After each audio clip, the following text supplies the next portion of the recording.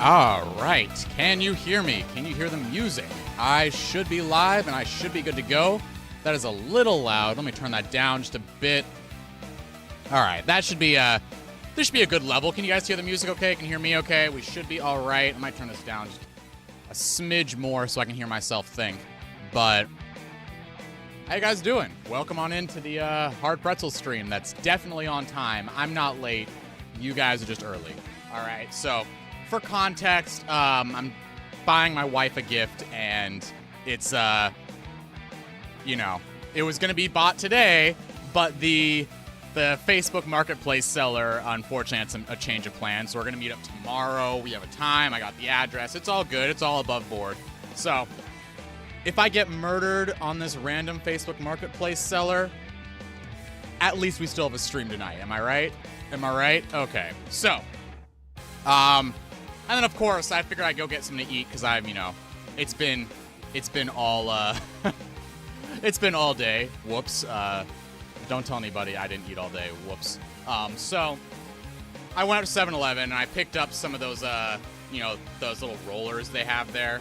And then I also grabbed the 7-Eleven Citrus Berry Punch. I'm cheating on Arizona today, so I got myself a 7-Eleven juice instead. Because my 7-Eleven wants to charge more than 99 cents for a can.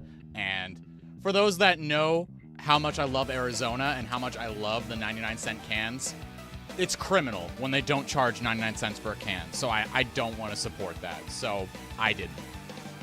Instead, I got just the regular 7-Eleven juice instead.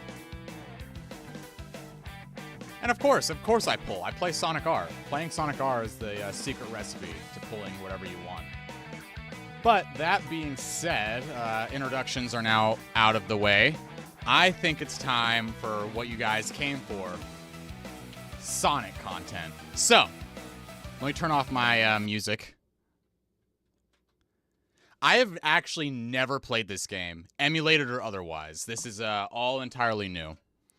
And I think it's still new because it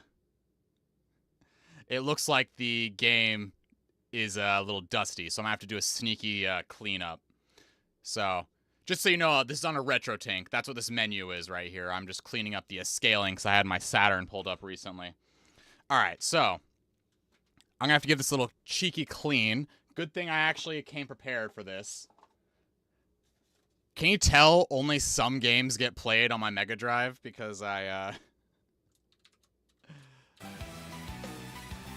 lot of these games need to be clean. I'll put it that way. All right, here we go. Got myself the cotton swab. But it's all right. You guys are only here to watch me clean out cartridges, right? And as we all know, we are team anti-blow here. We do not blow. We cotton swab. So, how this works, you take your Walmart brand isopropyl, which is a fancy way of saying rubbing alcohol. I just think rubbing alcohol sounds weird, so I just say isopropyl instead. You saturate the tip. And again, we are team no blow. If you blow your cartridges, you're wrong. Take the cotton swab with some alcohol on it and just gently go in here and give it a nice squeaky clean. Can you do cartridge cleaning ASMR, please? Yeah, sure. Hold up. Here you go. Let me hang on. Don't do this. All right. Don't put a cotton swab saturated with isopropyl in your mouth. I should probably preface this by saying do not do that. That is a very, very bad idea. All right, here we go. Got my microphone on. You guys can you hear me? Can you hear me? Am I nice and mic'd up? I'll turn up my my microphone audio just for you. So this is for you, Crozy, who asked for the cartridge cleaning ASMR. Listen close.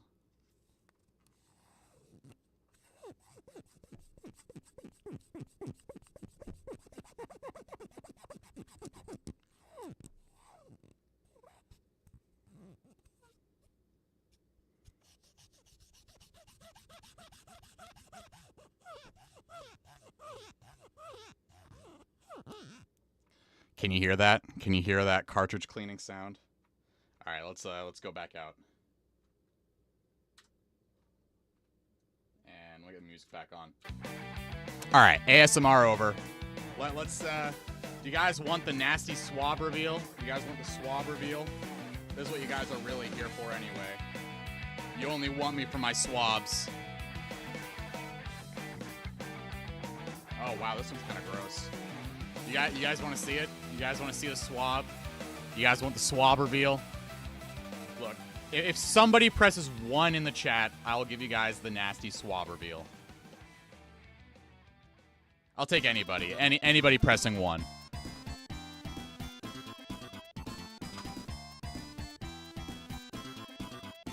I love this song. The multiplayer of Sonic 3. The music just goes so hard for no reason. All right, Salka, for you, here's the swab reveal. Oh, here, wait, I forgot. I gotta do the proper little look-see. Look at how dark that is. That's how much gunk was in my Wacky Worlds Creativity Studio cartridge. All right.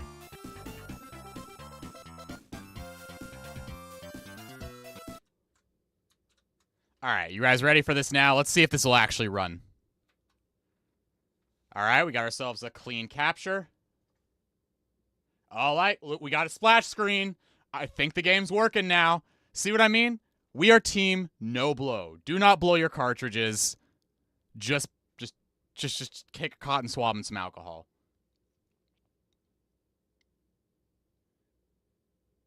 All right, so first things first. Let me actually switch this over so I can actually see what I'm doing. There we go. And now, oh, I think we're not getting audio. Let me fix that.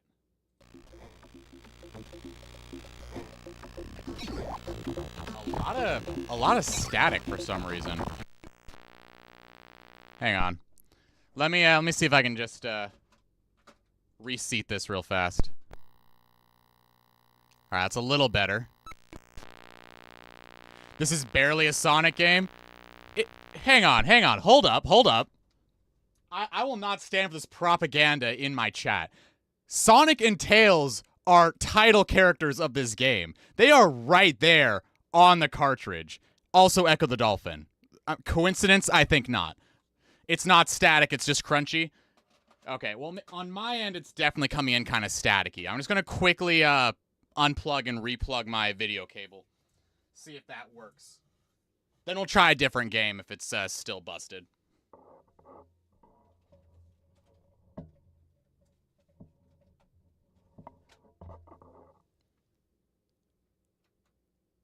All right, that's a lot better. That is a lot better.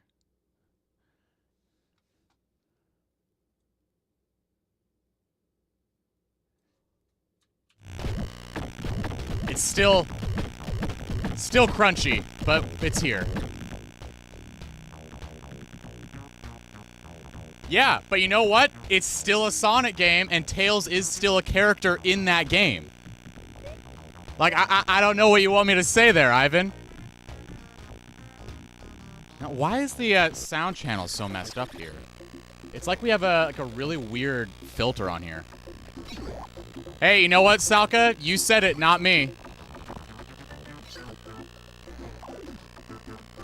If Sonic is on the Love Live box art, I will happily take it. I know there are a number of Sonic cameos within Love Live, so I'll take it. There might be some interference.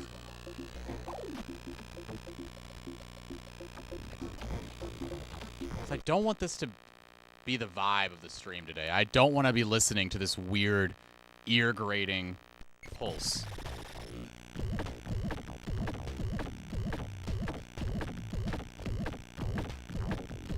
Here, what if I, Well, I would hope you're not a Sonic fan, because being a Sonic fan is dangerous. That basically means you have the worst opinions imaginable. That means you're sitting there playing nothing but Adventure and Generations and think that's the entirety of Sonic. Oh yeah, Mr. Whooper, I don't care if it's a ripoff of Mario Paint. I mean, you can take Sonic Shuffle, call it a Mario Party ripoff. That doesn't mean the game doesn't exist. That doesn't mean it's not a Sonic game.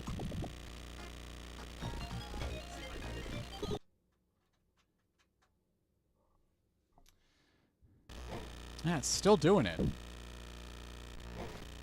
Oh, you know what I'll try? I haven't actually power cycled my retro tank in a while. Let's try that.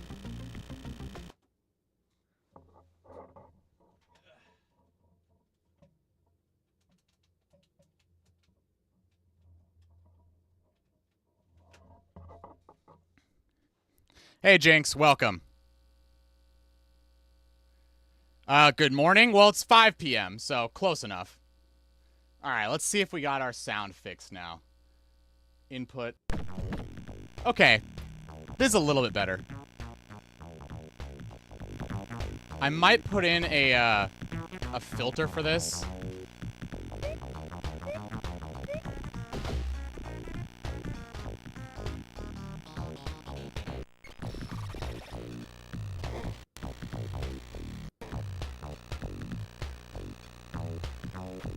Now, is there an audio setting in here?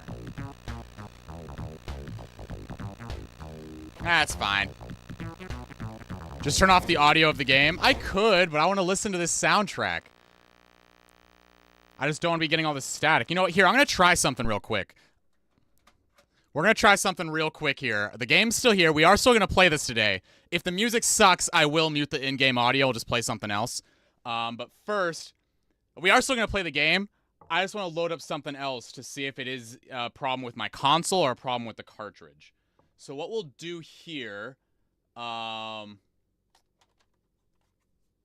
me just put in a different game. Here you go. I wanted to grab one off the top of the shelf so it's not going to mess up my alphabetical order. All right. This one should still run because I play this pretty regularly.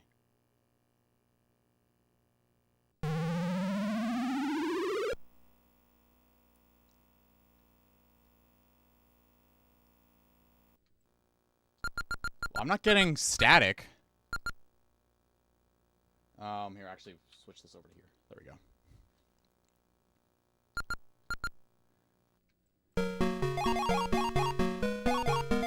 Yeah, seems all right.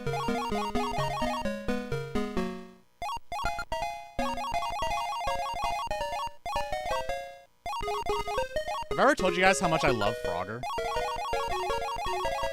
You know, you wouldn't be able to expect this as a filthy Sonic fan myself, but I actually used to play this game almost religiously. Like, between this, Mean Bean Machine, and 3D Blast, that was basically all I played. Here you go. But yeah, so the static's fine here, so... Maybe I'll give the cartridge one more clean and see if that fixes it. Oh, hey, chat, load for me. Y'all aren't safe for any more posting.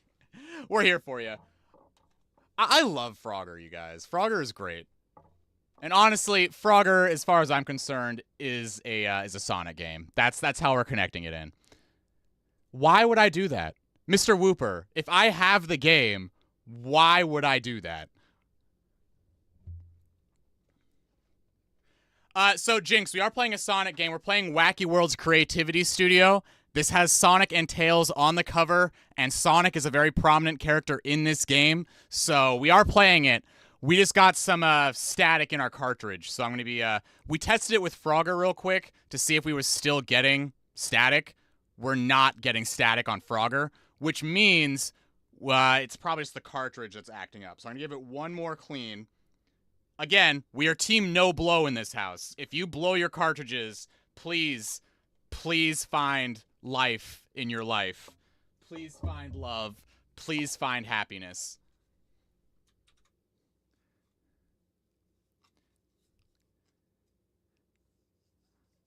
Look, I am very, very open with what I consider to be a Sonic game. I mean, Sonic is part of the Sonic franchise. This game has Sonic in it, so it's part of the Sonic continuity somewhere. Because even if it's a game that doesn't involve Sonic, I would still consider it part of the Sonic franchise if, and only if it is, you know, tied in. For example, take Tails Sky Patrol. There's no Sonic in that game at all, and I'm pretty sure the manual doesn't even mention Sonic.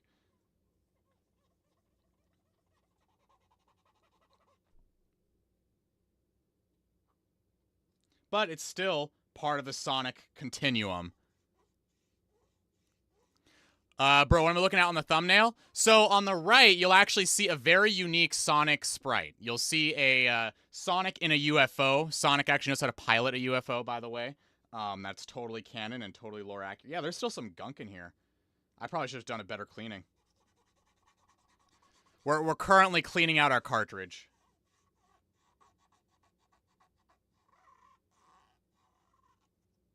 There we go.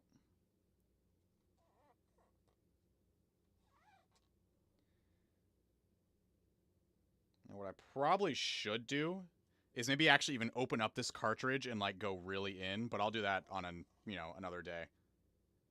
Right now, all I'm concerned about is making sure we get this cartridge cleaned as much as possible and slipped in.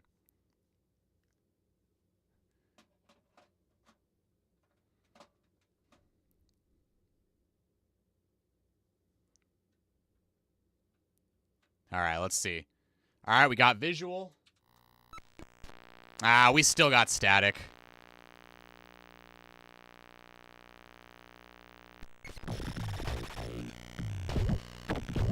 I'll mess with this offline. There might be something inside the cartridge killing it. Pretzel, where's Squeal? In Mean Bean Machine.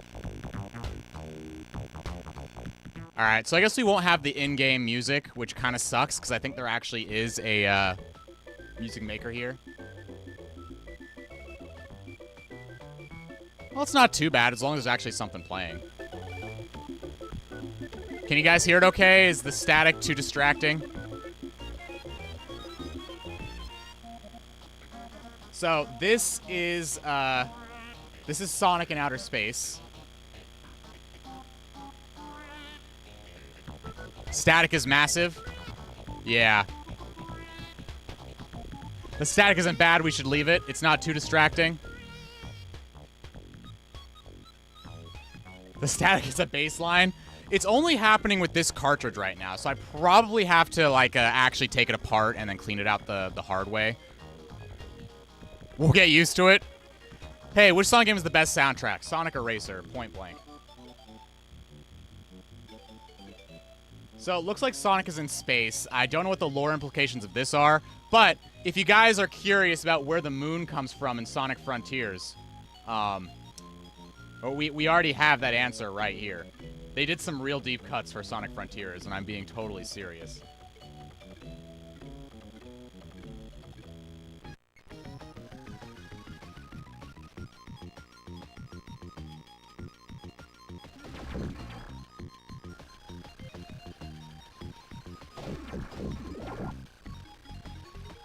So this is the so quite literally the end from Sonic Frontiers is the end in Wacky World's Creativity Studio because it loads up the credits.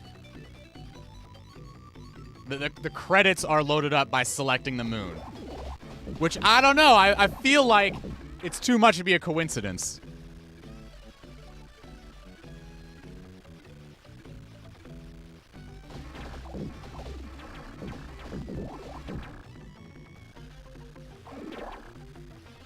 All right, but here we go. Let's skip the credits for now. We don't need to go right to the end fight.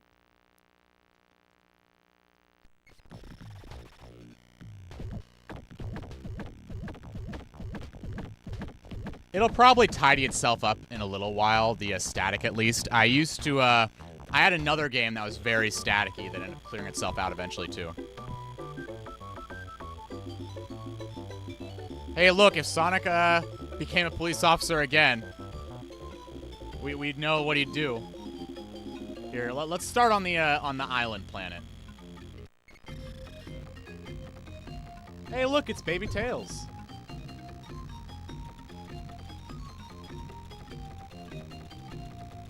Should we make a Sonic OC? Let's see. Here, we'll take the green finger.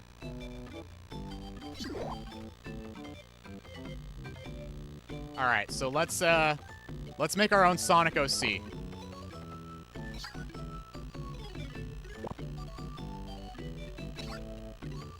So this is Tails, right? So pronounced backwards, his name would be Slate, right? So we got Slate the fox. Let's see, what's this color do?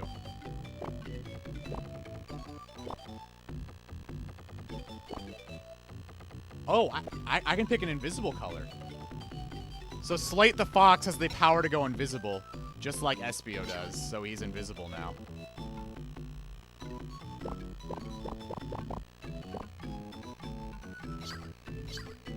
See, look, he's invisible.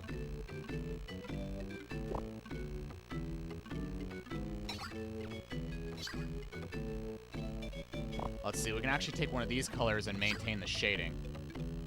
There we go. So Slate the Fox, going on a little adventure.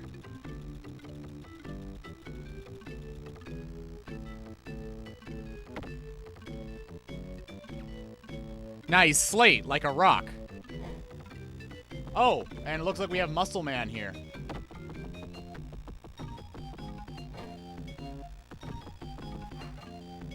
Oh, hey, we got Dancing Lady. Who else? Who else we got in here?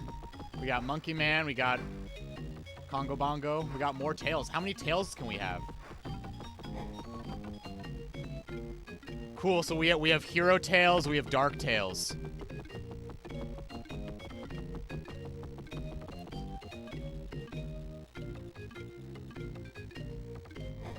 Let's see. We got fish. Okay, we'll put a mermaid here. Where's she going? No, mermaid, come back! You can't just... Why is she leaving me? Alright, what happens to the fish? If I put a fish, they just fly. The fishes, they fly. This is just like Echo the Dolphin. Oh, wait, we got a king?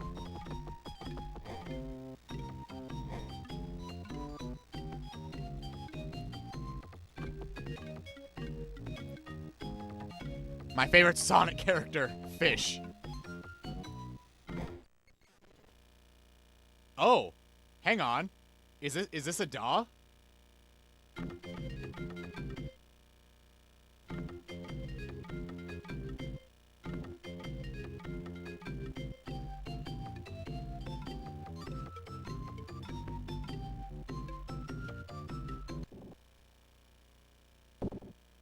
So let's mix it up a bit. Let's change some stuff.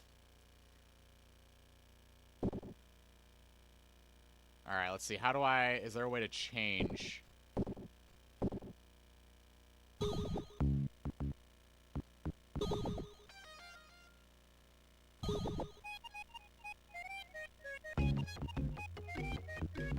So we can change the instruments.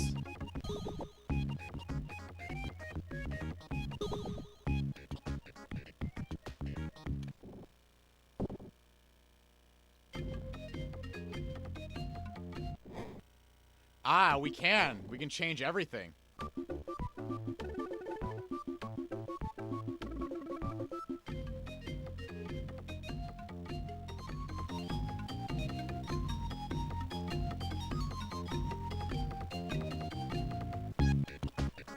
So wait, where's the octopus I just put in here? Oh, okay, so I could actually customize each block, I think. Right? So if I were to like change this guy to green, right? And then let's pick you up and place you back here. Put him back down and now he changes his instruments. If I knew what I was doing, this would be pretty nuts. Okay, what's the dark finger do?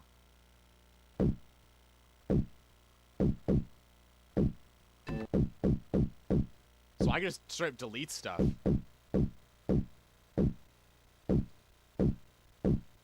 I can't believe Sonic has the power of creation.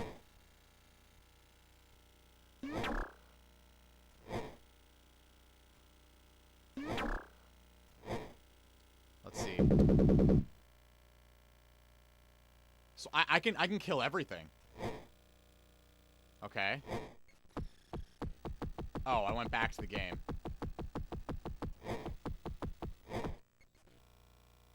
All right, so let's redo this.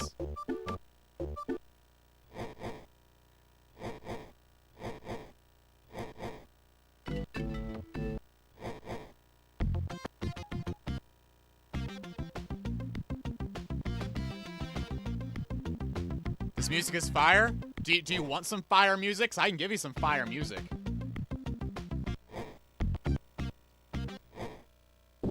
We're gonna go all fire.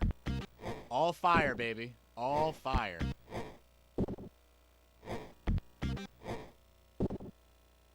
And now let's mix it up a bit. So we'll have this one be set to like purple in the corner.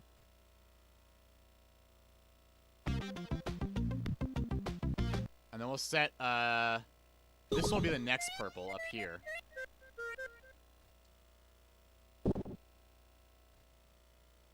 Oh, you know what? We should do 4/4 time because I'm not good enough to experiment with this yet. How do I? We'll use the dark finger again. Knock that out. All right. So we're in 4/4 again. So we got four bars. And then I'll set this guy to be the next one. The next one on purple. And I'll set this one. All right. You guys ready to hear my my fire mix? This is the Pretzel original composition. Yeah, so this game did have a mouse extension. I just don't have it, so I'm using this instead.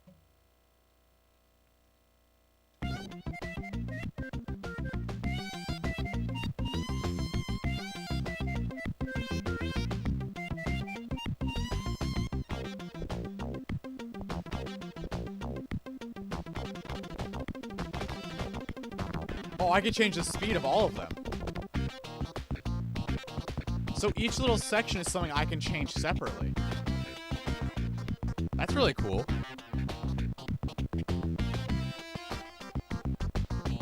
Yeah, you know what? For a Mario Paint ripoff, I feel like this is a lot more in-depth of a studio here. Because instead of getting single notes, instead I have access to basically just like entire like little tracks, I guess, almost. They don't give me individual notes. Which, depending on what you're looking at, I mean, this probably makes a little more sense on my end, because I don't know music theory worth a damn at all. So if they give me little riffs instead, I'll happily use those little riffs back and forth. Yeah, exactly. They're samples. They're not... It's not individual notes. They're entirely different DAWs here.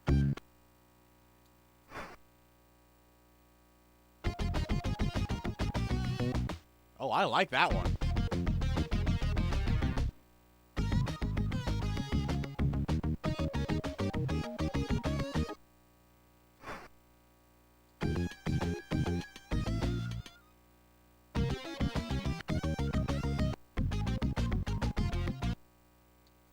I hope you guys are hearing this, because this is pretty nice.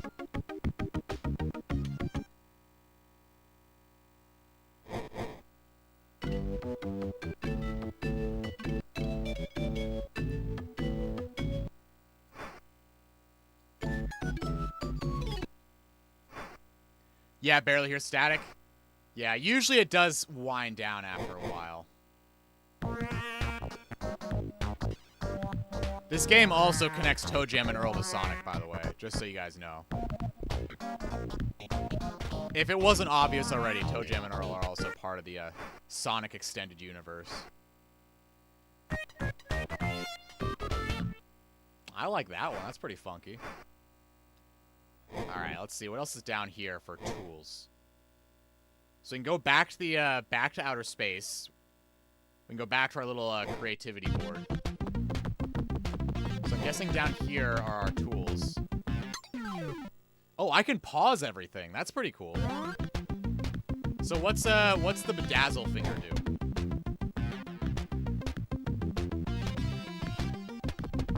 Okay, so it makes them do something. Oh, Tails! Oh, goodbye, Tails.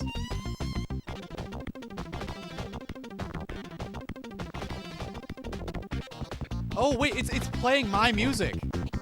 It's playing my music. The song I wrote is currently being played. That's, great, because that was a horrible song. All right, let's fix this up. Let's do this right. All right, so let's see. We got to get a beat.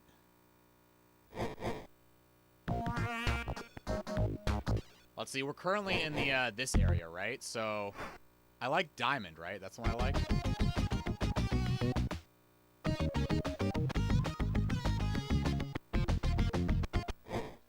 All right, that's a good.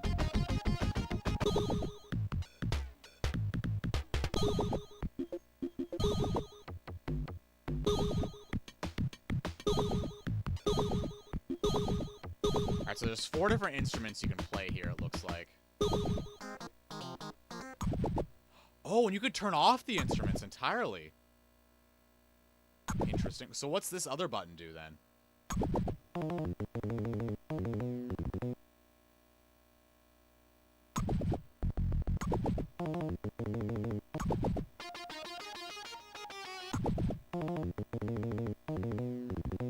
So why does it do this? Is it just playing it in reverse?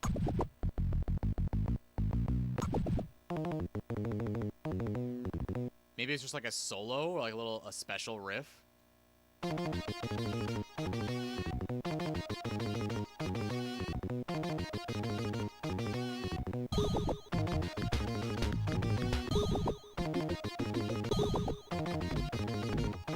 No, because like the speed up is this.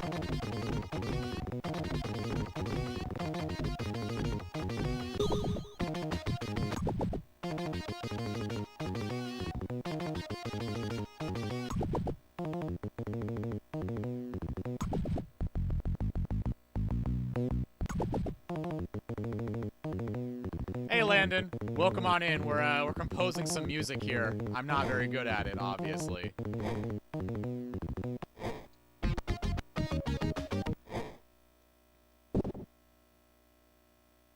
So here, let me just turn everything back on to normal here.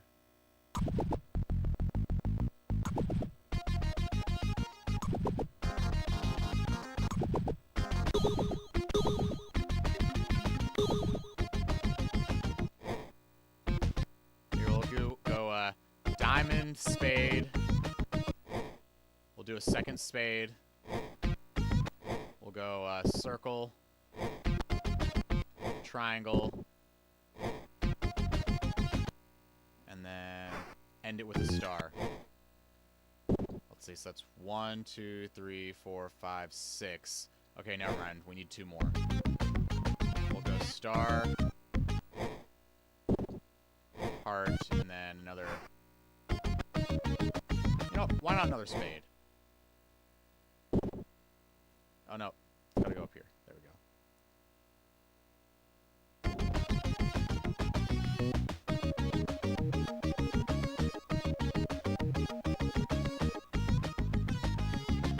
Yeah, there we go.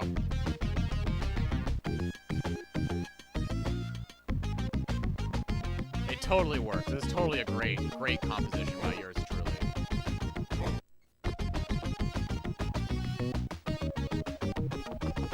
Alright, let's see. Let's recolor this mermaid. Let's give her red hair because Little Mermaid. It's not super red. I need to make it redder.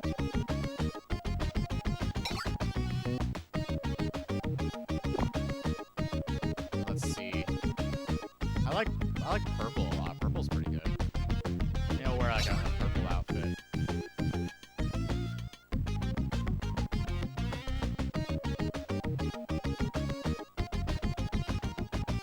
Go with some light fins.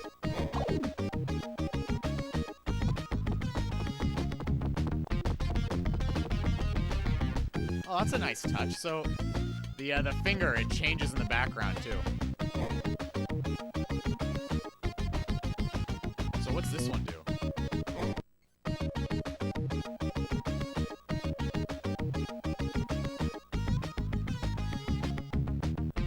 So did this just like reset it to default?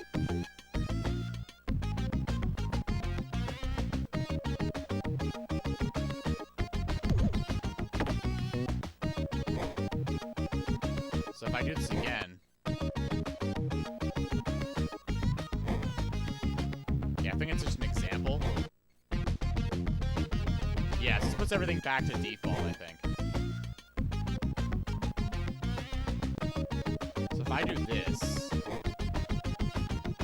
and I blow it up.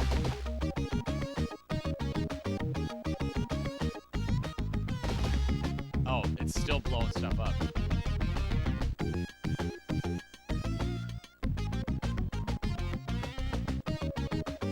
I wish that it did scroll a little bit faster.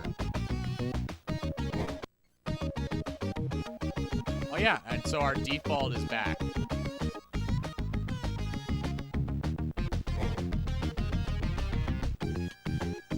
Alright, let's go to another planet. I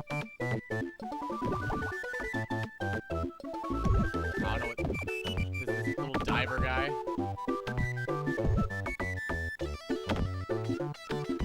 Alright, so what happens if I animate the anchor here? Nothing. What about the diver? Oh, I can bounce him. What about the shark? Oh. The shark can run away.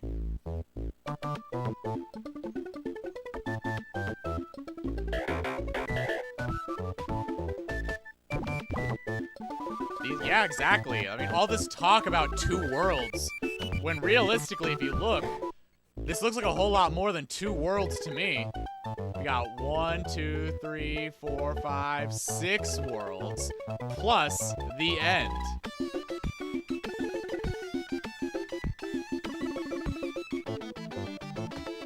Like, this one's probably Palma. That could be Palma because it's there on the beach. I guess let's go to Sonic and the Black Knight. Here you go. Sonic and the Black Knight. Look, there's the Black Knight.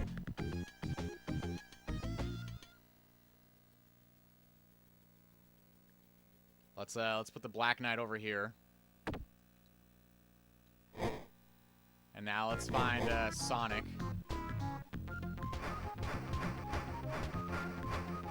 Let's see. Sonic's not going to be in that one.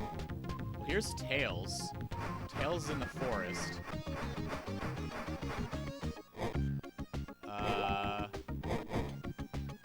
What about here? Oh, here we go. Sonic. Look. Sonic content, everybody. Sonic and the Black Knight. You want me to play Sonic and the Black Knight? We're playing it right here. We have Sonic and the Black Knight here at home. He's right there. He's right there. He's right there. We found Sonic. Let's also make the knight. Let's make the knight into a Black Knight. So let's take the black armor.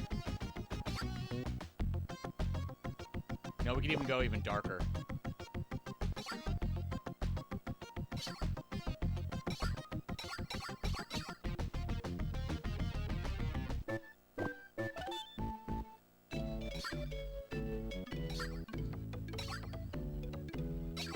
There we go. And let's see, the sword was yellow, right? Here, actually, let me keep it with the highlights. There we go. There we go. There's the Black Knight. There's Sonic.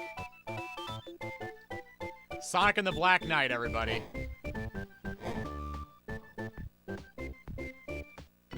Look, it's the same thing, right? It's the same thing.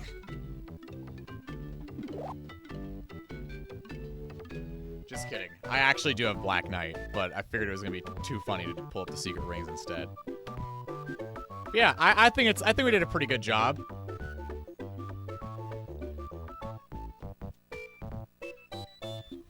Look, everything is canon, and they give us the tools to make it all canon.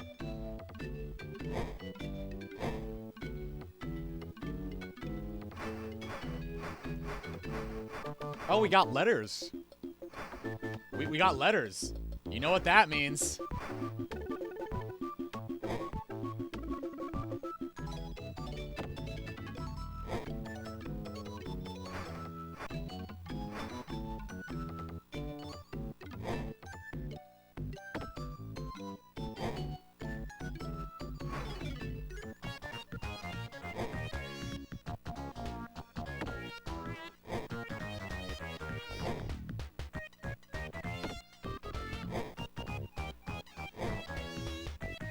There we go. Isn't this great? Isn't this exactly what you guys came to this stream for? Sonic content. Got Sonic and the Black Knight. We got dragons. And we got butts. Have you seen that new Deadpool controller? Oh yeah. I kind of want one, if we're being entirely honest here. Can you even show that on YouTube? I mean, I'm just teaching the kids how to spell. I'm pretty sure that is very educational.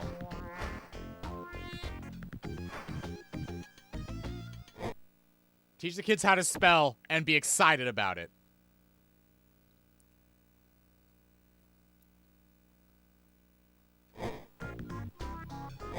Alright, let's see what else we got in here. We got the king.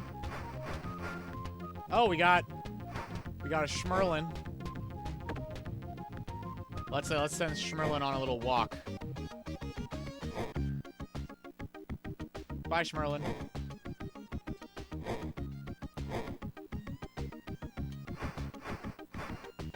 We got a fairy. We got a little... That's a weird-looking unicorn. Something about this unicorn just doesn't sit with me right.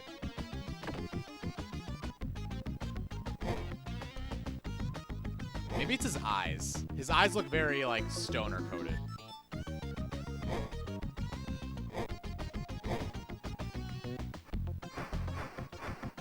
We got lots of stuff in the kingdom. Lots of skulls, too.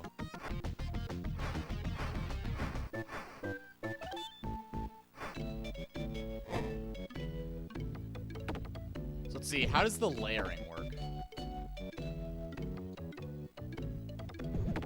Okay, so it's just last. The last one you grabbed is the one up front. Lots of tubes.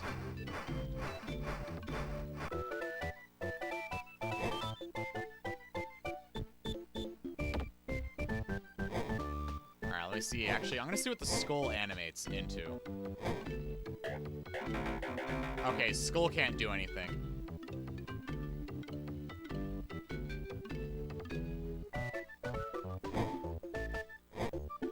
The knight has a proper Shining Force animation there. Pretty cool. Alright, so we got Toe Jam. We got Earl. We got some funky fresh aliens. Ooh, we got stars. Let's add some sparkles to that sword. Yeah. I do like a lot of these building designs.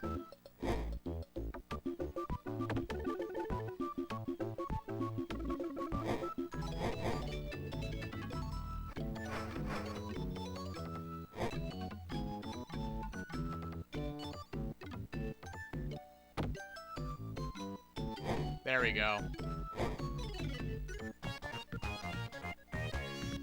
This is perfect. This right here. This is this is what we came for. This right here. Everything is canon. Right here. This is what we're here for.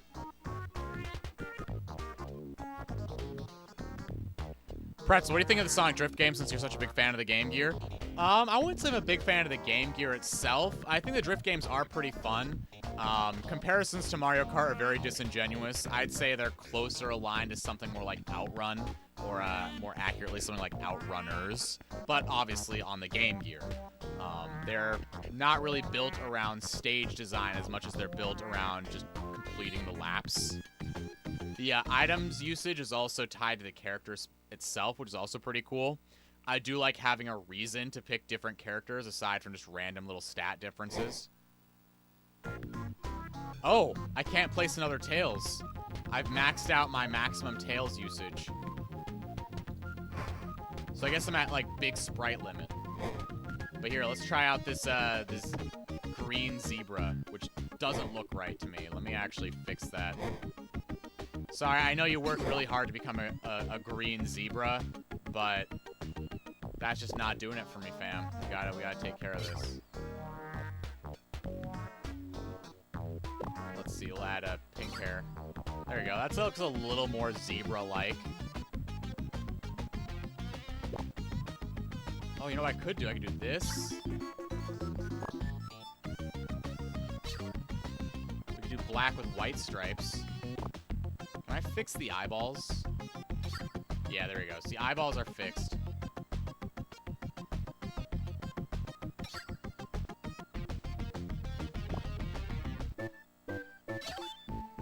There we go. Now that's a proper zebra. Now that's what we're here for. I do love a good zebra. Let's take our little zebra for a walk. See what they find. Oh.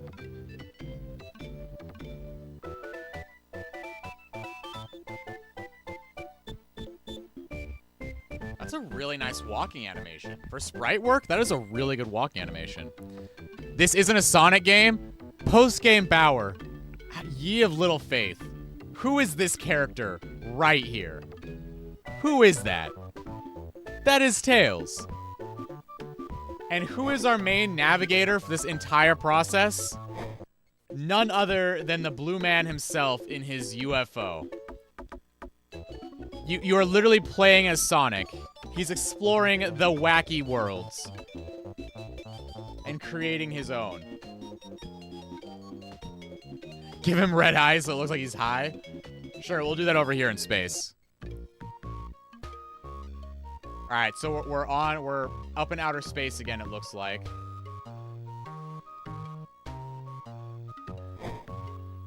Let's see what the default world looks like. This almost looks like a Metroid.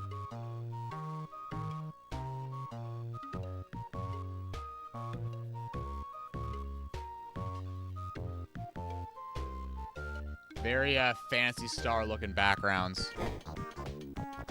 Got extra planets here. There you go. Let's put a little toe jam in here.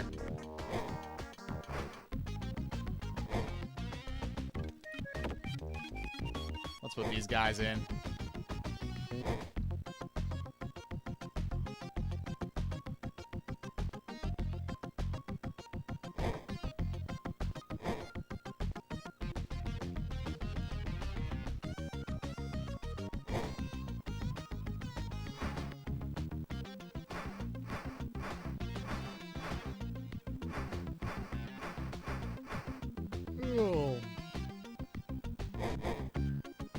We got the green zebra again. Lots of trees and foliage parts. Hang on. Why does this guy have blue arms and blue legs? Is this Sonic? Is this Sonic wearing a mask?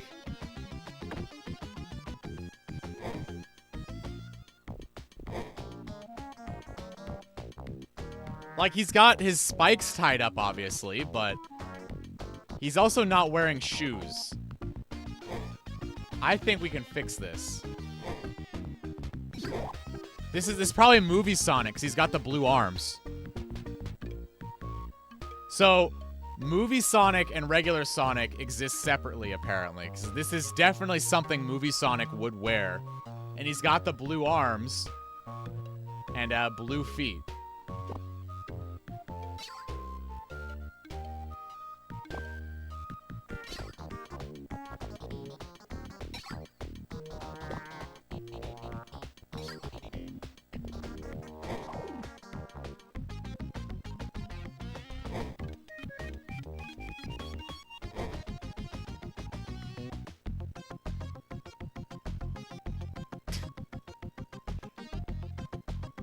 Just click on him and he does a little dance.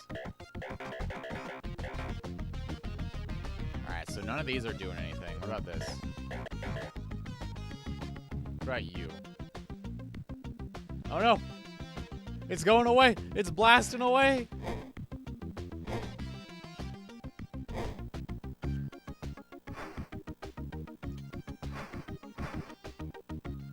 I really like this golden elephant. I really like this golden elephant. Let's see what it does. Oh, it makes sound.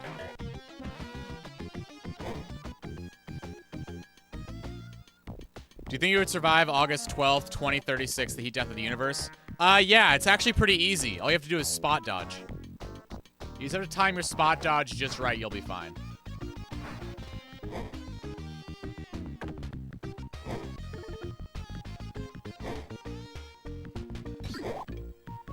All right, let's bring back our zebra.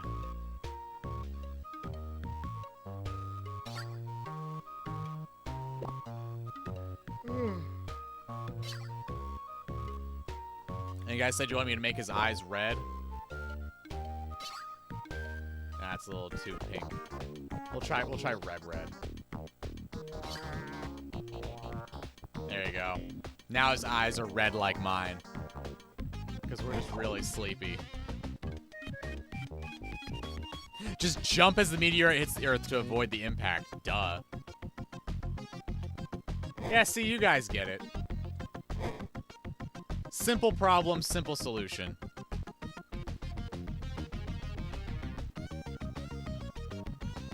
Bro zooted out of his mind right now. He must think he's in outer space or something. Alright, well, I think it's time to blow stuff up.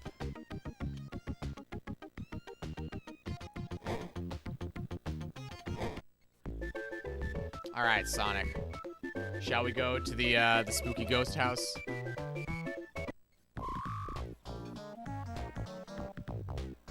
Oh, there's already ingredients here.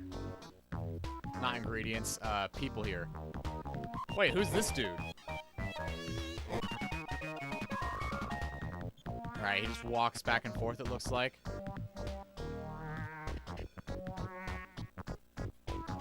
What's this tombstone do?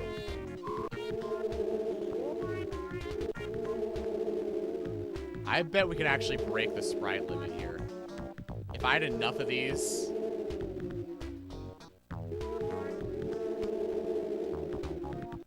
Wait, so the skull didn't do this before.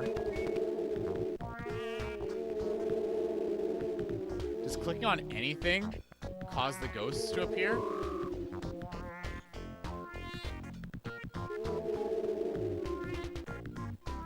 So I guess maybe it's just a perk of this area where any object will have a ghost come out of it if you click on it.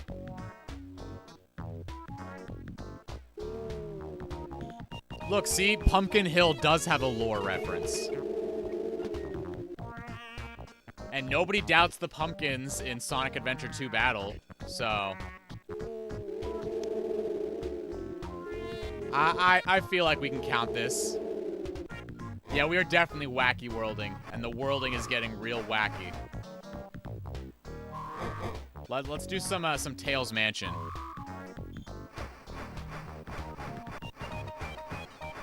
There you go.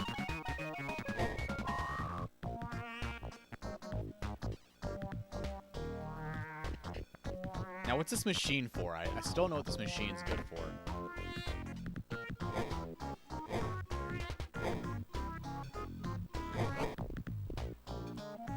We got a little monster there. We got more moons. We got pieces of machinery. We got tubes. And we got a dial. Ooh, we got a wheel. The giant cheese wheel in the sky.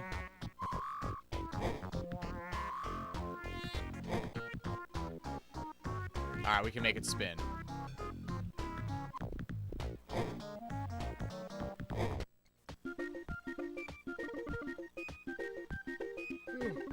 Whoa, I don't know why I'm so tired today.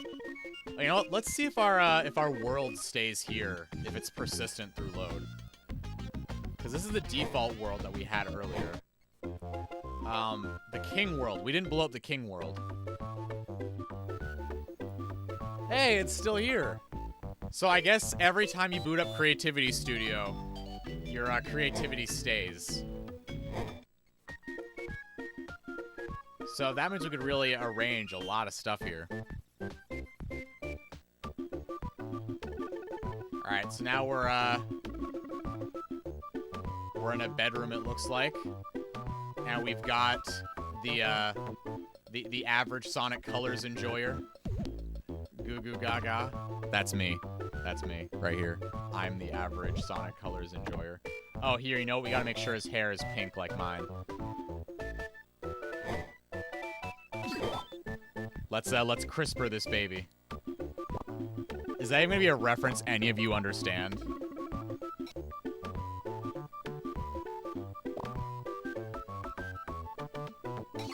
There we go. Now let's see, my shirt's kind of blue today, so let's do some blue.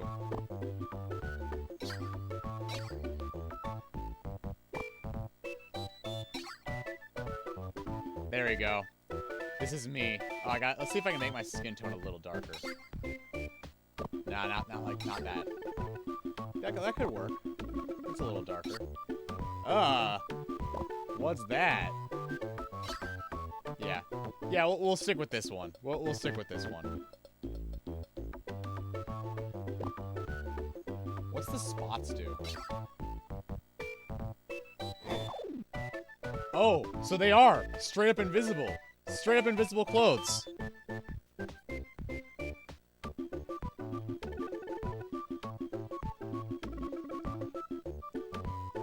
You cheat on your Arizona, but I would never cheat on my water, so I got a bottle. Yeah.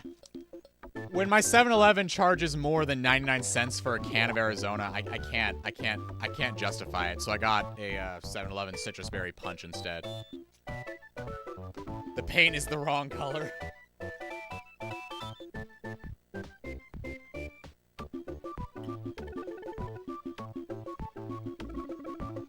Baby turn into John Cena. I mean, we could John Cena the child. Would you like to John Cena the child?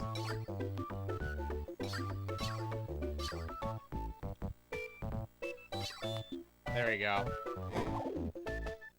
Oh wait, I forgot a line. I forgot the line on the shirt. There we go. The child has been John Cena'd. Oh hey! We can actually make a custom Sonic OC now. For real.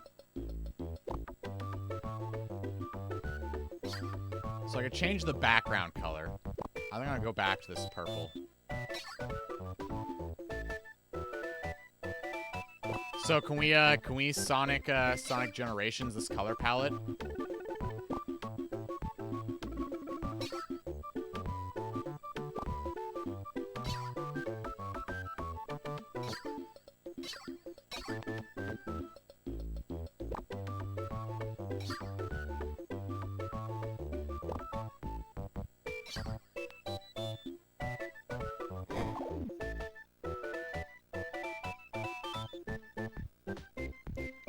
So make the color palette more linear? Yes. Yes, we can do that too. So we could do this. We can make the color palette ridiculously linear. No shading. Bam. That's the Sonic I remember.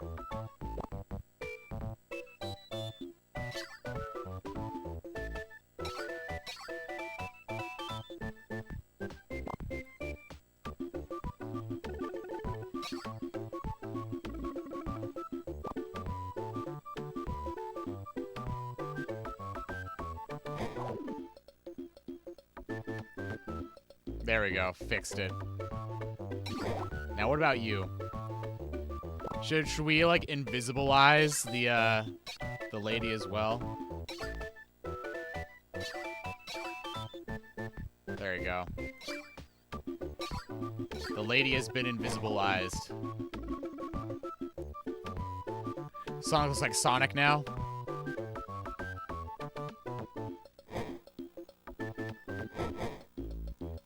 There you go. Let's bring Tails into the into this mess.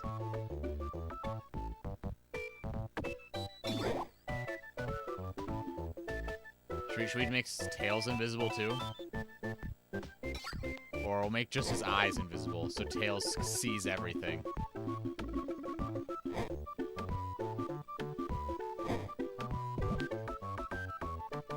Whoa, my head's spinning. Alright, let's see. I think it's time to nuke the bedroom.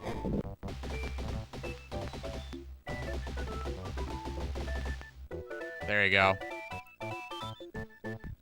Make Tails look like Sonic? Yeah, we could do that.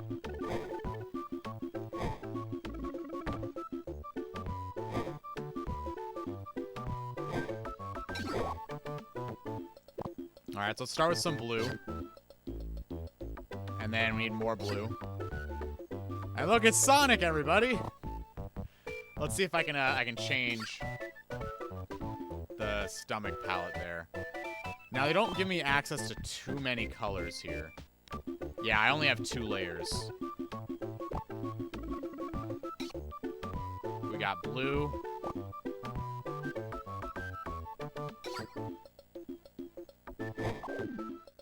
There you go. We got ourselves a Sonic. This is totally Sonic. Don't know what you're talking about.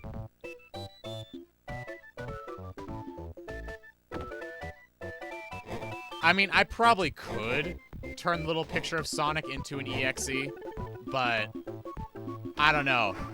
I'm not 11 years old, so I don't need to do that.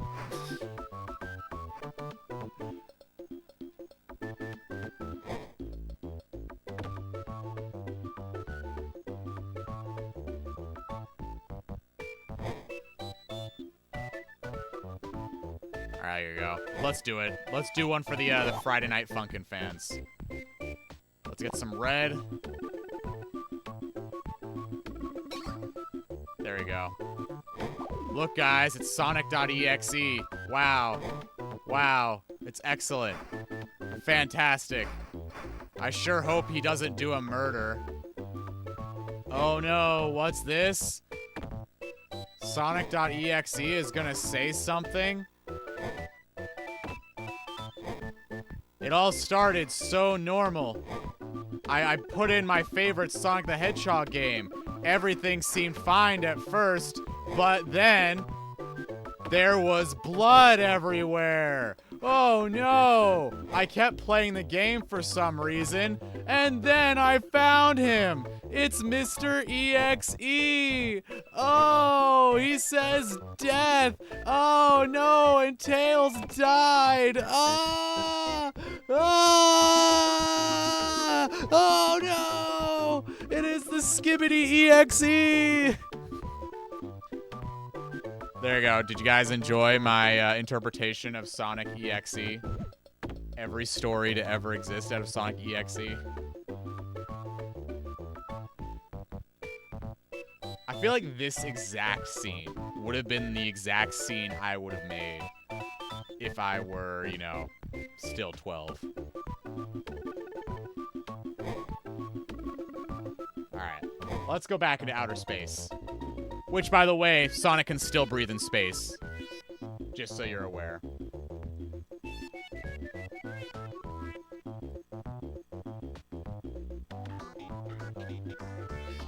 It was less cringe when you made it funny. Yeah, that's kind of how humor works. Like, I feel like if you just went to any random comedy show, it would be pretty cringe if you weren't into comedy shows. Yo, Needle Mouse! There's a lot of things that are good. For example, those little, like, little taquitos you can get at 7-Eleven, those are pretty good. Wacky World's Creativity Studio, also pretty good. Here, I'll show you my magnum opus right here. This. We have Sonic and the Black Knight, because there's Sonic and there's the Black Knight. We got Butts in the Sky with a dragon. We got Tails. We got a zebra with a pink mane. This is what this game was made for.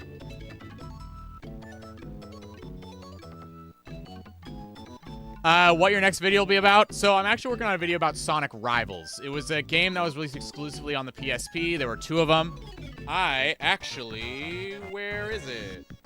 Oh, it's gonna be down here.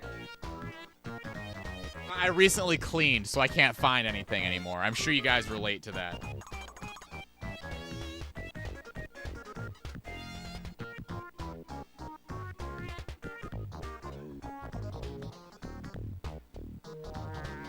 There we go. So yeah, I have the, I paid a little extra to get these Sonic Rivals, Double Rivals Attack Pack. So I actually have both Rivals games.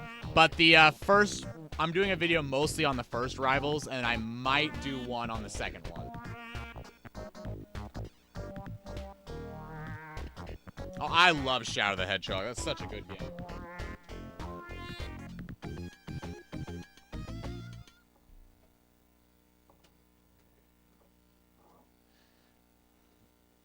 Don't listen to the whiners.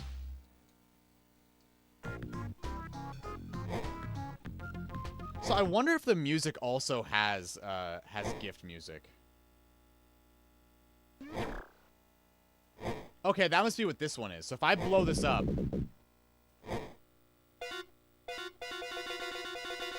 Oh no, I just killed it. Oh wait, I can bring it back. So it's a toggle. It's a toggle to turn it off or turn it back on again. Sonic Rivals is better without the rivals? I mean, kind of.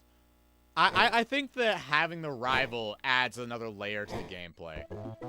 Because now you're not just running through a platformer stage. You're actually racing, which actually makes a lot of things different in that game. First, Sam talks about killing everyone. Now he talks about blowing things up. Base stream. Do not take that out of context, RAG.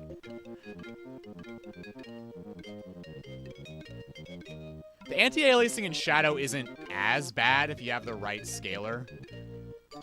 But I know a lot of people just play it with emulation anyway, so it's kind of a lost cause.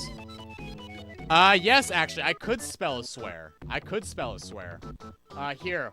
We'll go to space where nobody can hear us swear.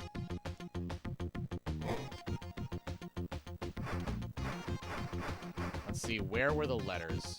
I want to say they're in this one. Yeah, there we go.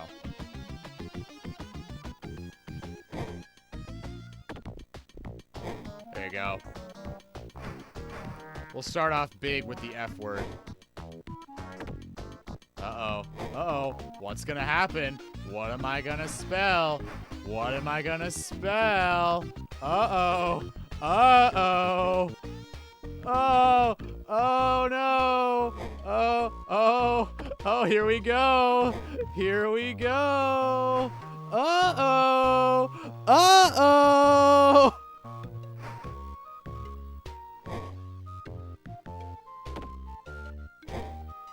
Look, I want to keep my YouTube channel, okay? But it's okay. You all know what's there. You know what's there. But clearly this says duck. This says duck.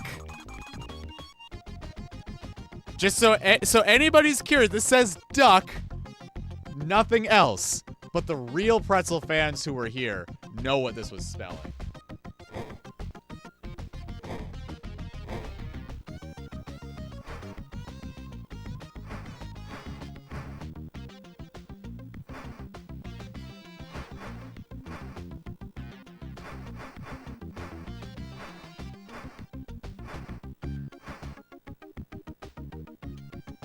That's a really haunting baby bottle. Don't worry, it's just a duck, guys. Yeah, exactly. It's just a duck.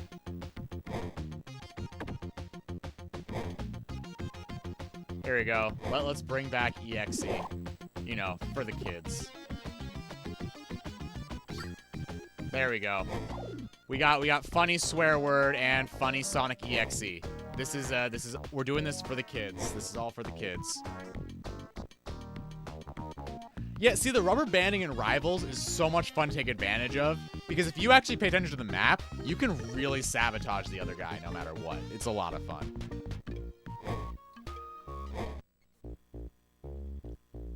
Alright, let's see. I think we've been to every planet now. So we got, you know, Palma, Motavia, the third one. And then other ones that don't matter.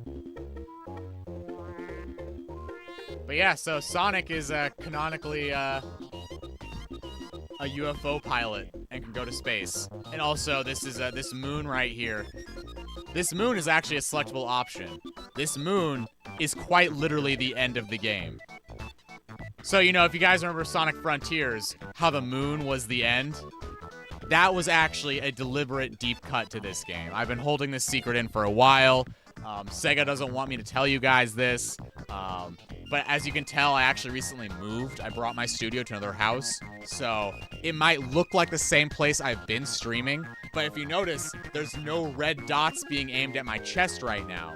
So me exposing the big truth of Sonic lore, that the end is actually a connection to the Wacky Worlds Creativity Studio.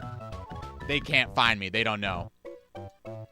So right here, if we go here, we click on the end. It's literally the end. It is literally the end. It's the credits.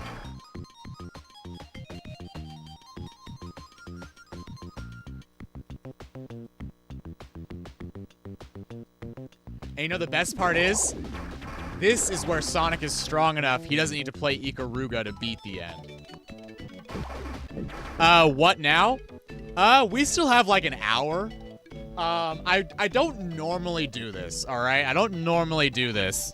But how would you guys feel if I... Let's see, where would it be? Oh, it's in this box. I thought it was. Yeah, there it is. Okay. How would you guys feel if I played some non-Sonic content on my stream here? What if what if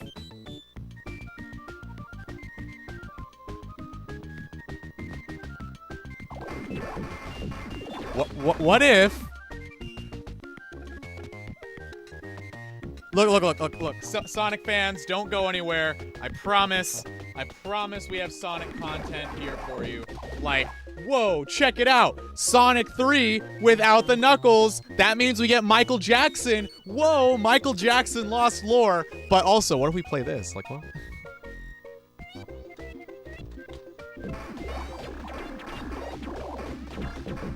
I mean, you guys want to give it a try? You guys want to do some definitely Sonic content? I mean, I definitely do trust in Rystar being some Sonic content. But that's like tinfoil hat for another day. Like, all I'm saying is that there's a reason that Super Sonic is yellow and has the same spike pattern. But that's, again, for later. These are pretty long credits, not gonna lie.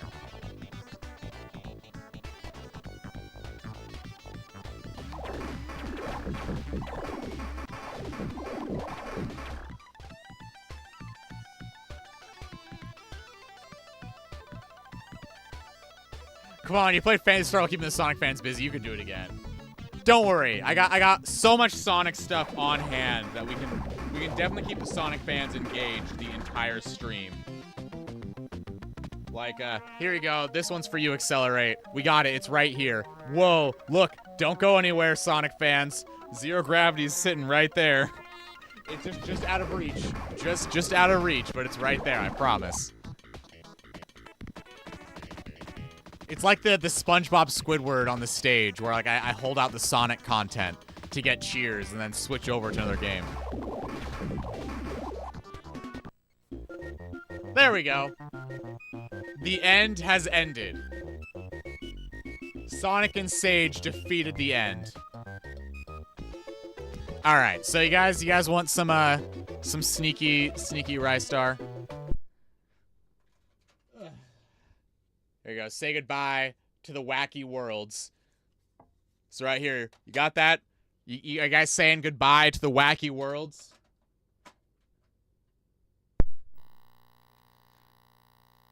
Now, say hello to even wackier worlds.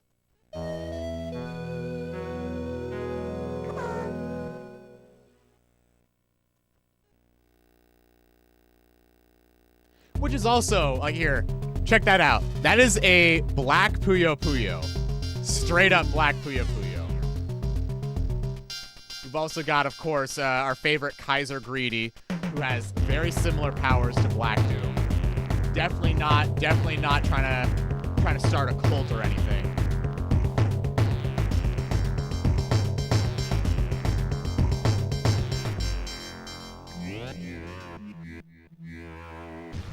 Never got past the first stage in Rystar. It's a pretty fun game. You can watch this. If you've never gotten past the stage, I'll take care of this for you. You'll get to see the game. That being said, I do like the Japanese version of the game a little bit more, just because you actually get to see someone that inspired the design for Cosmo and the Seedrians for Sonic X. Rystar's mother looks a lot like Cosmo does when she actually lets her hair down. It's like night and day. When I saw Cosmo's design get revealed, I was like, did they play Rystar? Are they referencing Rystar here? Also, another really cool thing, if you look at the top of the screen, those little flashing lines, that's the overscan. I actually have my overscan still visible because I'm playing this on my RetroTink on hardware. But I just think it's neat that the overscan is on the top of the screen instead of the bottom of the screen where it usually is. Why are they missing in Japanese version only? So in the US version, in the Western version of the game, they actually have the you're basically going to try to save Rystar's dad, whereas I believe in the other version, you are a wish being granted by the civilization. So it's not like the stories contradict each other, because you are still a wish granting the other civilization, but you just don't get to see Rystar's mom. I'm getting understood. Oh, sorry. Sonic fans, don't leave. Bam! Look at this. What were they thinking? Why is Mario with Sonic at the Olympics doing sports? No. It's okay if Mario has sports. Mario sports, those are fine. But Sonic doing sports? What were they thinking? All right, that should buy me about 10 minutes, right? That's about 10 minutes of Sonic content. We guys are stewing over that. So this is Rystar. A lot of people like to attribute Rystar to being at least part of Sonic's DNA here, where we have the long, stretchy ears that were originally going to be used for Sonic are now, readapted into, of course, this lovely character. You described my exact issue with Game Journalist? Yes, my exact issue too.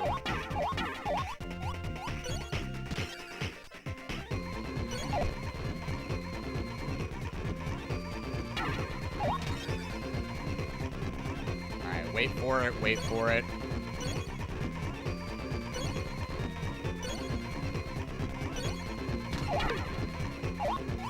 Got ourselves a shiny.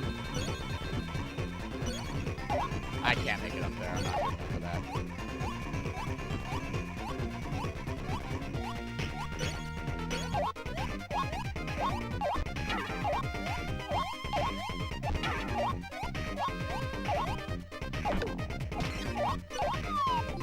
Can you tell him how to practice?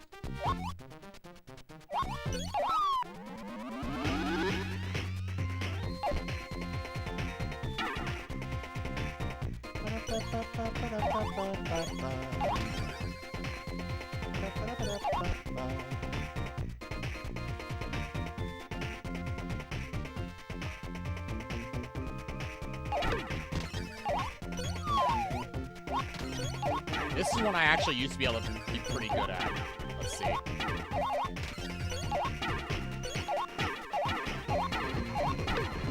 There we go.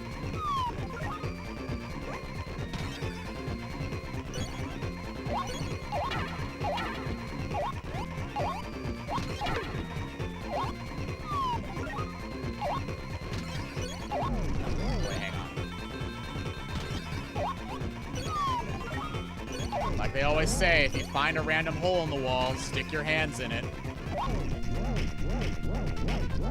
Alright, let's see if I can do this still. I was always so bad at this.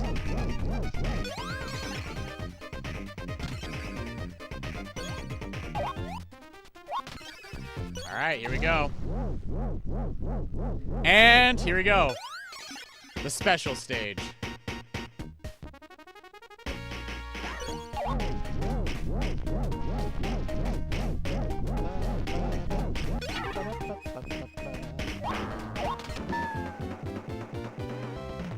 All right, we got it. I saw the loudest bang I ever heard outside my house. Will I be okay? I hope so. Maybe it was thunder. We actually have a thunderstorm rolling through us pretty soon too. If you're East Coast, you're probably getting a thunderstorm as well. Yeah, Sonic Superstars decided to take a lot of cues from a lot of other games. It was really cool. I keep telling everybody that, you know, Sega's more than just Sonic, and it's about time people are finally paying attention to it.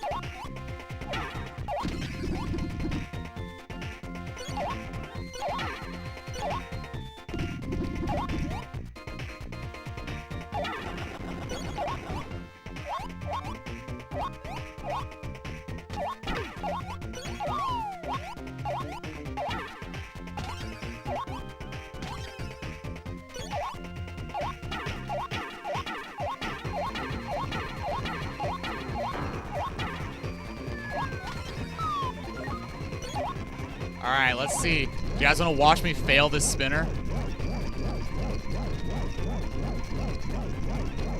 Alright, here we go.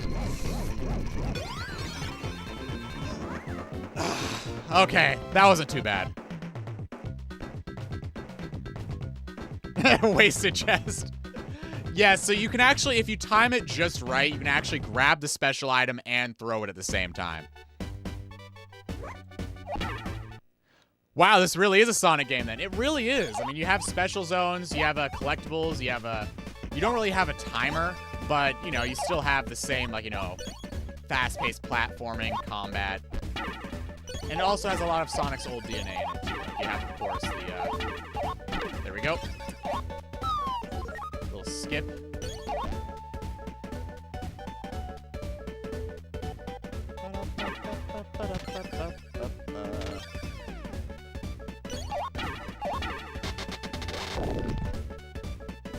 Oh, I do. I actually have Freedom Planet. I have been playing on Steam. Really, really cool game. Like, I only pretend to be one of the Sonic fans that plays nothing but Sonic. I actually, you know, I play a lot of games.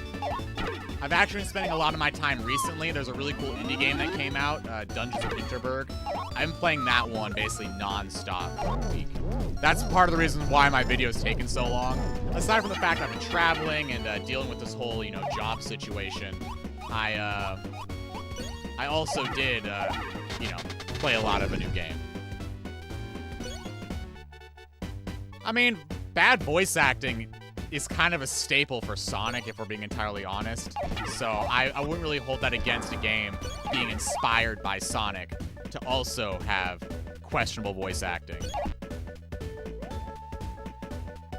Oh, see, funnily enough, Dungeons of Hinterberg actually got me to stop playing Sonic R for a while. I've missed a few days.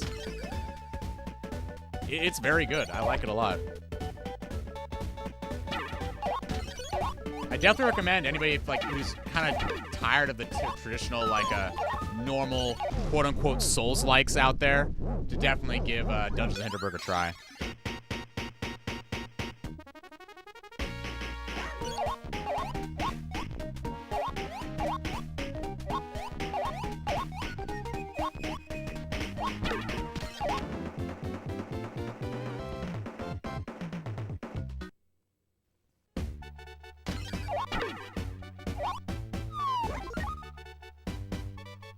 It depends on what you consider to be bad. I mean, it's all a matter of perspective here.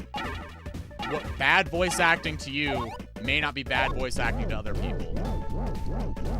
For example, Hops in The Great Easter Mystery has probably some of the worst voice acting of all time, and yet, because of what Hops and The Great Easter Mystery is, you really can't be mad at the bad voice acting, because I feel like it's all intentional.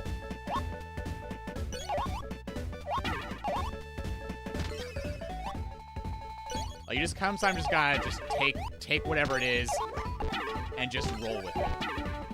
Sometimes things aren't made for you.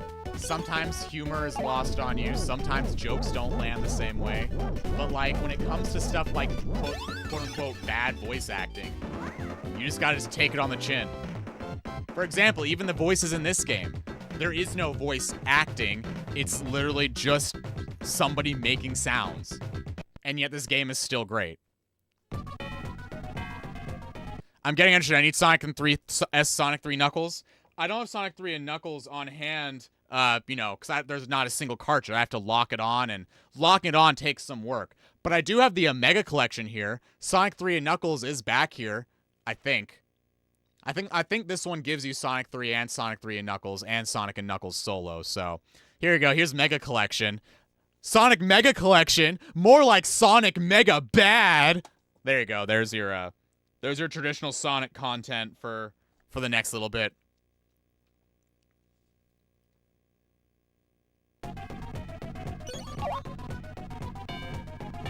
I mean, that's what the Sonic OVA was, but people didn't like that when they came out.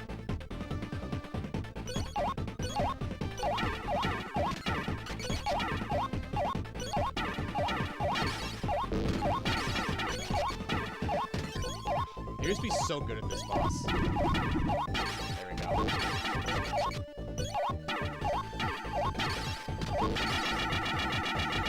The OVA is so good. I want to have another OVA like that, but unfortunately, just due to how the reception was at the time and how people just didn't understand how it was basically, taking the piss at anime culture the entire show. It's like the fact that the main character is a cat girl, you have the bumbling president, you have the shenanigans, that entire OVA. It's perfect, but people don't like it. What does Rystar doing to that boss? Hitting him 3 times.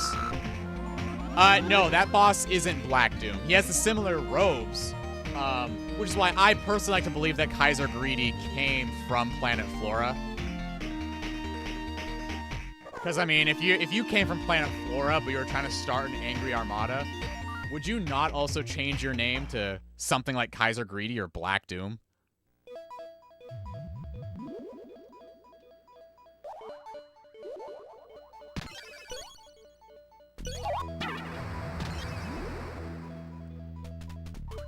This stage has a pretty cool Persona reference. Or I guess a Shin Megami Tensei, technically.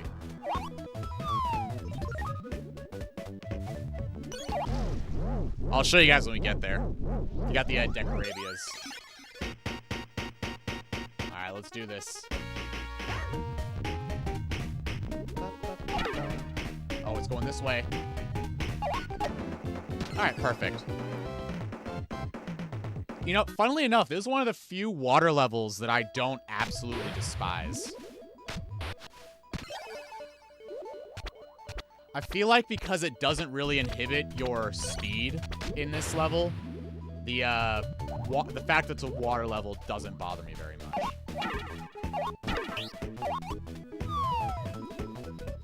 Because you can actually arguably go faster in the water levels than you can in the other levels.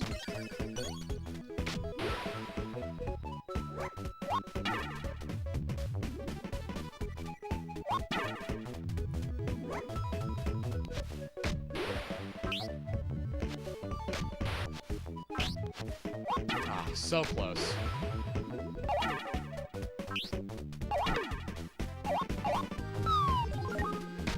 I almost one-cycled the water here.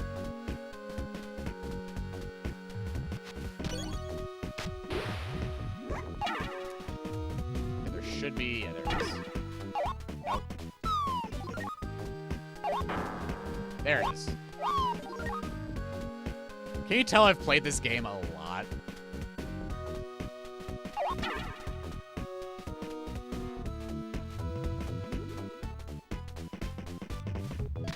There's actually someone over here, too.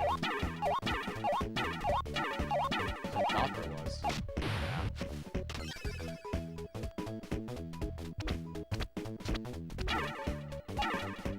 We really don't need it to the blue star down here anyway.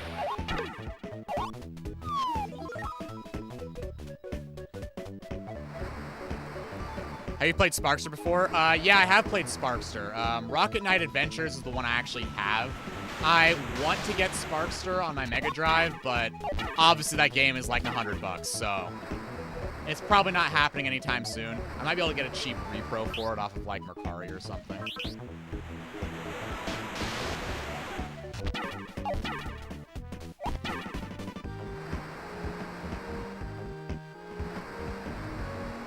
Oh, I love Starfy. I got Starfy on the DS. That was back when, before Starfy was really a thing in the States. Oh yeah, I play Alien Soldier all the time. I still regularly play that. Obviously, I don't have it in the States because they never released stateside. Alien Soldier was one of those games that was released only on the Sega Channel, so... Oh, that was awful. Sega Channel was discontinued, and obviously the games that were on there never had physical releases.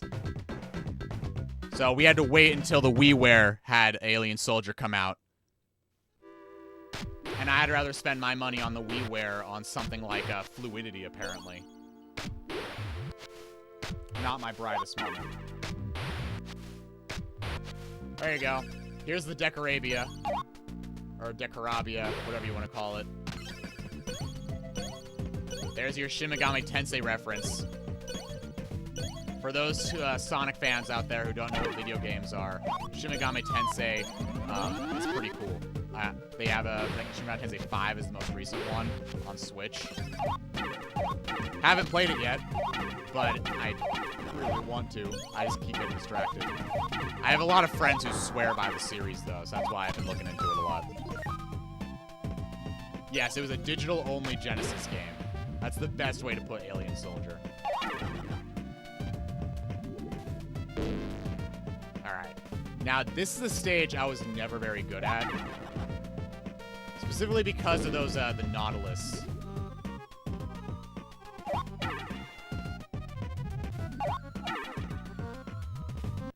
Dude, if it's a lost palace and we're in it, does that mean it's a found palace?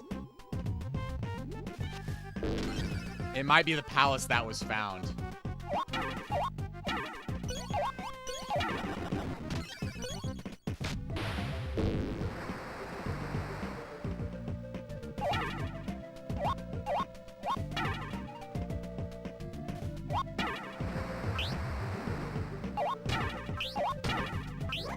They got me.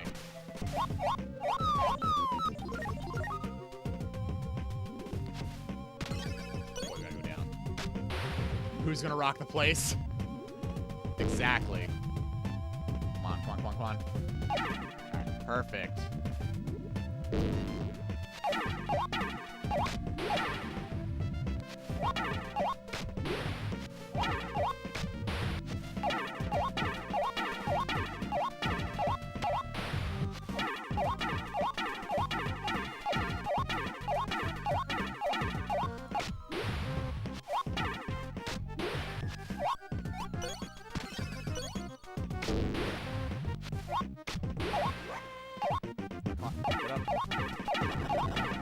Alright, so I took one piece of damage, but that's fine. I'll be fine.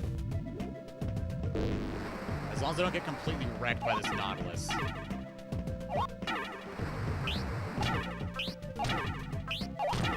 Ah, there we go. Okay, I think it's the one on the right. Yeah.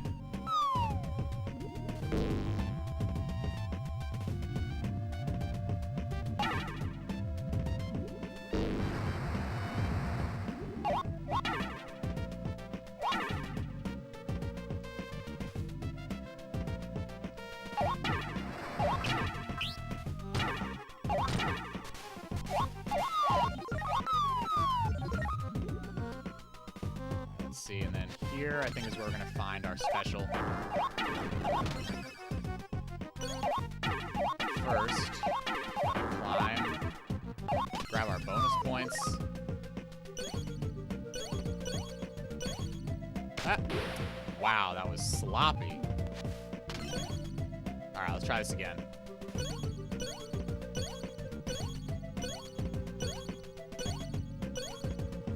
I love the jumping sound effects so much. Hey, it was awesome having you. If you want to stay another like 30 seconds, I'll get some more Sonic content for you. Let's see. Bam. I hate doing that one. I hate doing that one. All right. Here you go, guys. Sonic 3D Blast, more like Sonic 3D Blast me in the head. Why does Sonic not even have 2 working double Ds? Now he's got a triple D? No, thank you. I'll give this one a Sonic 3 out of 10,000 stars because it's just so bad. There you go. Not all the Sonic content, you're playing a Sonic game. As I should be. But see you next time, Rag.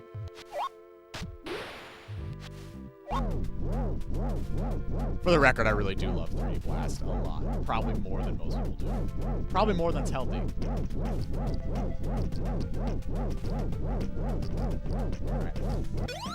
Oh, that was the worst. That was so bad. Oh, that hurt. Alright, and pelvic thrust. Awful. Awful. I'm so bad at doing these.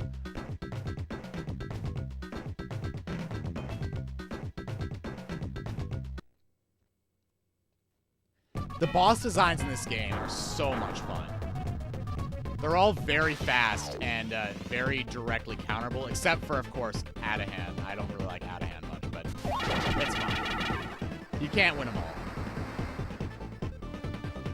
But all these bosses have really cool tricks to them. Oh, he got me. I got pranked. There you go, that's 2.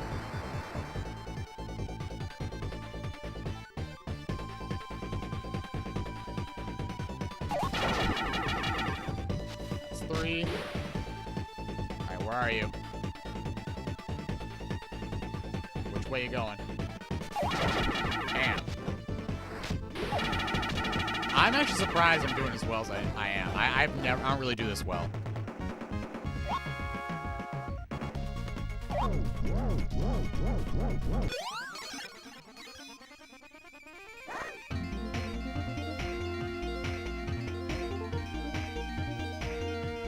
Like, playing games like Rise Star or Alien Soldier, you really get to see what the Mega Drive was definitely possible of.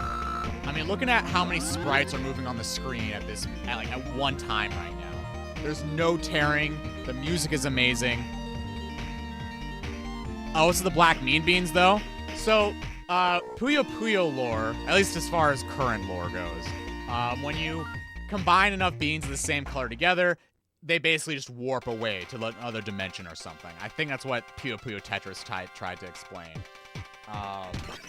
You combine them, and that's what happens.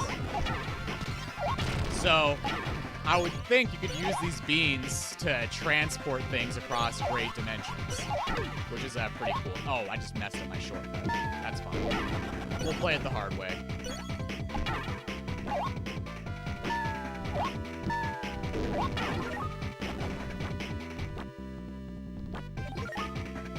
I love this song.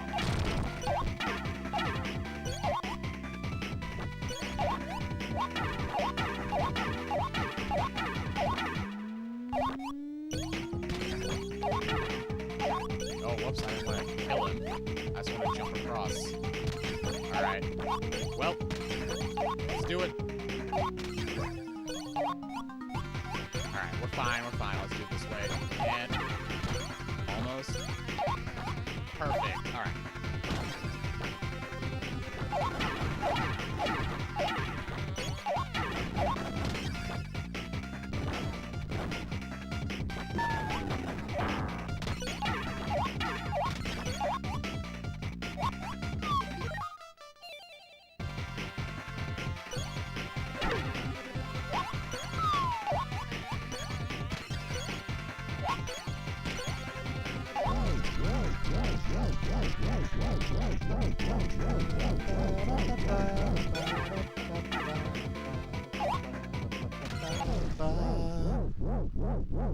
But why are they in Rise Star, though? Well, I mean, hey, if technology exists and you're able to abuse it to get your wishes, and you're an evil dictator known as Kaiser Greedy who's trying to take over the world, why not? Oops. I didn't want those spikes there. That's a time loss. every time you take damage in a special stage, instead of actually, like, you know, losing rings or something, you actually just lose time. But it's okay, I still got the great continue. Raisto's face was really hurt after slamming against those walls while climbing. Yes, and probably no. He's probably got the same, you know, materials as like a crazy taxi is made out of. So there's a secret one of these. Maybe it's another wall. I'm just going crazy.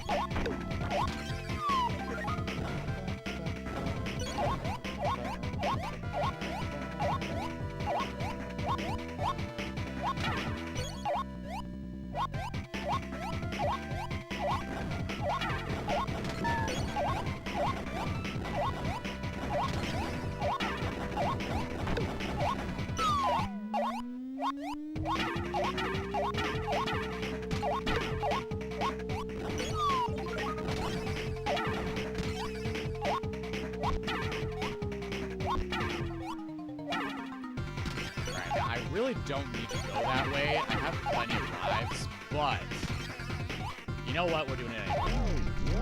Just for fun. And public thrust.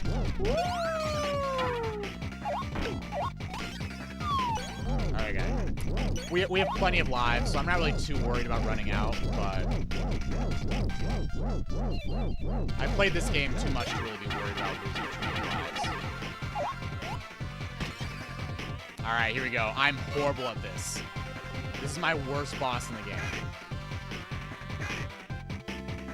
Because I have a horrible memory, especially a location memory. So this is a boss that I struggled with a lot as a kid.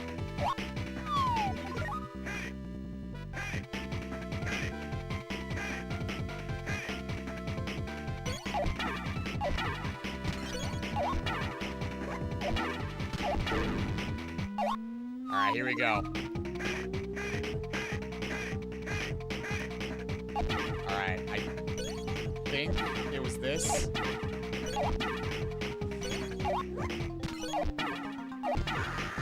Ah, no, it wasn't.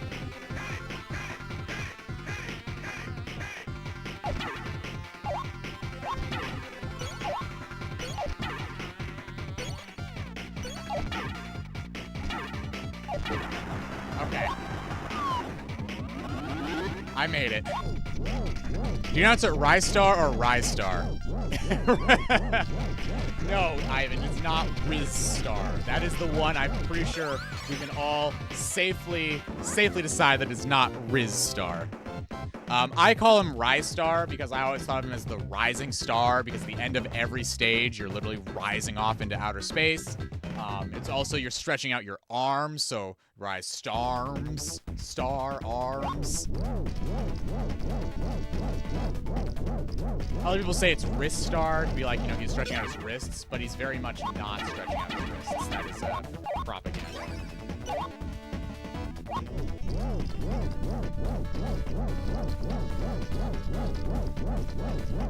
Let's try this again, and go!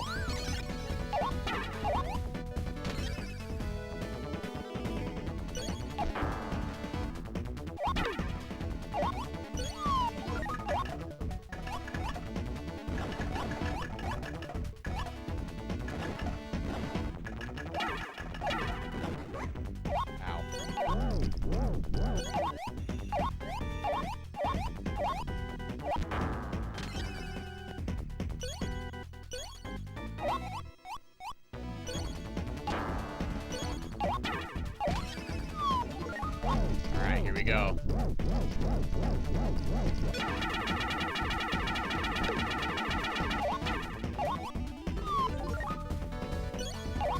Oops. Well, so much for grabbing that extra star. Alright, here we go! Perfect. I always mess that one up at least once.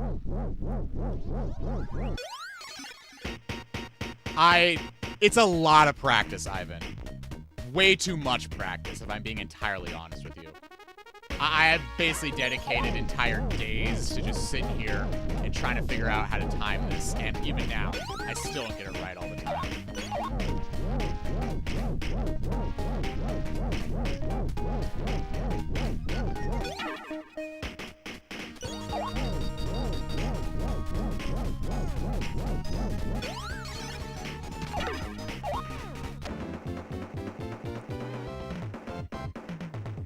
I always say it like wrist star because he grabs stuff.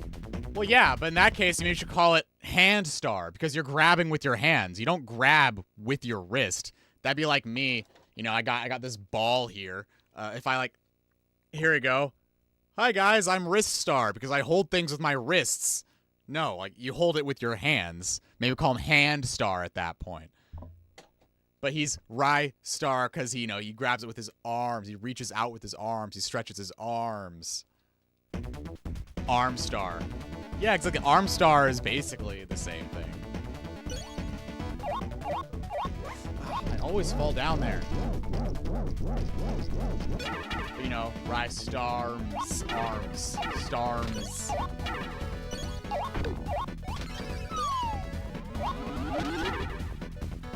Arms.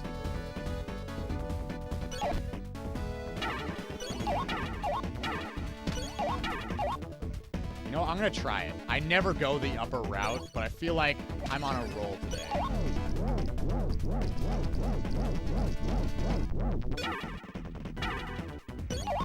Nope, didn't work.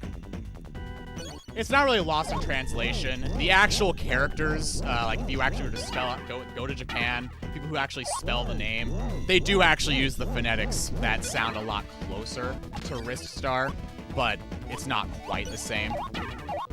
Oh, I messed that up. I also gotta save one of them.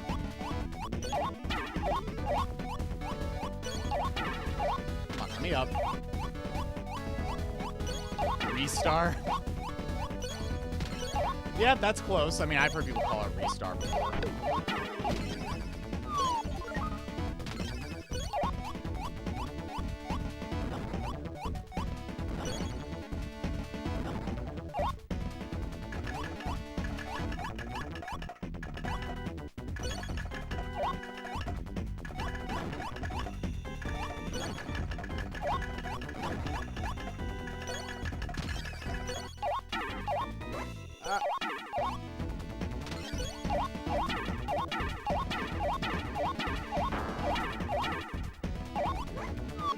Wow.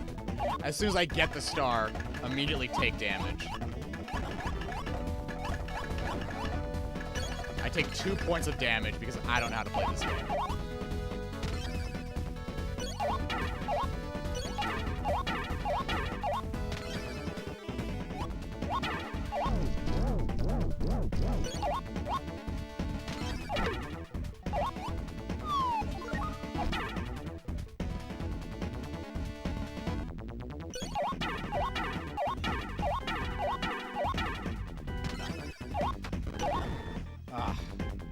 Still got me.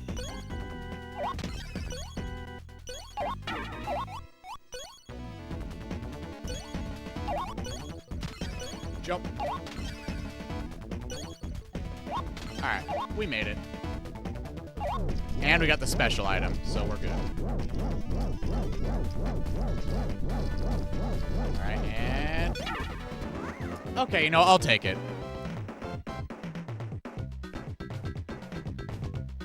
Alright, this is probably one of my least favorite bosses in the game. I'm very bad at it, but that's not entirely why I hate it. It just is a little bit longer of a boss than I'd like. So you have to sit here and wait for a... it's basically like a Superstars level boss. You gotta sit here and wait for an attack cycle.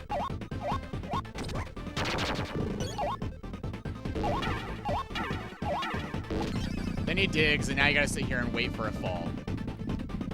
It's cool visually, but the novelty wears off after a while. How many stages are there? You'll see when we get back to the menu. There's not too many more.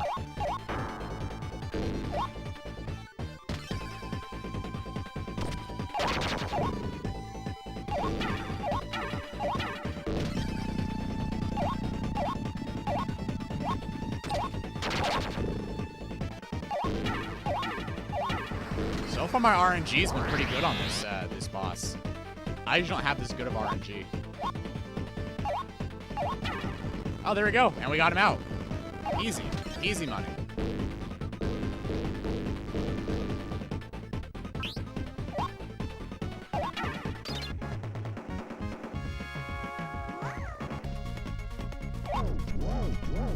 But yeah, see? Rising star. 'Cause look, we are literally rising right now.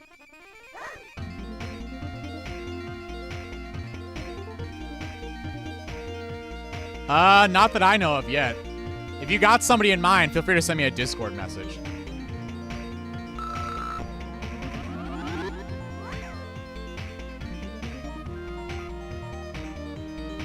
I'll call him Star with a rye.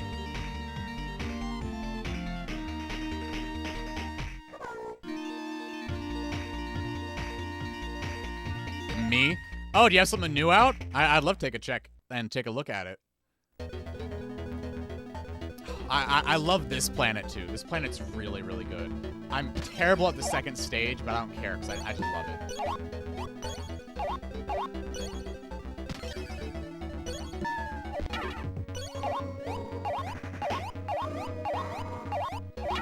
Yeah, I just try to keep it to people who've uploaded stuff very, like, recently. Like, I'd say probably within the last, you know, month or so, or ideally even, like, you know, day of stream. Yeah. I think it was shout out usually. Yeah, Bear could always claim a shout out. We love our Bear here.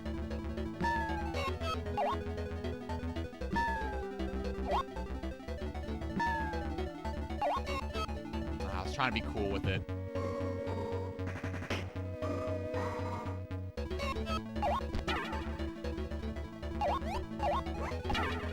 You gotta watch out for those green orbs there. They are definitely gonna grab your little metronome here and then mess you up.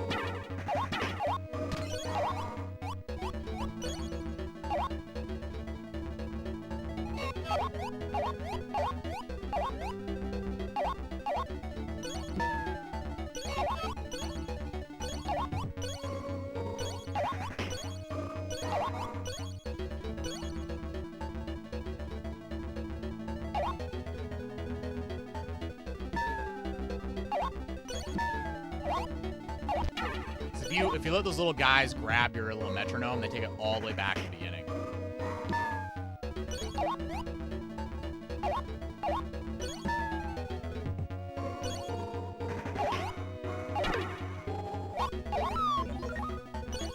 Alright, now we got that out of the way. Let's go get our specialty item that I think this is the stage that I always mess up. So this one is going to be embarrassing. Yeah, this is the one that I am the worst at. I don't anticipate being able to beat this one.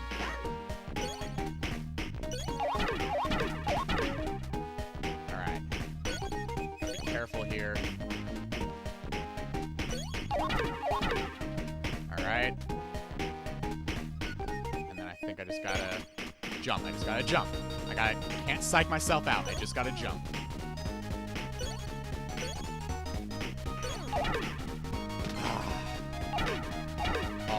Every time.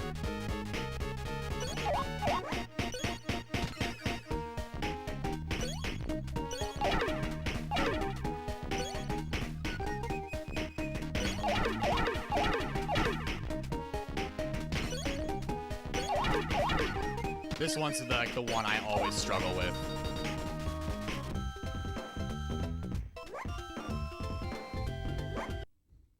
And you can't try again. You gotta like restart the entire game to do it.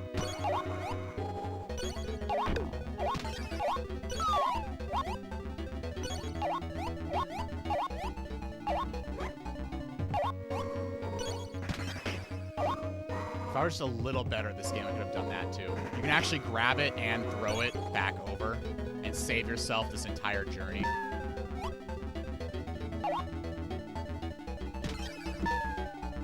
That's why they call me Skill Issue the game.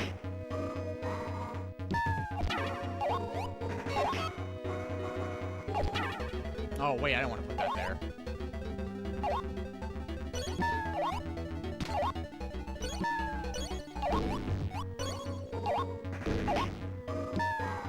no, no, no. No, no, no. Ah.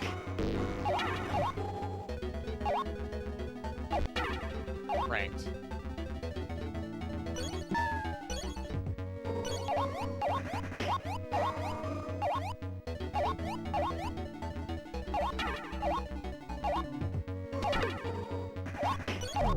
Alright, here's another tricky one that I can't do yet.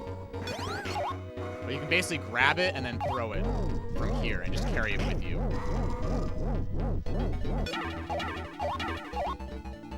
But you gotta get it just right, which I am not at that level yet. I'll try it one more time, maybe a couple more times, and see what we can do. Ugh, so close. If only I were a computer and I could handle this. Alright. Oh, nice. Gotta go get it now.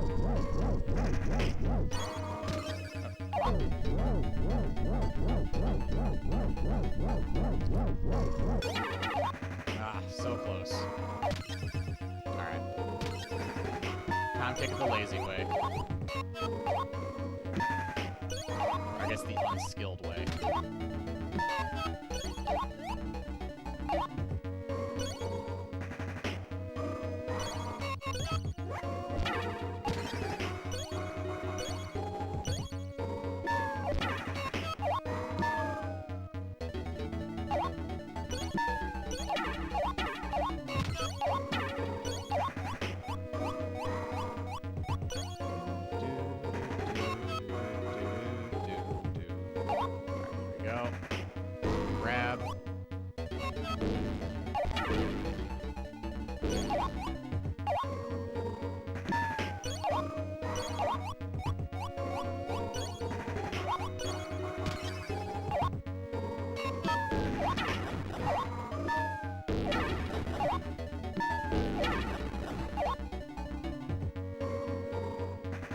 Careful. If you mess that up, you have to do that entire section over again.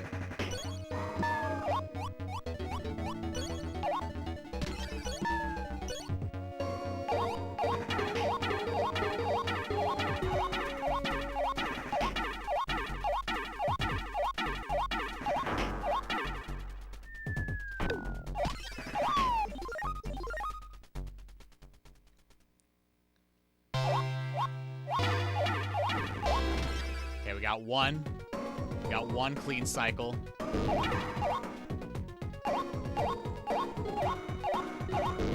Ah, they got me.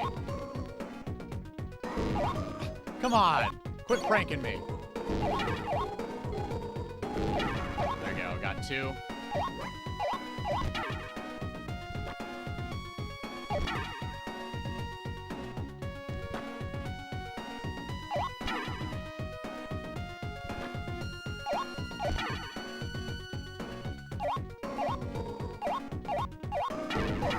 Oh, we got a double. We got a double. There we go.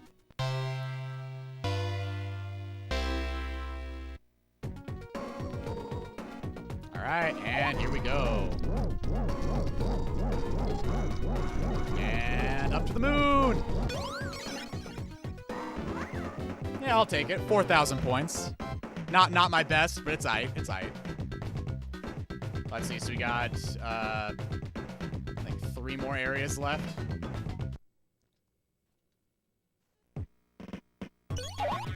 Well, 3 more worlds.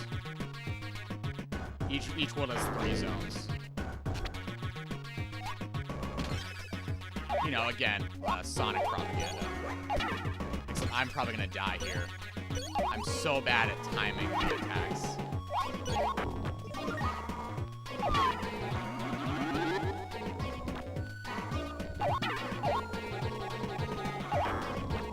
Ah, and dead. Dude, the song fan's getting interested. Okay, I got you.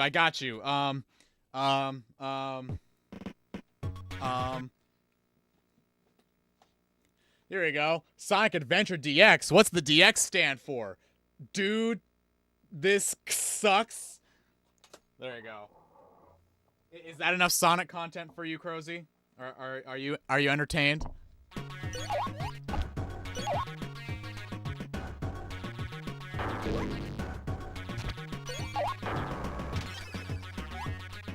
Actually, that one is accurate. Look, I'm anything if I don't provide content for my viewers.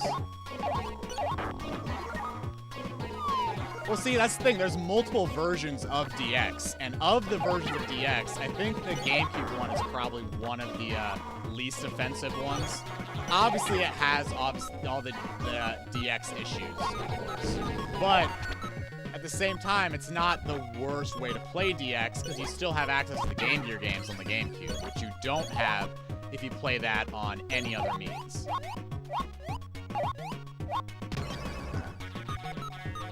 That's not worth it.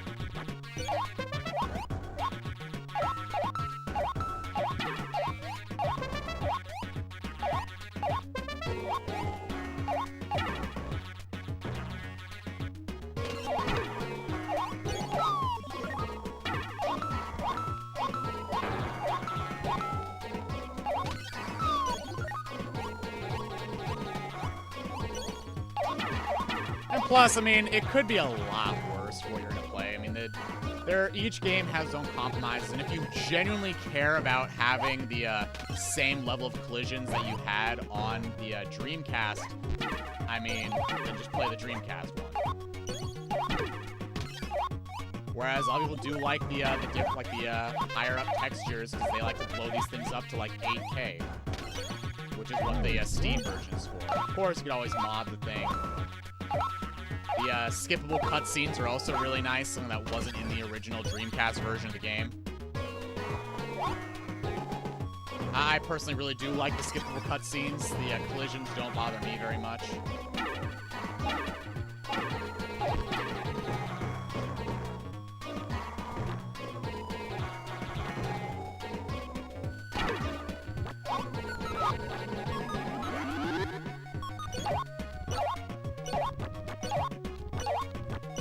Oh, by the way, you can cheat if you do that. Forgot to mention that, you know, fun pretzel tip for playing a game that isn't Sonic.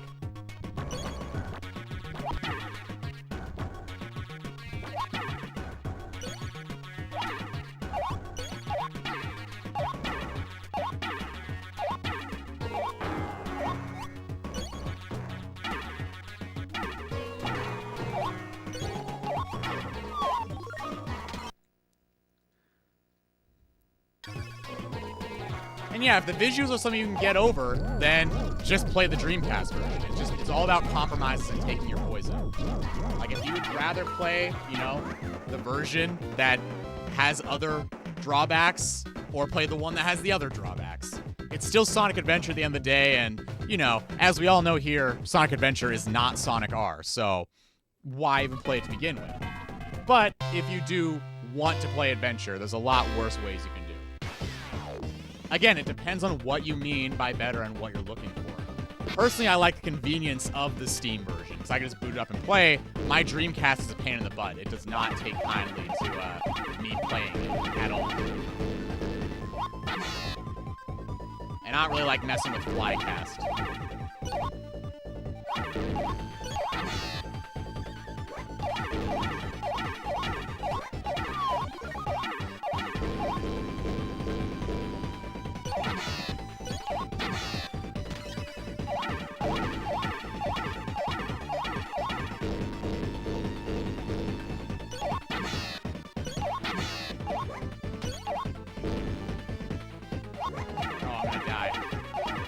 Be able to damage boost through this. Okay, we made it, we made it.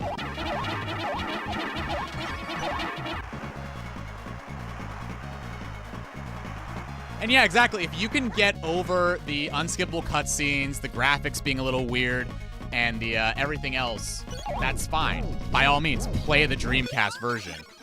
But if you can get over the control differences and the collision issues because you use the collisions to your own advantage. For example, I use DX to make certain clips that I can't do in the Dreamcast version. Just how the Dreamcast version has other clips that aren't in the GameCube version. It's just a lot of back and forth and taking your pick.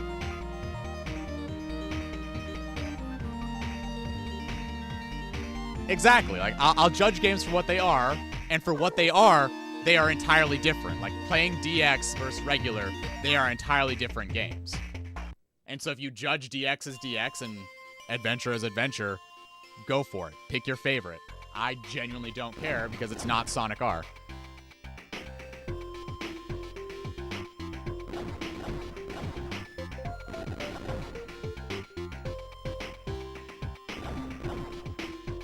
Which is better, the beard or Ace Attorney Judge? The beard.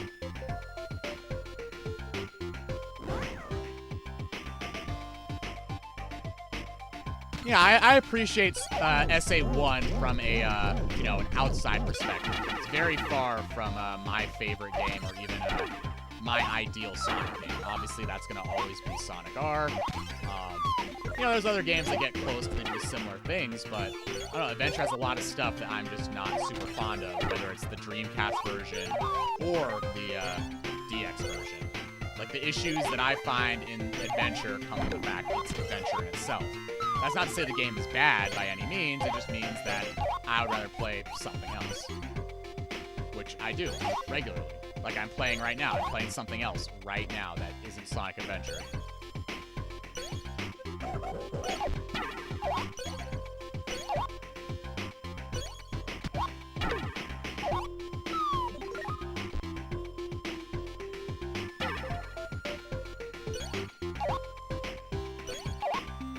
Oh, here we go again. This way.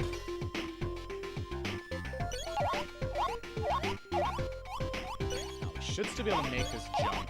It's just going to be a little tricky.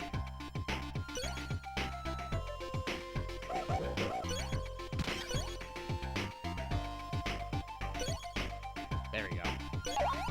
You have to be able to make that jump in order to get to the special zone here.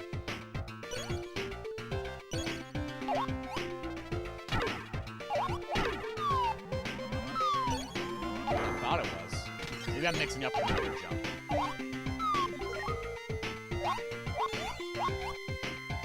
Maybe I'm mixing it up with another jump.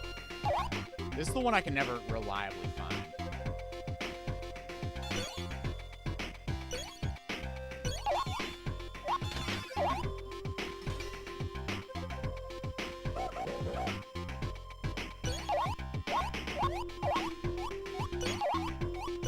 Pretty sure it is this jump.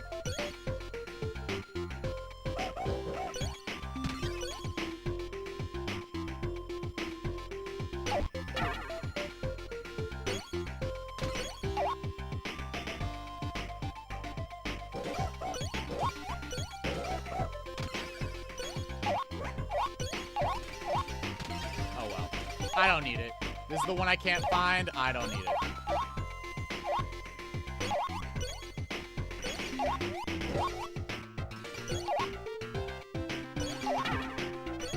Oh, I think it's over here, maybe.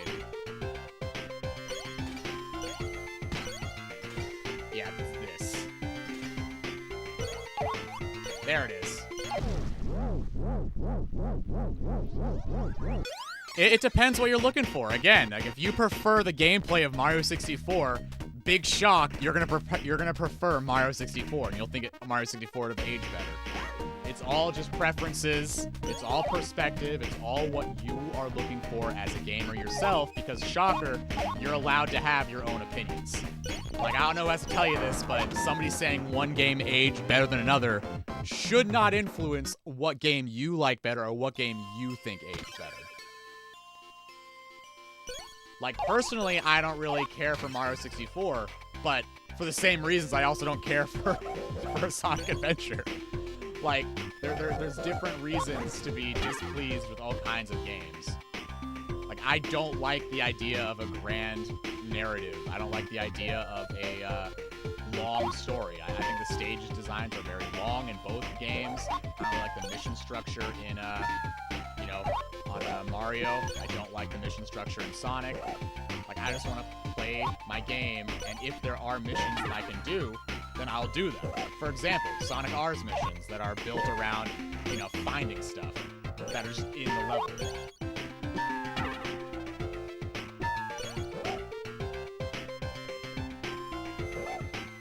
Come on, make a snowball!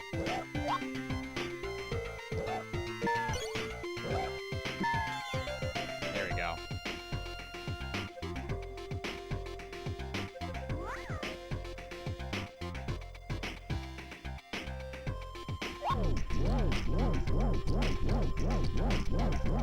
the same reasons I kind of like Sonic 3D Blast over both of them, because you're sitting there and you're playing Sonic 3D Blast, there are no set mission structures. You just have to beat the level by grabbing the flickies and going. You have to explore a nice labyrinthian world, which I do like for Mario 64. I do like having those big, expansive worlds, but I don't like having to do a specific task in those worlds besides, get to the end, which Sonic does pretty well, where it has these get to the end sort of stages.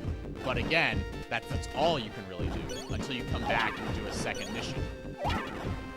Whereas I would rather just have a stage that has other stuff you can do and other ways to, progress in the game. And I'm not saying either game's bad. Just either game, I would just prefer to play something like 3D Blast, or I prefer to play something like Sonic R. Because you can go, you can get the tokens, you can get the emeralds. Same thing with 3D Blast. You have a lot of emerald shenanigans you can pull, especially in the Mega Drive version. Oh yeah, this game is amazing prestige. I love Rystar a lot. It's actually available in the Steam Mega Drive collection. I'd definitely recommend giving it a play if you haven't played it yet.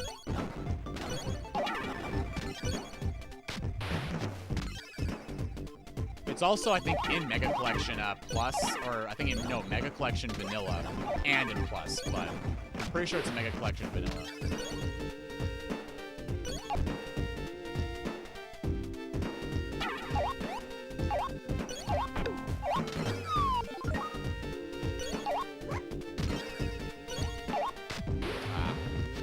So close. The music in this stage is really good. I like it a lot, too. Like, the music in this game in general is really good. The game itself is really good. Like, for a deceptively not Sonic game, it is very, very, very, very much Sonic coded. And if you enjoy Sonic games, you probably like something like this, even though there's absolutely no spin dashing or, I hate saying this word, but there's no momentum jumping.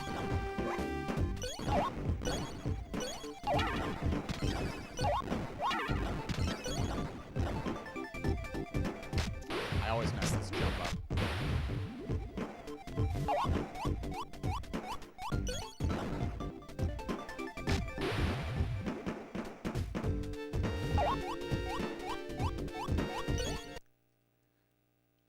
I mean, it depends. In this case, it depends, again, context of momentum. I mean, obviously, momentum as a physical property of moving from point A to point B, sure. Velocity, it's just a, formula of velocity, mass, over time, and whatnot. But, I meant in the dumb Sonic Tuber interpretation of the word.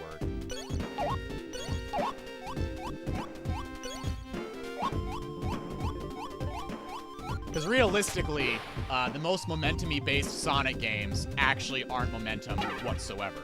I mean, take Sonic Adventure. You don't actually use Sonic's weight and changes within Sonic's weight to determine how you move and where you move. You're physically just using the speed and how the physics are programmed in order to abuse that to get to different places. That's not necessarily momentum. That is just exploiting how the physics were programmed. Whereas something that I would say would be more momentum-based would be something like Sonic Labyrinth, because that is, by definition, momentum, because you're literally using a very increased weight Sonic in order to basically spin dash and use that weight to carry your speed, or your momentum, which is actually the definition of momentum in this case, to carry your momentum through certain jumps and ramps and obstacles. That's momentum.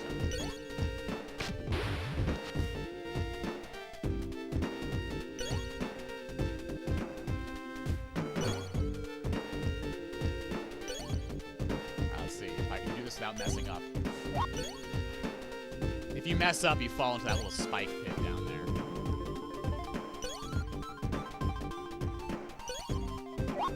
Yep, there we go. There's one more spike pit. I was never good at this section.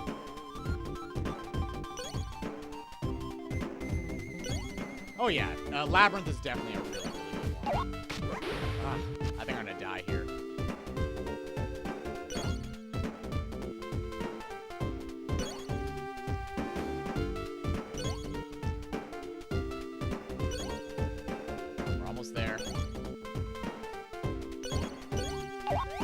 Perfect. All right. And luckily, every time you go into a special stage, your health restores. So.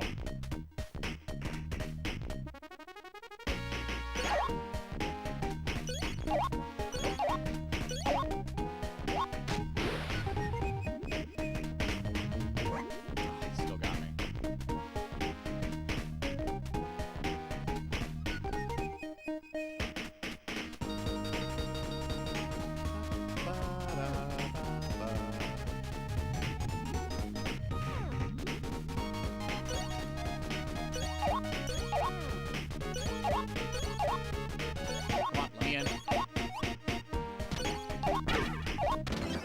All right, cool. We got the grade. Dude, this is the longest stream. Oh, sorry. I know it feels long, but here we go. Sonic Colors. Whatever happened to Sonic Whites? There you go. There's my borderline racist Sonic fan topic for the day.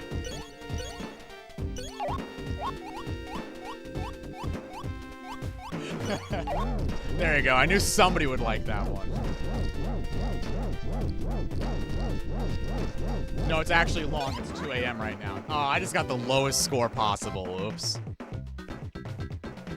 It's actually 2 a.m.? Oof.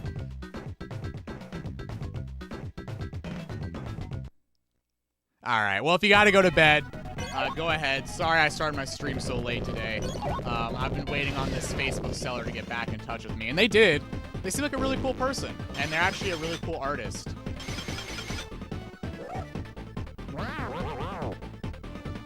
Let's see if I can do this right. There's a cool trick.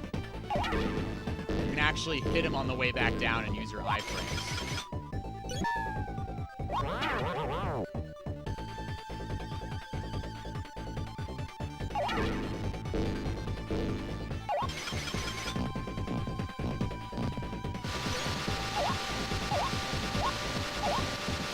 Ah, no, I messed up.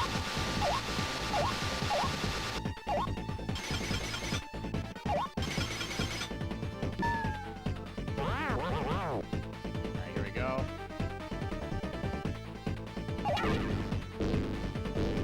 Well, there's a little bit of work. The widescreen modified Genesis Core works really well for this game on 3DS, full screen and physical. That's really cool.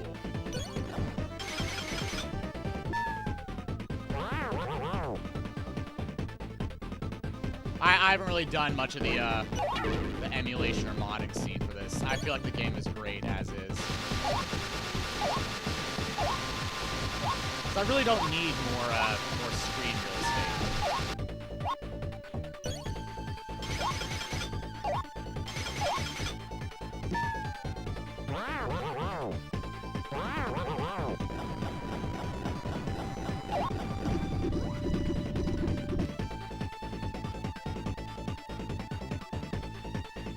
No, that I don't find summer just so we just need to call stuff like it is offensive stuff because this will be absolutely gross. Yeah, exactly. That was luckily I can make that kind of joke because, you know, I have some melanin in me. You know, hello. But since I am parodying certain content creators who may or may not have went off the deep end, I feel like it is an accurate social commentary, especially within the Sonic spaces, to satirize certain creators that very much would be that kind of Sonic fan. I'm trying to say this as politically as possible because I'm not in the business of dropping names, but there are definitely some creators who fly the wrong flag and you know, definitely should maybe take some sensitivity courses or something. Because, believe it or not, the Sonic fan base is ridiculously racist at times.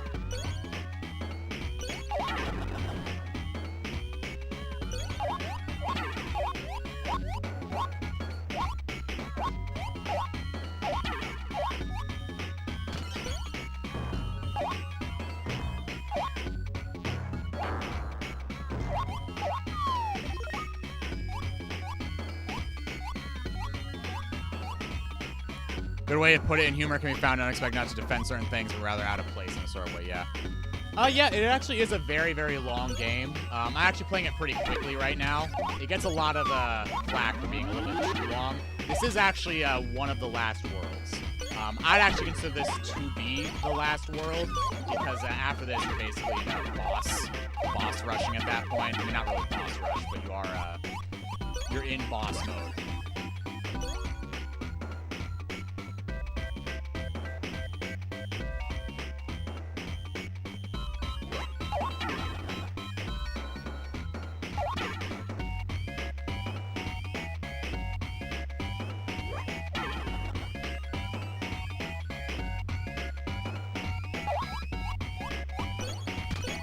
Because the area after this is just basically, you know, you're basically building up the boss. Thoughts on Game Gear, iStar? I really want to play it, but since I don't have a Game Gear, I can't. Which is, you know, kind of breaks my heart, really.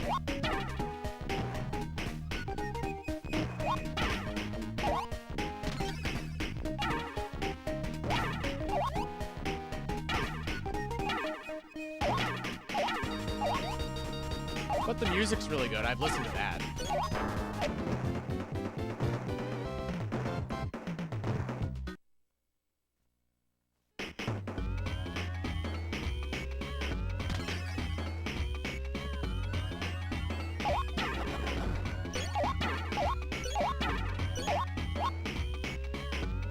Alright, there's another boss that I'm really bad at coming up.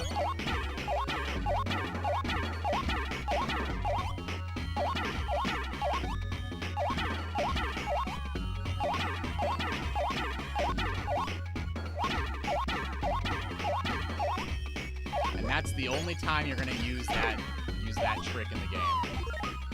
At least every time you're required to use it, I should say.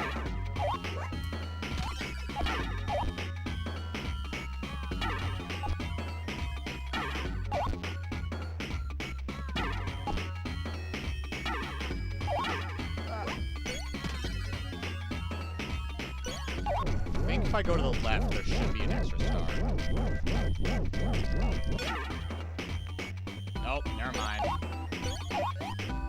Well, we're back here again.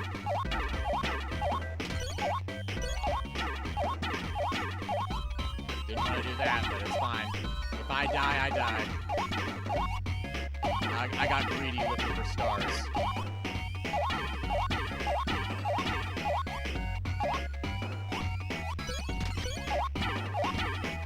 I think there is a star on this side.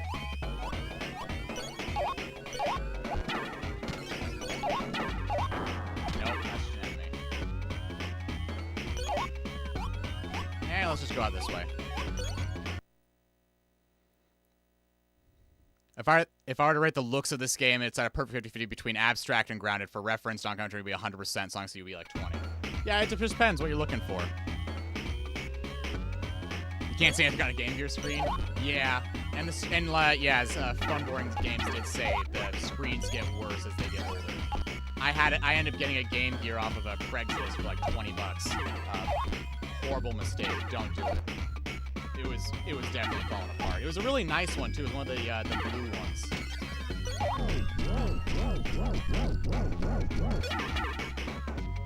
All right, I'm gonna die on this boss, but that's fine.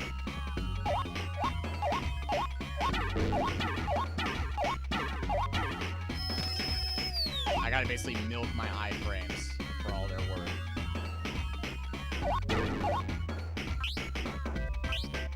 And dead.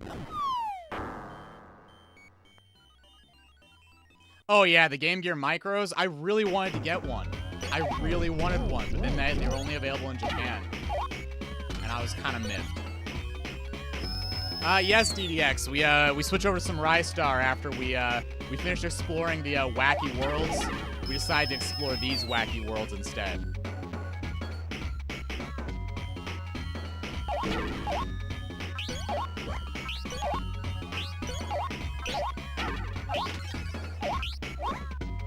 I hate this boss. Oh, he got away. Yeah, I'm dead.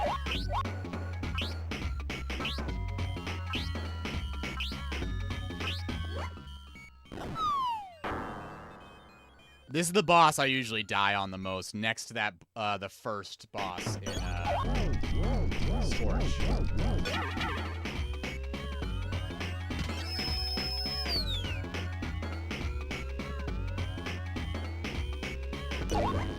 Oh, that came in a different order. That wasn't normal.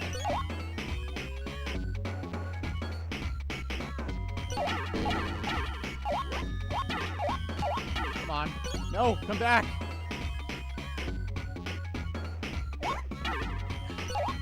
Why am I sucking so much?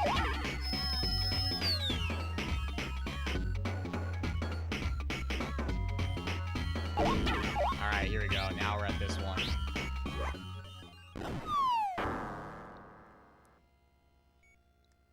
Yeah, they're really tiny. Those Game Gear Micros, they definitely did live up to the micro name. I'm surprised we got this far without any deaths, and now this is where I'm dying. Consistently.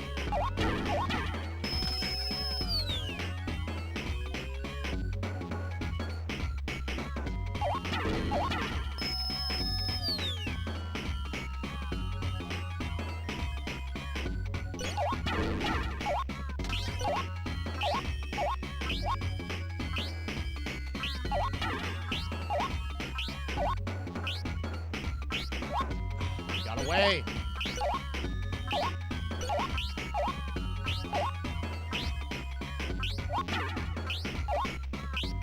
There we go.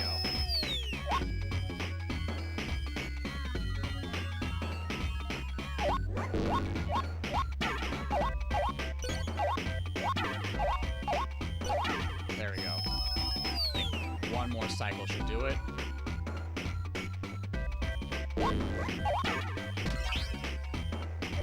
Done. Goodness, that took way too many attempts.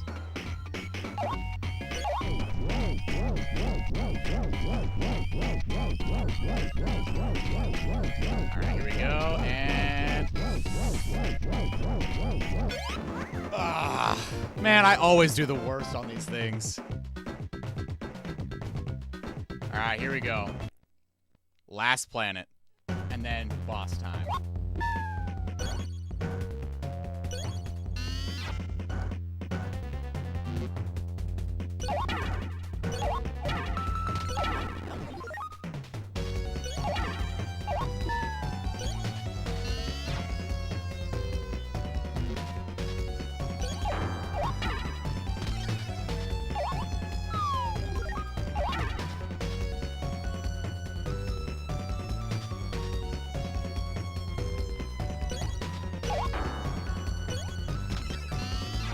Which Sonic spinoff is this? So this is Rystar. If you notice in the background, they're the Babylon Rogues, where if you remember from a certain game called Sonic Riders, obviously these are the same thing. The Babylon Rogues, the highly advanced technological society that are basically bird people.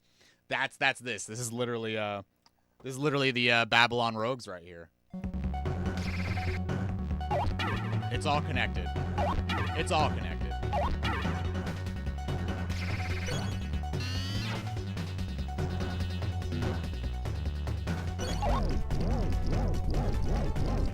How long did it take you to realize you just hold left or right on the spinner? It's like 12 years only last year.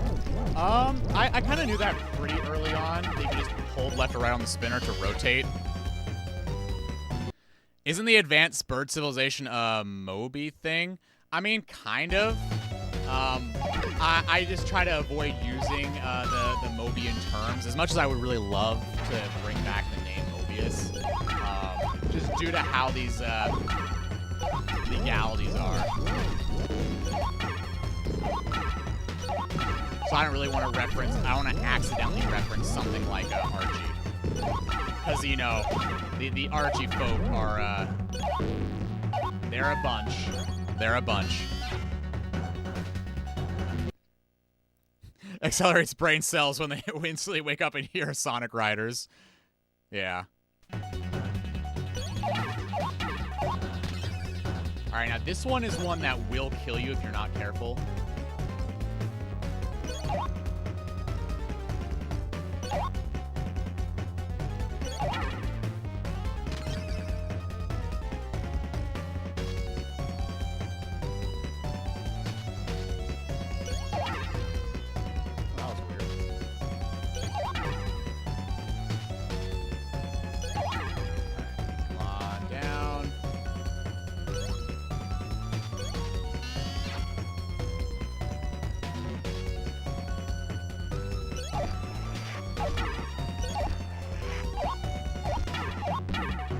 feel like this is actually a fixed answer, but I'm never entirely sure.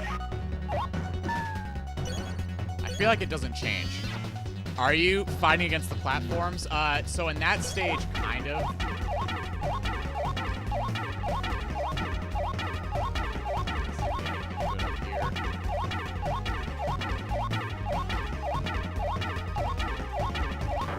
There we go. Also some goodies. All right, here we go. This is where the special is.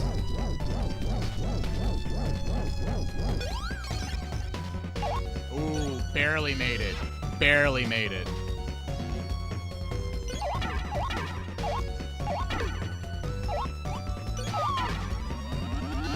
Well, if it wasn't a special, but it was a 1-up. The special stage is a little easier to get. You just have to know where you're going.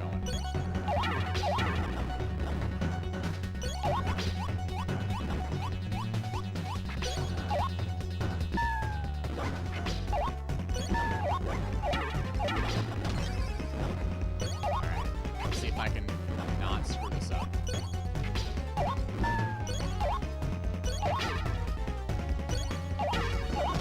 Ah, I still screwed it up. I came so far. How haven't these collabed? They have. Sonic and All-Stars Racing. And Racing Transformed used Rystar as the flag waver. It's because Sonic fans are cowards. Sonic would have a lot more collabs if Sonic fans weren't cowards. Like, they couldn't even handle a Mario and Sonic casual sports spin-off. You really think they could handle anything else?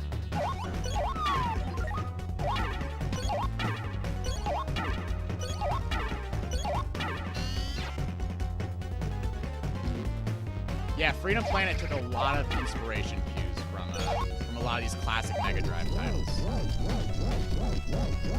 Freedom Planet is really, really good.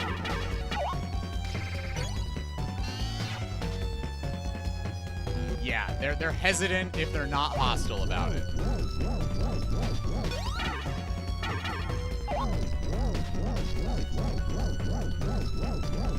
Oh yeah, the Sonic Zelda, the Sonic Knights, all those collabs, those are really cool for Sonic Lost World, but people don't care about it because it's Sonic Lost World, which really sucks, because those are some of the coolest collabs Sonic has done.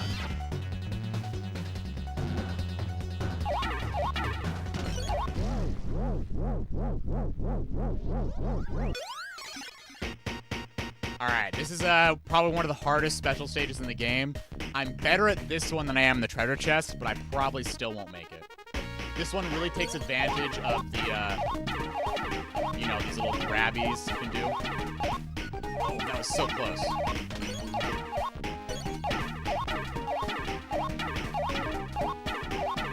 There we go. There's 1, 2.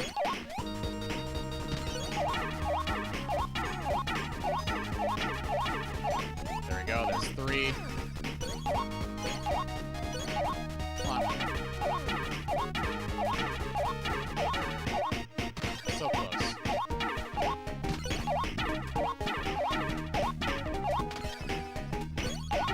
I don't know if we're gonna make it. We only have 20 seconds.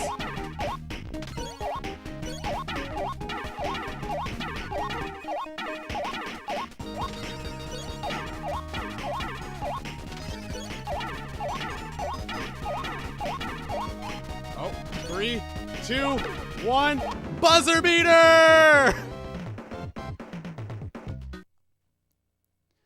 See, I really like the controls in Sonic Lost World. Like, I think Sonic Lost World controls really, really, really well for what I want to do in Sonic Lost World. But if you're used to playing games like Sonic Adventure and you want games to control like Sonic Adventure, obviously you're not going to like Sonic Lost World's controls at all. Sonic Lost World's controls are absolutely nothing like Sonic Adventure. They're absolutely nothing like really any other Sonic game. You have this full, like, 3D moveset that's ready for running around and turning. And see, you lose all the speed when turning. I don't lose my speed when turning. It's just a lot of practice.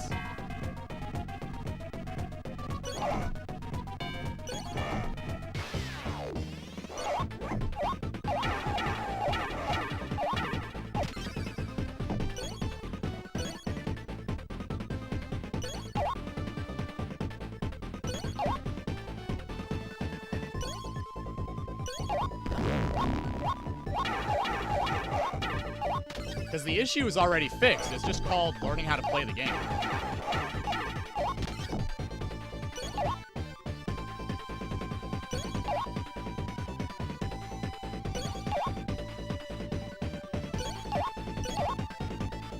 Come on, hit him.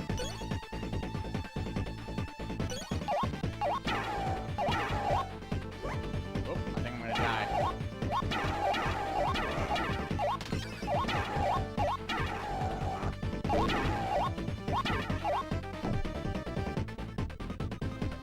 Alright, let's try this. So close. There we go.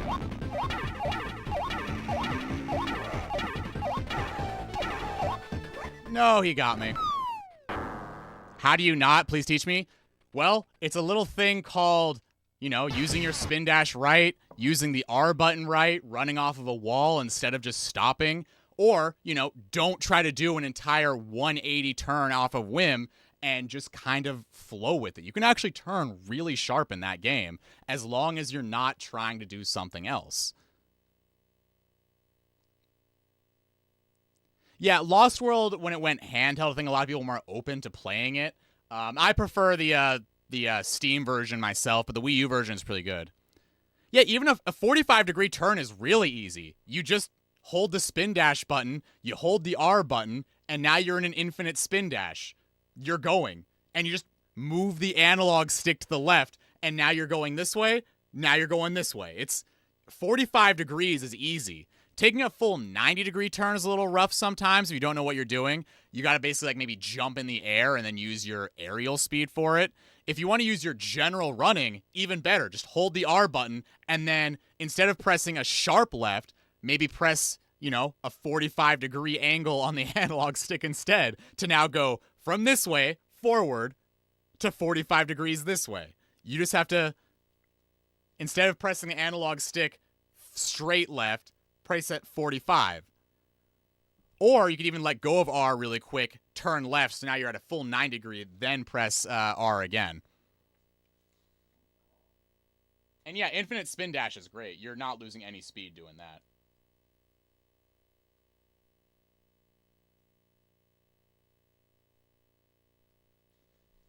And yet the parkour, I feel like in Lost World, I feel like it works a lot better when you're in 2D sections. You can tell the game was definitely built around 2D as its moveset, its primary thought process.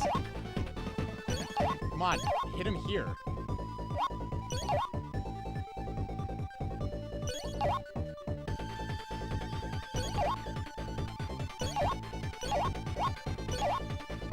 That should have hit him.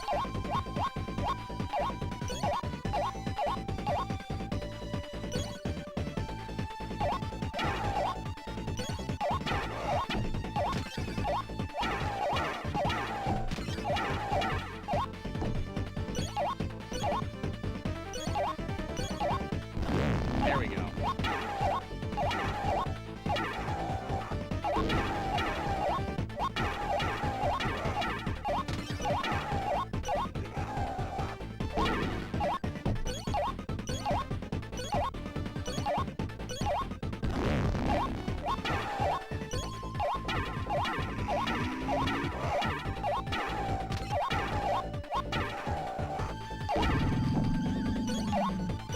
Oh, there we go. We got him. Whichever stage of that game is like a minecart stage. The minecart stage is pretty good. I'm really too big on the minecart stages myself, though. Well, so that's the thing. Fun boringness. The handheld games, people just play less of. It's outside like very specific circumstances, like take Sonic Rush, for example. I feel like there's less Sonic Rush players than there were Sonic Colors players, just out of sheer numbers of consoles alone.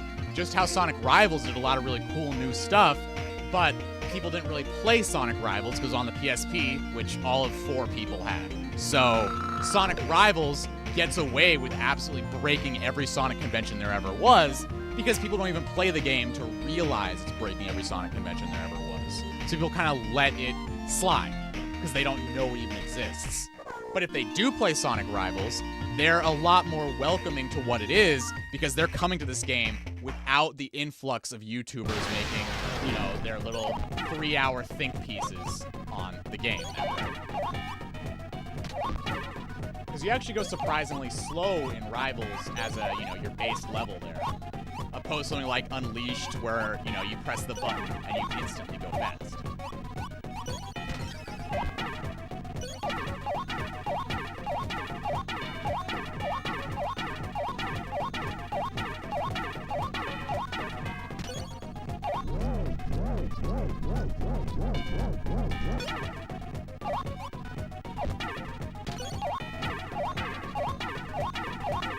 No secret item. Alright, but here we go. Here's boss. Do you play the Lego games? I play Lego City Undercover Cop. I got that on my Xbox pretty recently. I did play a lot of the early Lego games. Like I played, you know, Lego Star Wars. I think we even had Lego Indiana Jones.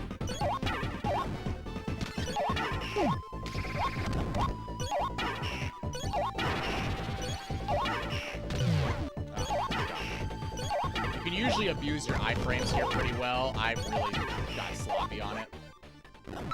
But it's alright, we have 17 lives. I don't need that many for Kaiser Greedy.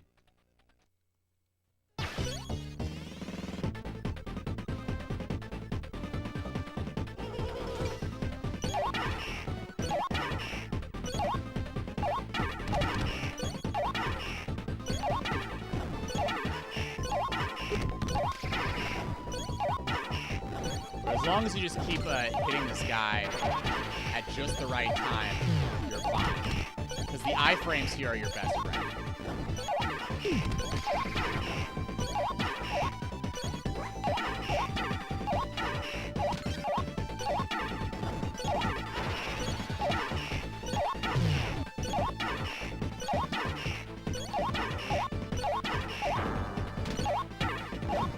There we go.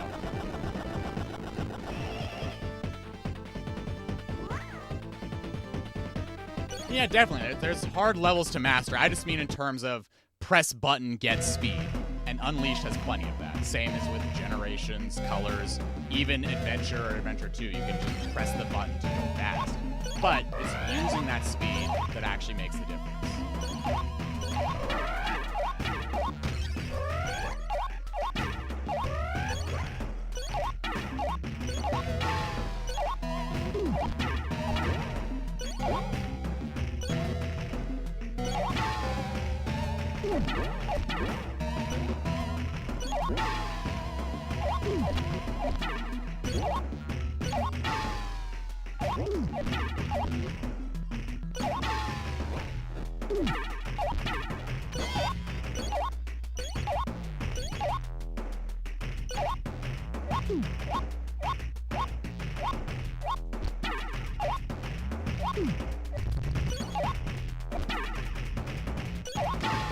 Got one. Oh, you got me. Pranked. Ah, he gets me every time. Supersonic noise moment. Yeah, this is a Sonic game, and here's your proof. Some people do. I mean, I use them sometimes. I just don't have enough in my membership bank to really make it super worth it.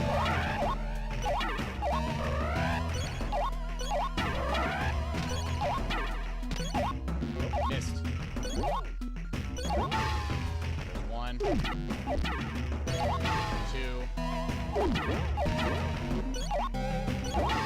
3. 4. Okay. That's bad. That's bad. That's really, really bad.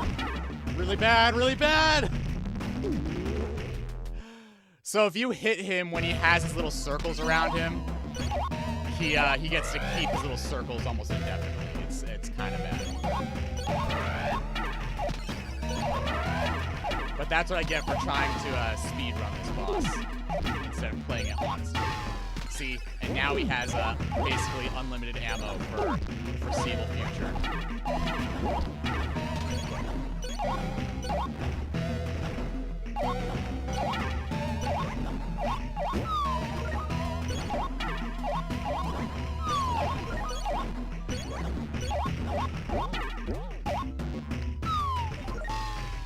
just gotta hit him really quick so he doesn't have time to do it. There's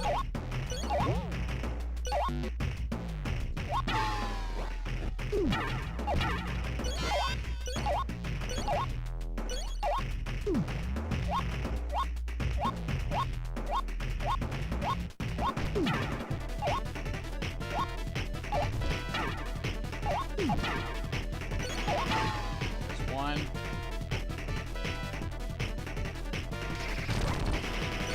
Gets me every time with that second hit.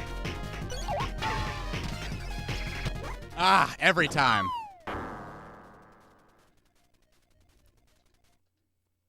Greedy's a bit of a prankster. I'm used to just kind of blowing all my lives on this guy so I can get get a really good time on him.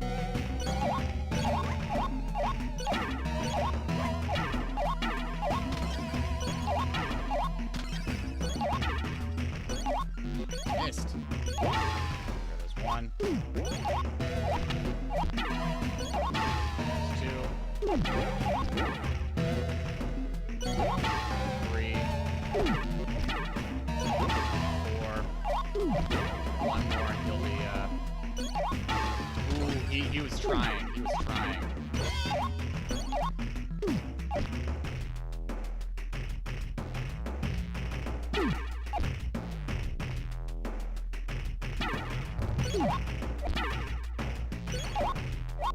Okay, there's one.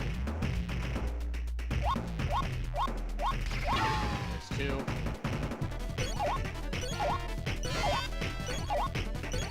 Come on, let me get it.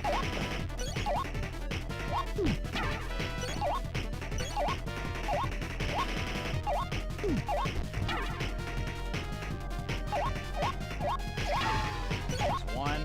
The next hit should be it.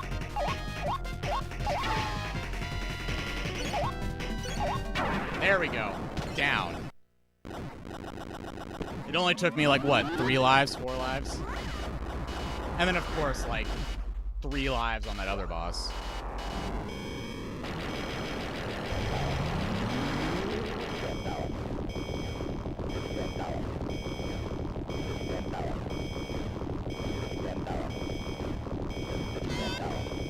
And now you guys want to hear some very, you want to see some very tinfoil hat Sonic nonsense right about now? You want to see some very, very deep cut conspiracy Sonic nonsense? Wait till after these credits and you'll get your Sonic content, all right?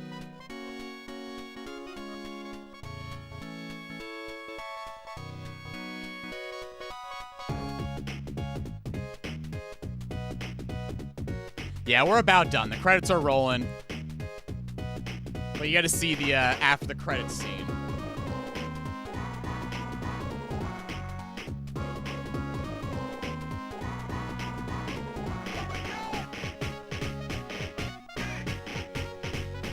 And there you go. Ukewa art right here.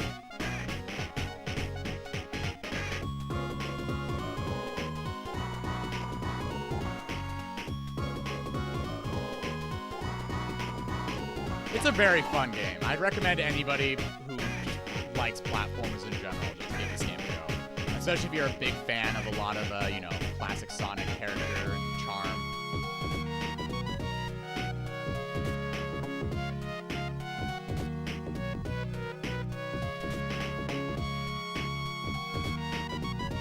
It's also one of the games that keeps a nice little leitmotif through the entire soundtrack. It's my credit song. Also, you got to see Eat 'em or Lunches has the tail, which is the Japanese sprite. So it's actually a cat. They erased the ears. Just forgot to erase the tail.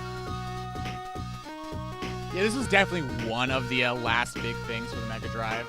There were a few other late console games, but this one's the one that like definitely feels like the tie-up to everything. Yeah, so funnily enough, that same Hit It, it's in the same sample bank. It's in the same sample bank as Sonic CD. Basically, people would just buy sample banks, and that's what they'd use to make music. Do you guys recognize this song? This song right here?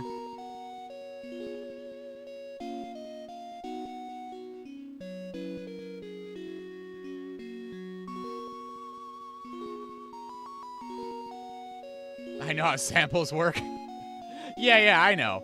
But yeah, people just buy the sample banks. You actually find a lot of really cool stuff. I know the Jet Set Radio soundtrack, a lot of that came from just random samples. And so you'll actually hear those same samples in a lot of works. It's a song used at the end of the streams. Exactly, Bear. You know your pretzel trivia. As expected from our #1 channel artist right now.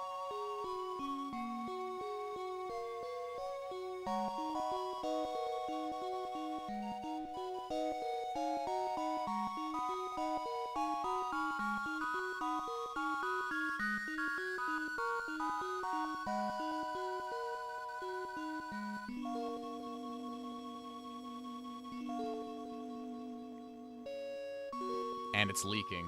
I mean, I know I am.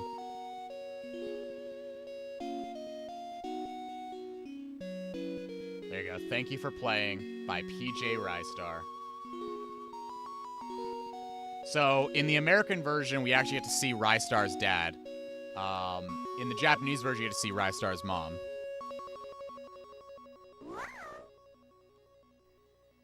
There we go. Congratulations. And now, here we go. Here's the big reveal. Here's your Sonic content. Kaiser Greedy survived your attack. Kaiser Greedy survived. And you know where he ended up? Oh, wait, hang on. We got our passwords first. This game is a really cool password system where the treasures you get unlock different passwords. And you get different secret modes. If you don't get all the treasures, you have to kind of guess. So I missed a few treasures, as you can tell.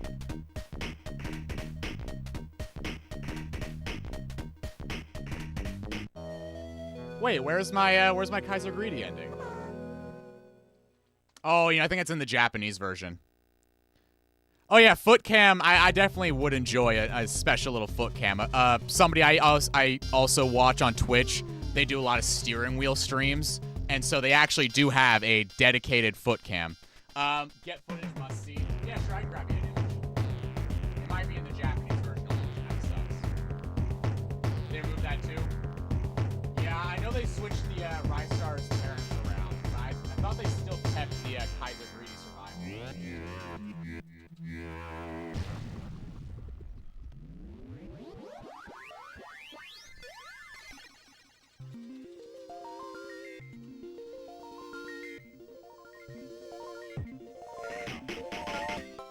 Different end screen.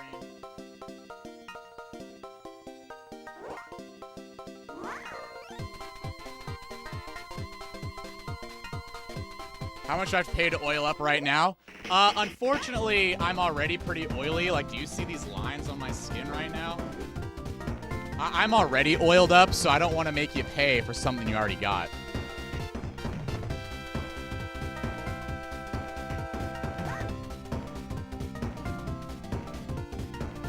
I do have a Mega Drive Mini. I think it's in the 2. I actually played the Japanese version if I wanted to. So maybe we'll do that on another stream.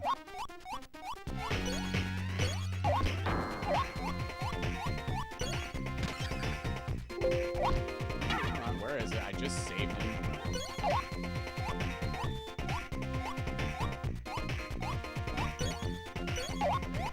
I put it in my pictures folder, that's why.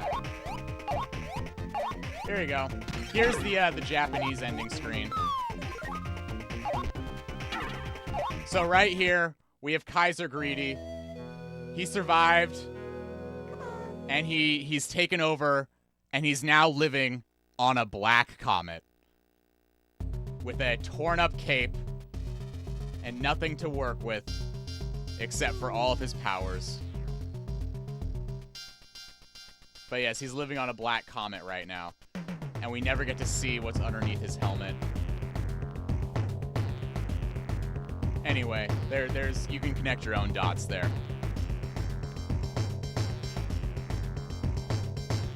Yeah, everybody's angry in the English version. That's just, the Kirby effect.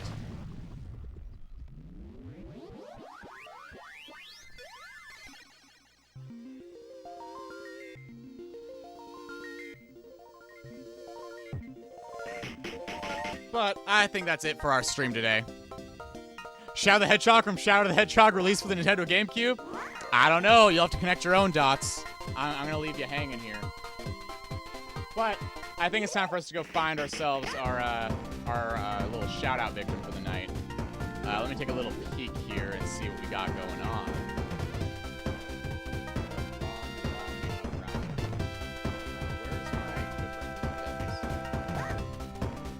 If you serve won the internet, have a Reddit gold. Well, thank you for your first super in the chat. I hope you enjoyed my nonsense. I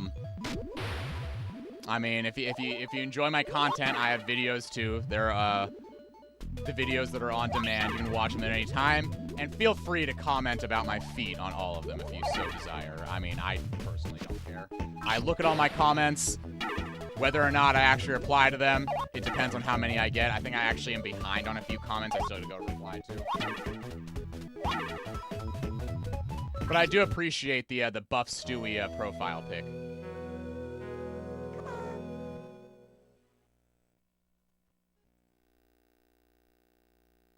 Ah, here we go. So Ivan did mention that they have a Sonic Labyrinth full playthrough through the Origins Plus edition of the game. And as somebody who has posted Sonic Labyrinth content on my channel, it would be remiss if we didn't take a little peek at Ivan's channel here. Because it is here, so I don't see why not. So let me pause this, let me biggie size the screen. Oh, there you go. Turn that. Studio mode. Let's go check this out. Why not? You posted something recently, it's in the last couple days, so I don't see why we can't take a look at it.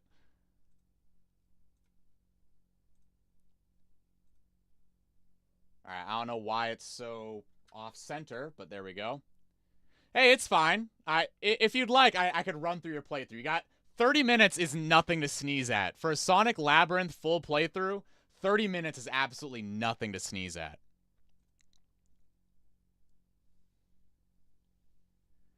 Shadow the Hedgehog from Sonic the Hedgehog 2006, released in 2006. Yes, it's there.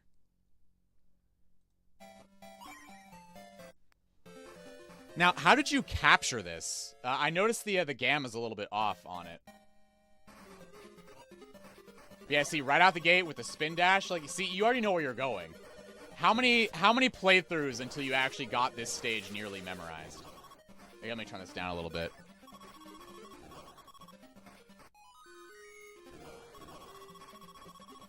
Check your comments and left nice words. Cool. I'll definitely check them out after stream. PS5 share? Ah, neat. Had a good run in 1-1. Yeah, your 1-1 was super clean. In no time, you'll have over 1,000 kilometers an hour. I missed a skip. I must not have been looking. Hang on.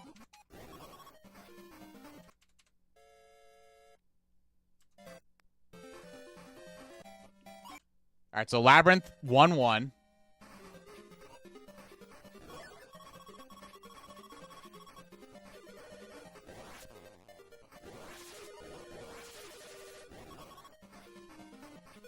Like, your brakes are really good. You know where to stop. You got that really nice slide into the wall stop that I showed off in my video. Oh, yeah, you got that really nice from the corner. The from the corner shot. Beautiful. Yeah, the audio is kind of weird in Origins. So they did some weird, basically because the Game Gear had mono audio, they decided to basically duplicate the channel and offset it to make it seem like it's stereo, which that's not stereo. That's just mono with a slight offset. So it's a little weird, but oh well. If you're watching videos made reference to my last video, oh yeah, sure. Maybe I'll check that out after stream too. Hey, PS5 share is fine. It's just the gamma's a little off.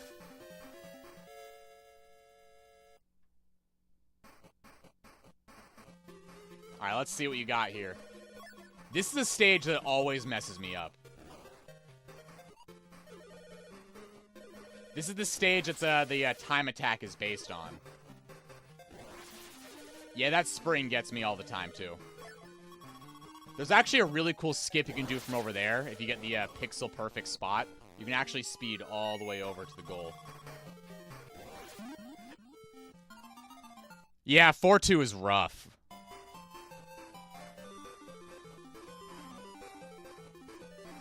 Yeah, the copyright protection on the PS5 is brutal. It tends to do this a lot. I know when I was doing on my PlayStation 4, I know when I was watching a DVD or something, if I didn't actually unhook my HDMI from my capture card first, it was definitely just doing all kinds of weird visual effects for my my game. I'm gonna skip ahead a little bit. Ooh, okay, wait, hang on. Labyrinth of the Sea. This is the one I want to check out. I want to see what you did here. Because this is the easiest stage to farm extra time for, so I don't know if you were farming any extra time on it. Or if you got lost and started backtracking. Now, did you go for the 100%, or did you just go for the, oh no! No, the key! Oh, that hurts. That hurts me. Now I gotta go all the way back. I gotta take the walk of shame. Oh, and the keys. Oh, that hurts. That hurts me.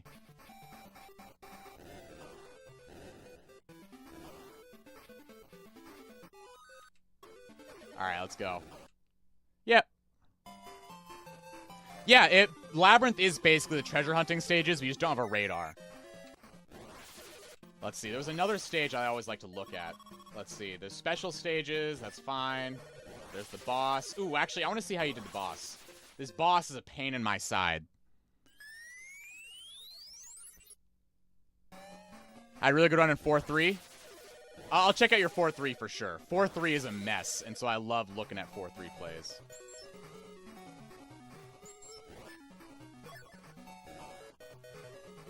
Ooh. This one always messes me up. Alright, so you got one good hit in. It's 2. There we go. Yeah. Clean. You didn't take any damage there. Really nice. Alright, let's see. Oh, this one's always a mess. This stage is ridiculous. Alright, let's see. So 4-3 is the one. Oh, wait, actually, before we do that... Okay, yeah, I see. You did go to the special stage. GG's. Alright. You said your 4-2 was pretty bad?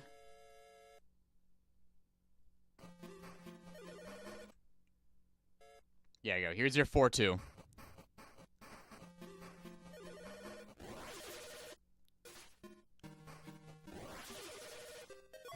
Tell this video is 100%. Yeah, but you know, people say 100%, but they don't actually get 100%.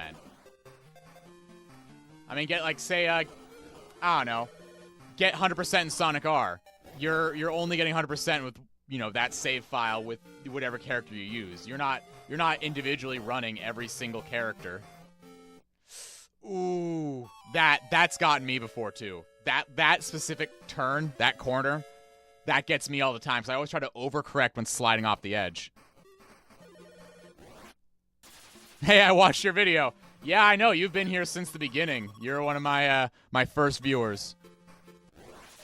Did you see someone making an analog digital to PS2 3 adapter for straight HDMI out PS2 or 3 if you need to avoid HD speed? Yeah, I don't know if it's the one you're thinking of, but I know Electron Shepard has been working on a lot of really cool stuff for that exact purpose.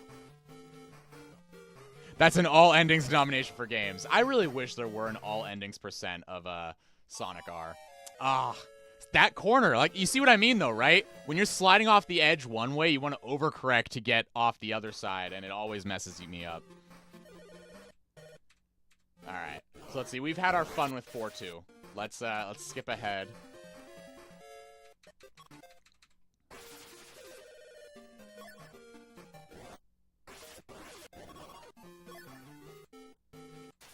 All right, you should be able to get your third, and we get our birds. Let's watch our birds. GG's. All right, here you go. Here's 4-3. This I want to see. 4-3 is a monster of a stage. This is the stage that gets people to stop playing this game. Because everything here, this is what Sonic Labyrinth is all about. Very much a labyrinth. You did not get hit by that dragon. You're already a master. You are already a master at Sonic Labyrinth. All right, 2 keys down. Great routing so far.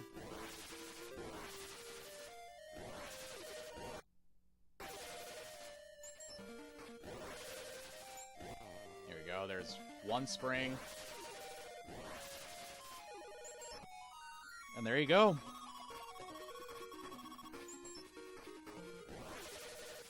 And now you just got to get out of here without dying. Nice. You avoided the dragon.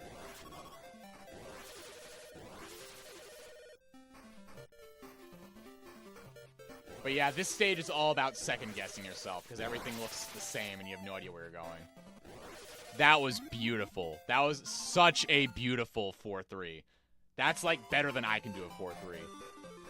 I haven't memorized the stage. Like if I were to play this Sonic Labyrinth right now, I'd be totally lost on that last stage.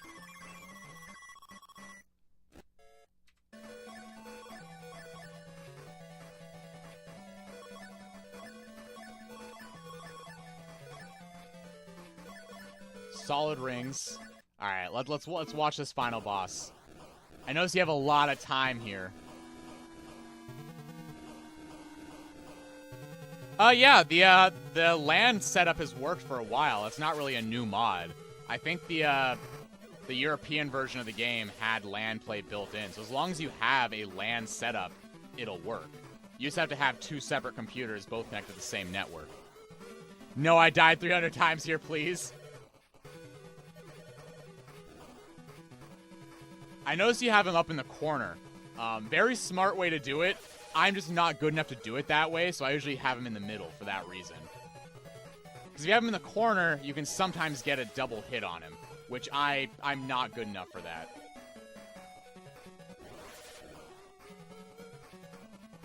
Ooh.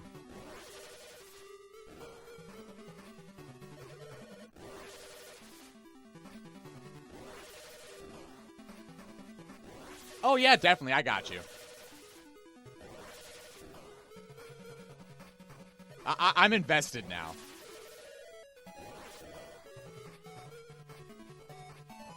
But I guess, Ivan, now that you have officially uploaded your first Sonic Labyrinth YouTube video, I guess I gotta ask you, how do you feel about Sonic Labyrinth now that you've played it yourself, you've beaten it, you even grinded out 4-3, you've Stockholmed yourself into this game?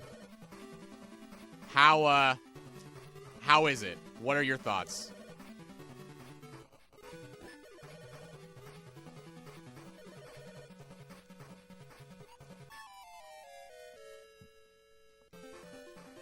RIP on the boss. That laser boss can definitely mess me up. Let's see. We'll skip ahead to your final run. All right, let's see. Here's the last bomb.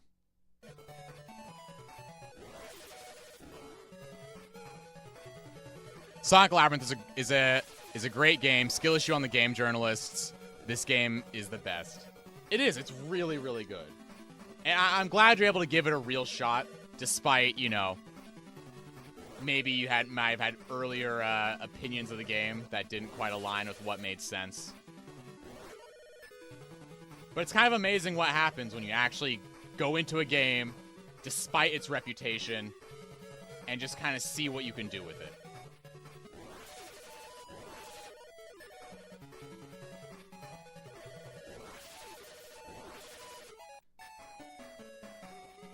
Definitely one of my favorites, too. Like, I prefer weird Sonic games like this. Top 10? Perfect. The Sonic Art had downloadable update that added LAN, but since nobody used it, didn't get the patches to make it work on anything after Win 9X, but a year or two somebody fixed it, or fixed those to work on 10. That's really cool. I would just play the game with Hamachi or Parsec, honestly. I also use Dolphin quite a lot. Dolphin Netplay worked really well with Sonic R. But there you go. There's the Emerald. Tails Adventure is really good. That's like, you know, I've always wanted to have like a Sonic Metroidvania, and sure enough, we have one. It's Tails Adventure. Yeah, Parsec really fell from grace. Parsec used to be really, really cool when it was still kind of an underground utility. But once they had so many more people using it, their server clearance really went to the toilet. They got rid of the arcade mode. I do enjoy Sky Patrol more than Adventure just because Sky Patrol is shorter. I wouldn't say one is better than the other, but they are very much different types of games. And yeah, exactly. Sky Patrol is a very fast arcade game where I prefer fast arcade games myself. That's why I like Sonic Labyrinth, because despite it being an inherently slower game, you can play it very, very, very fast as soon as you learn where all the keys are. Whereas Tails Adventure, being a slower Metroidvania, there's, only so much progression you can do in so many orders and before it kind of drains on you. It's still a great game. Like, I still love it, and it is a really cool concept. Yeah, Wonder Boy is a great series. I actually have the recent Wonder Boy on Steam. I actually am planning on playing that with a good friend of mine one of these days.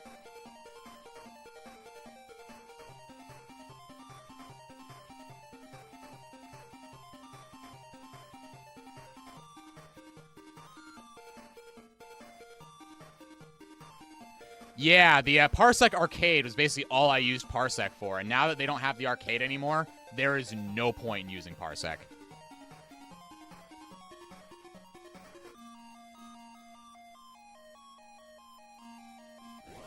Imagine a remaster so good it gets a sequel. That's Wonder Boy 3. Exactly. Excellent, excellent 5-star play, Ivan. Excellent 5-star play.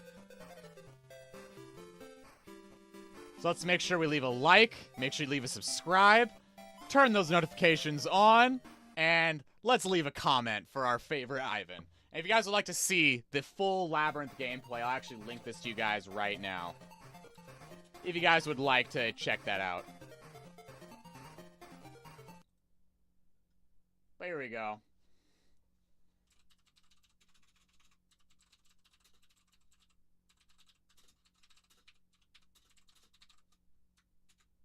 There you go. Perfect. Look at that. Let's make sure I like my own comment. That's what makes it funny. But yeah, this is our regular Ivan here. Looks like a we got a cat in the banner. Excellent choice. I love a cat in the banner. And it looks like you're doing a lot more uploads, so I'm excited to see where you go with your channel from here. So let me close out of this. We don't need to keep looking at this anymore.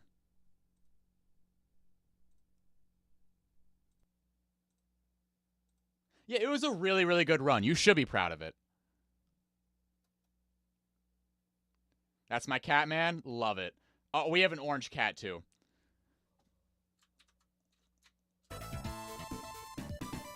Mr. Pretzel, what do you think the Genesis hardware would look like if it was released the same year as Super Nintendo? Probably would have looked a lot like probably what we got for the CD or the 32X, really. Honestly, it doesn't really matter at that point. The Genesis came out before the Super Nintendo for that reason, because the graphics are very comparable to the Super Nintendo. I say comparable, but they're different for other reasons. I definitely would have liked, yeah, as a fun boringness is mentioned, I would have loved to see a 6-button at launch. The 6-button controller is absolutely really good.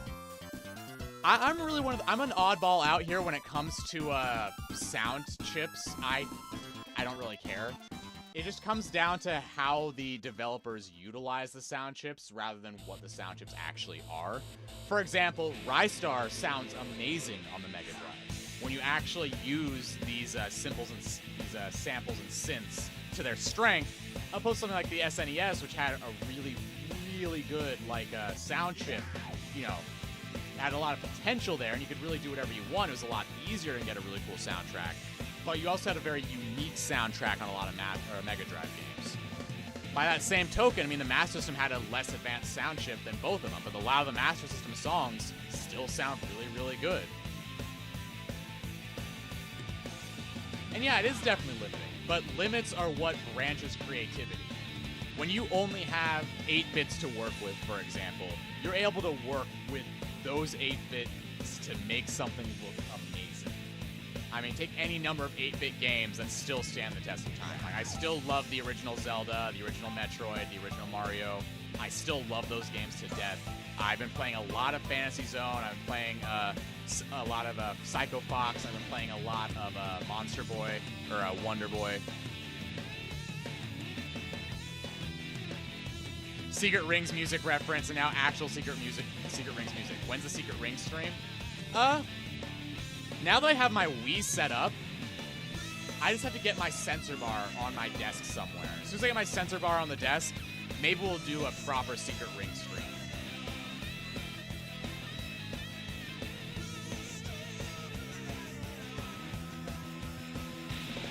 Yeah, if you really wanted to have the mixed soundtrack of the Master System, it definitely would have sucked to have the just the FM chip only.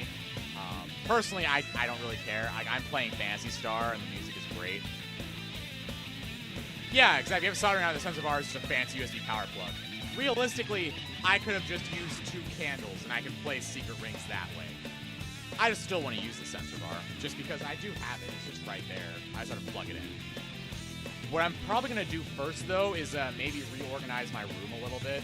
You guys can't tell, because I have a giant piece of purple felt along my backdrop here. But my bedroom's kind of a disaster. So what I might do is actually move you guys from here over here a little bit more. So that way I'm not awkwardly trying to lean over this way. You like how I made my thumbnails on the videos? You know, I do like the thumbnails a lot, but they just kind of don't really stand out very much as far as, like, what I would click on. Like, they are really clean. I do love the white on black. Very, very solid. And, I mean, as long as you're not just using a bare bones basic render and making it a black and white thumbnail, I mean, it's fine. But having, you know, for example, the subspace levels, because they are your personal bests, they are great and they're very descriptive, and they basically, if I were on your channel looking for those Sonic Frontiers cyberspace playthroughs, they'd be perfect. So I know discoverability is probably not your main thing you're focusing on right now. So as far as like what the thumbnails do, they're serving their purpose really well. If I wanted to see your Sonic Frontiers 3-4, it's right there, Sonic Frontiers 3-4. Here, I'll go back on. I'll show you exactly what I mean. Where is it? Game, capture. There we go. So like, you know, right here, they're very descriptive of what they are. You know it's Sonic Frontiers 3-4, Sonic Frontiers 3-4. It does its job. It's just not like something that I would necessarily click on to watch unless I was looking for specifically a Sonic Frontiers personal best from you, if that makes sense. And yeah, they are. They are very clean thumbnails.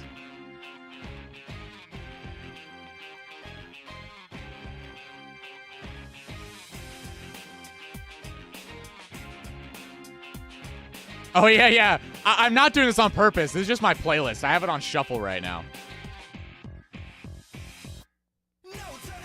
I love this song. Yeah, and definitely, it does stand out from the oversaturated thumbnails of today. For example, do you want to see some oversaturated thumbnails? If it would load. Come on, go to my channel.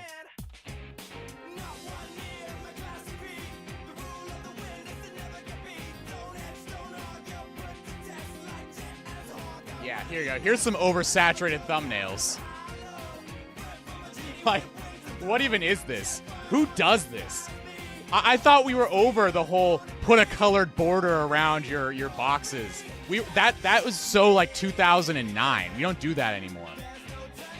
What's this about having like white text and red text in the same thumbnail? That is 2014 at best. Like, what is this like weird bubble font you're using? That's so disgusting. What channel is this? We need to downvote this channel.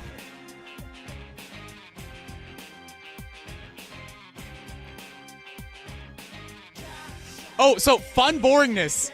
Funny you mentioned that. This is literally the Smash Bros. Brawl gradient, and nobody has caught on to that yet. I love Smash Brothers Brawl. It is my favorite Smash Brothers game. And I have been using the Smash Brothers Brawl for every background up until this one, so I wanted Shadow to stand out, obviously. I want this video to pop off, which it did. You know, almost 20K views now, by the way. Thank you guys for watching. But I've been using the Brawl Gradient since day one for this exact reason. And I am so glad somebody has figured it out, that I am using this Brawl Gradient. I very much appreciate it.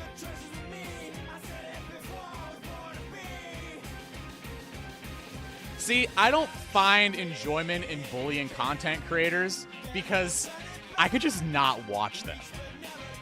And when certain creators make a very identifiable thumbnail style that I always know who's making that video, I always know who's doing it, I can avoid the video so easily. Like, if you're going to be the type of guy who goes on and makes a video, very opinionated, very biased, and just trying to tell everybody they're wrong about the game, I mean... I'm mostly teasing. I mean, I know I do the same thing. I like the games that I like, and I want to tell people why I like them. I just prefer to live on the more positive side of pushing a game that may have a worse reputation than trying to convince you that a game sucks. Because Sonic's had enough negativity for the last 20, 30 years of people just constantly just maligning this series for every little thing. People looking at these games under a microscope to say, oh, you see this frame drop in this one specific scene? This game is instantly the worst game of all time. Or you see this game that's very different than what we've ever seen before? It sucks because it's different. Like, I don't roll that way. I'd rather find the differences and enjoy the differences rather than find a way to rip it down. But again, content creators, they create content. That content creators create content, all right? If the content that they are making is deliberately negative, aggressive, reactionary, baity commentary, create content. Their content is created. Their content is this weird reactionary negativity nonsense. That's what people want to watch. That's what people go to the channel for. That's why people go for it. Whereas I'm sure people come to my content because they're looking for games that are less loved and they want to see how to play them. They want to see another side to them. They want to see why this game that everybody else says sucks could still be fun. Exactly. Content is content. Whether or not I like people's content, that just determines what I'm going to watch. And simply put, I don't watch negative reactionary content. I grew out of that back, I think I want to say probably like 2007, I think is where I finally had my breaking point. Because YouTube had just come out, and I was already fed up with all these negative IGN reviews at the time. And I was definitely fed up with these early Sonic tubers that were ripping into games left and right.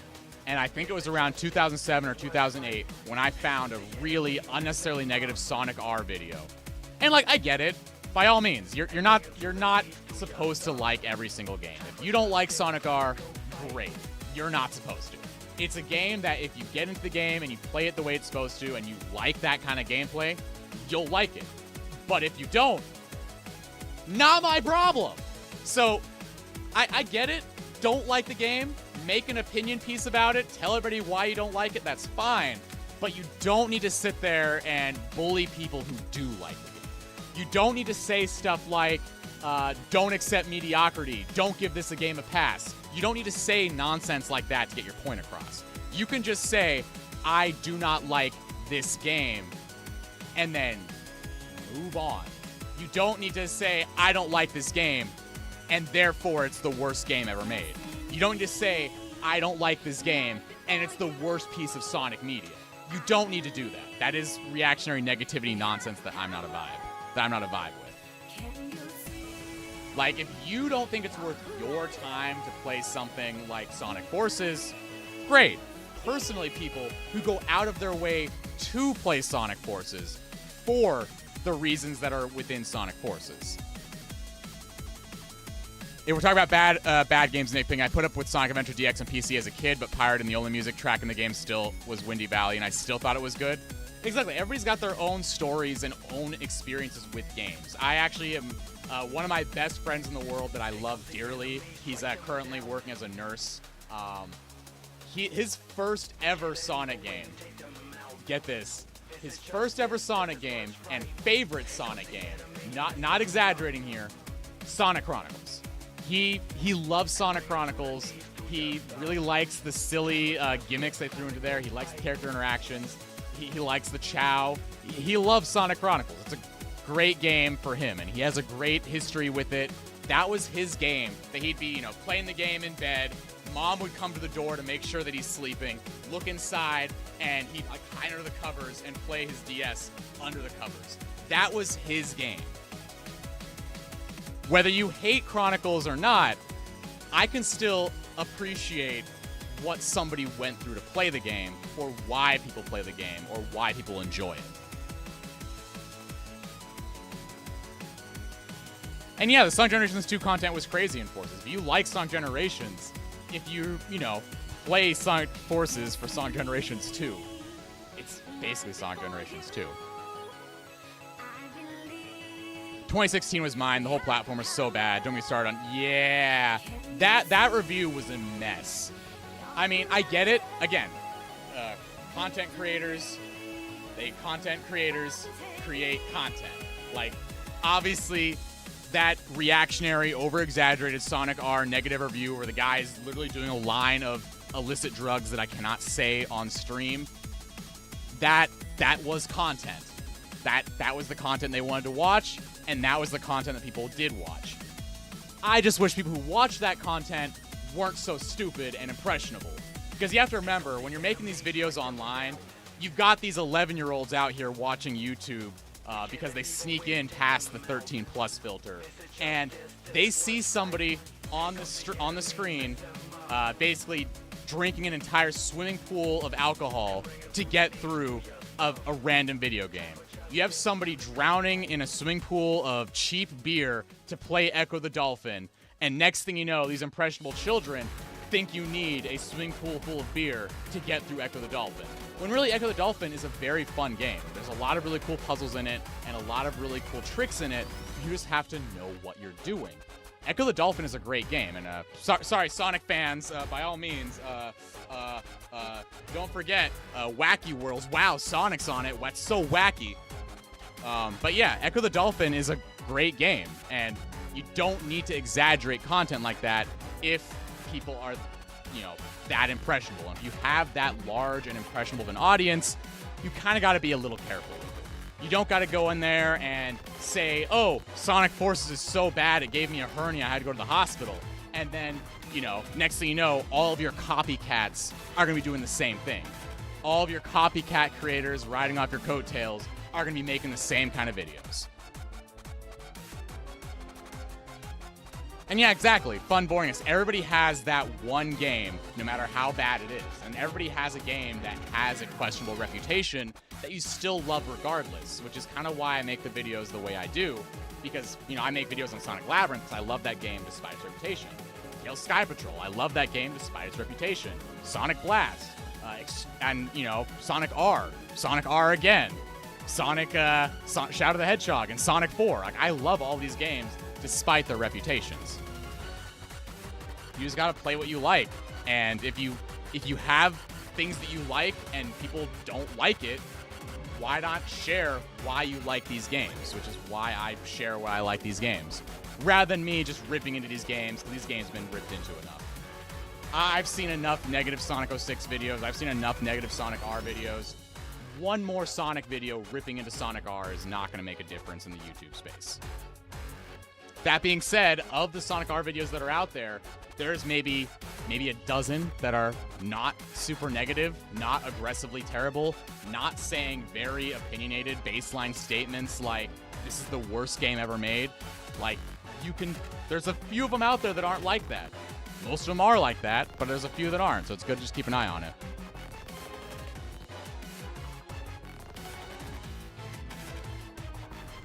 Oh yeah, I mean, after a point when you off what's the word? When you delegate your writing staff and now other people write your gags for you, it changes your content significantly. And I've not to get all YouTube political on you, but there's been a number of creators who very clearly have offshored their creative department, and they are now playing a character rather than actually making these videos themselves. And again, by all means, the content's still great. Do whatever they want, but stuff has changed. Stuff has changed a lot, and with the constant market of plagiarism, it's one of the reasons why I'm glad I make the videos the way I do, because realistically, I couldn't plagiarize even if I wanted to, because my videos are so snap, snap, snap, snap, snap. It's like there's not other videos like it, other than TikTok brain rot stuff.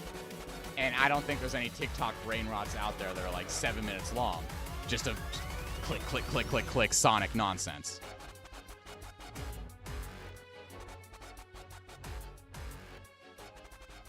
And yeah, exactly. People can still have fun with bad games. I mean, for example, take E.T. for the Atari. Notably one of the worst games ever made. That was so bad that it was dumped out in the desert for 30 years. People spent 30 years combing all kinds of deserts to find those games. And you know what people haven't done? There are certain games that people aren't even playing 30 years later. Even if it's a bad game, Sonic 06 is still being talked about almost 20 years later. People are still playing that game almost 20 years later. There are games that won all kinds of awards and accolades that people just don't play as much as anymore. I mean, take a game like Red Dead Redemption 2, a fantastic game, won a million different awards. And people just kind of stopped talking about it after a few years. People still play it. I have a couple friends who still play it regularly. It's a great game, and it's awesome. And there are some people, if you go onto Twitch, you'll still see people playing Red Dead Redemption 2 here and there. But you know what people are going to be playing more? People are going to be playing more often and more readily? People are playing Sonic 06 to this day. Big streams, big groups, lots of different people, completely unrelated, and they're all playing the game. I was playing Mario and Sonic Tokyo 2020, and I found other people on Twitch playing that same game this late, 4 years later. It just comes down to what you're looking for, and it comes down to what you want to play and how you want to play it. Sometimes people play these games because of what they are, and it just doesn't make sense for me to sit here and say Sonic 06 sucks and you suck for liking it, when I feel like it's a much better use of my time to just sit here and see why somebody could have fun with Sonic 06. For example, the speedrunning community that turns the loading screens into a challenge, because now you can't mess up. If you mess up, you're stuck in another loading screen. It's just a whole level of looking at games that I wish more people would just kind of consider things outside of their own paradigm. Because, everybody knows here, here we're gonna dox myself again here.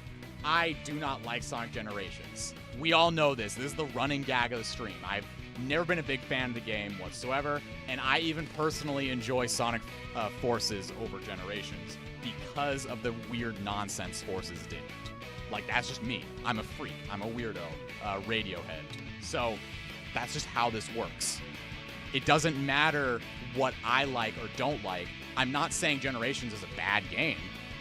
I'm just saying I understand why people enjoy Generations and why they like Generations more. Why they like Generations a lot more than something like Sonic Forces.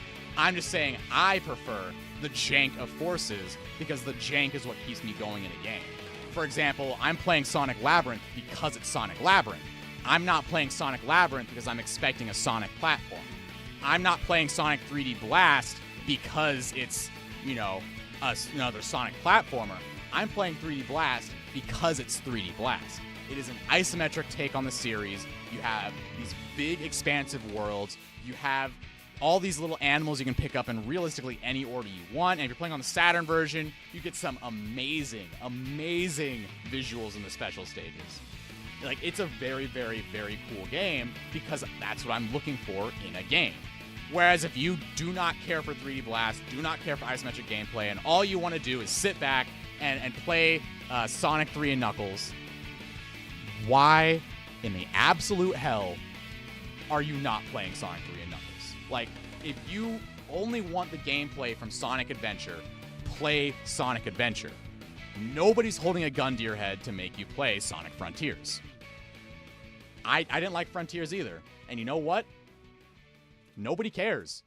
It's just a game. At the end of the day, I don't have to play Frontiers ever again. I played it once. I 100%ed it on a Twitch stream ages ago. It was fun for what it was, just not a game I'd be rushing to go back to. Compared to like something like Sonic R or Rise Star that I've played probably 100 times now.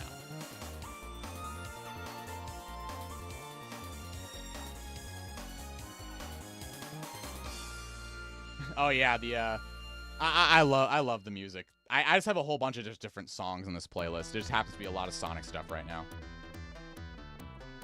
Let's see, which one's this? Is I think this is I have the game. It's like it's another isometric game.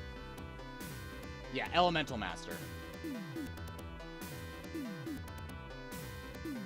You put gens on the lowest tier on the tier list in our Sonic Blast video. I've been there. Yeah, exactly. Like, Generations is the best Sonic game if that's the kind of game you're looking for. It's not the game I'm looking for, so it's not the best Sonic game for me. And yeah, exactly. The collections are the only ways people have to play the game. And you know what? There are people out there whose first experience with Sonic 1 was Sonic Genesis on the Game Boy Advance. There are people out there where that was their first experience. Oh well. Does it matter if that's the way they play it? Does it even matter if that's the way they prefer to play it? Honestly, I prefer playing Sonic 1 at a million miles an hour. I'm still stuck in Labyrinth Zone when playing Sonic 1 at a million miles an hour. It's just one of those things. You gotta just take everything in perspective, take everything with context, and just roll with it. Yeah, Game Gear Sonics especially, because the Game Gear didn't really sell super well, especially out in the States, so the best way to play a lot of those games was through the compilations of the collections. Or, you know, Sonic Adventure DX on the GameCube, which, again, for all of you Sonic Adventure DX haters, this one still included the Game Gear games. And that's why I played this game. From the Chow Garden, being able to connect to Sonic Advance, and the Game Gear games. That's why I prefer this version of Sonic Adventure to the one on the Dreamcast, to the one on PC, Xbox, whatever. This one let you connect to your Game Boy Advance, connect to Sonic Advance, and let you play Game Gear games. Whether or not people like this version or not for other reasons, oh well. Like, it's not one of those things that matters. Like, I'm not going to go out here and tell you that if you're playing the PC version, you're just a schmuck. You suck. Get a life. That's not my business. Play what you want. If you prefer the Dreamcast version because you're in it for the Sonic gameplay, play the Dreamcast version because you're in it for the Sonic gameplay.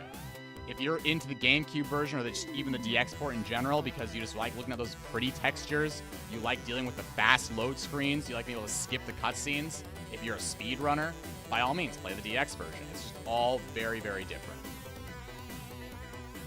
If you just know what you prefer, then you can actually make educated decisions on what you want to play, opposed to just like, oh, I don't know, let's just pretend I'm any random 14-year-old. I go onto YouTube and I type in Sonic and I see a whole bunch of videos saying, here's a Sonic game that sucks and it's irredeemable and bad and horrible and terrible. And even if I've never played that game before in my life, I am an impressionable viewer, and I will be echoing those words forever.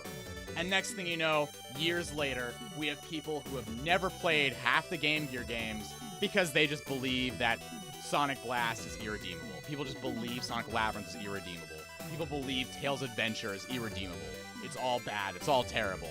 Because that's just what people watched on YouTube. We're living in a Cocomelon generation where people are just going to look what's on the screen, copy what's on the screen, and move on. Like, I prefer Sonic 4 over a lot of different Sonic games because of what Sonic 4 offers. And my favorite one to play is actually on the Xbox, believe it or not. It just depends what you're looking for in games. If you like Achievements 360 closes soon, play DX on there. Luckily, the Series console, I believe Sonic Adventure is backwards compatible with Sonic Adventure. You can actually still play it on your Series.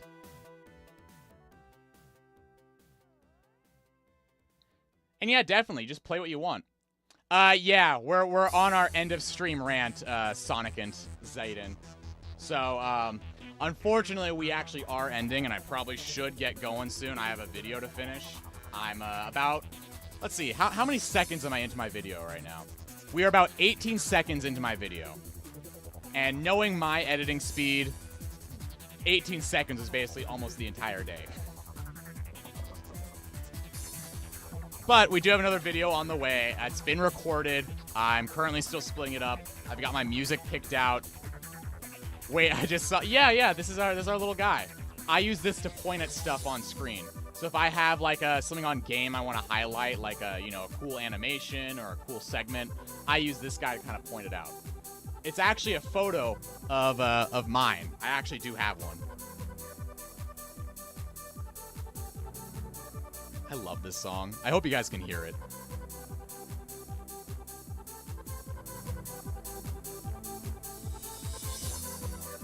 All right, we already did our little end of stream shout out. We checked out Ivan's channel. I think I'll make sure I send another link out that way because we were listening to Pretzel keep yapping for a little long there. But Ivan's been a long-time regular in the chat, and it's high time that they're posting more regularly now. So I hope to see you in the Sonic Tuber space. I'm very excited to hear what kind of Sonic opinions you guys are gonna make in opinion videos, or we're just gonna keep doing playthroughs, keep doing whatevers. By all means, that works as well. But I'd love to see what you got. I know you're doing only PS5 shares for now, but there's potential. I see it. I see the vision.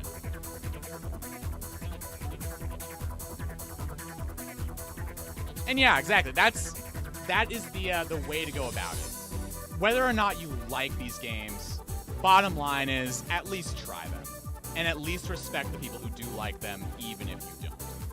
I am not going to go out of my way to jump anybody who likes Sonic Frontiers. That's not my business. I genuinely do not care. And honestly, the more people that like Sonic Frontiers, the better. I don't like the game myself, but that game brought in a lot of people, brought in a lot of audience, and it brought in a lot of eyes on a series that, for the longest time was basically written like a Saturday morning cartoon. Obviously, Frontiers is not for me. I'm not a fan of the writing style. I'm not a fan of the gameplay. I'm not a fan of really anything in that game. But the more people that like it, the better the series will do. Sonic will continue to exist, and I can keep playing the spin-offs. There is physically nothing stopping me from playing Sonic R right now if I wanted to. I have Sonic R in my Saturn. I could even play Sonic R right now on stream if I wanted to. And yeah, the 1 to 10 system is totally bull. I've been telling people this for ages. There's no point in rating a game. There's no point in that. When you could literally just say, I like this or I don't like this. It doesn't have to be that complicated. And people who know me, like they see the videos I make, they see the kind of games I play. You guys all know the kind of games I play and the games I like. There shouldn't be any confusion that if I were to pull up a game like Sonic Generations, there should be no confusion that I would come out of it without a life-changing experience. Same thing with Sonic Frontiers. I would not come out of it with a life-changing experience.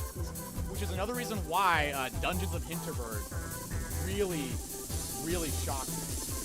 I don't have any footage on hand.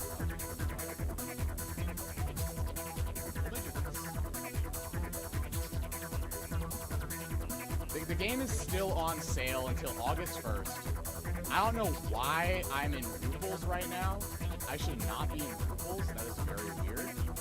Let me go back to my other browser.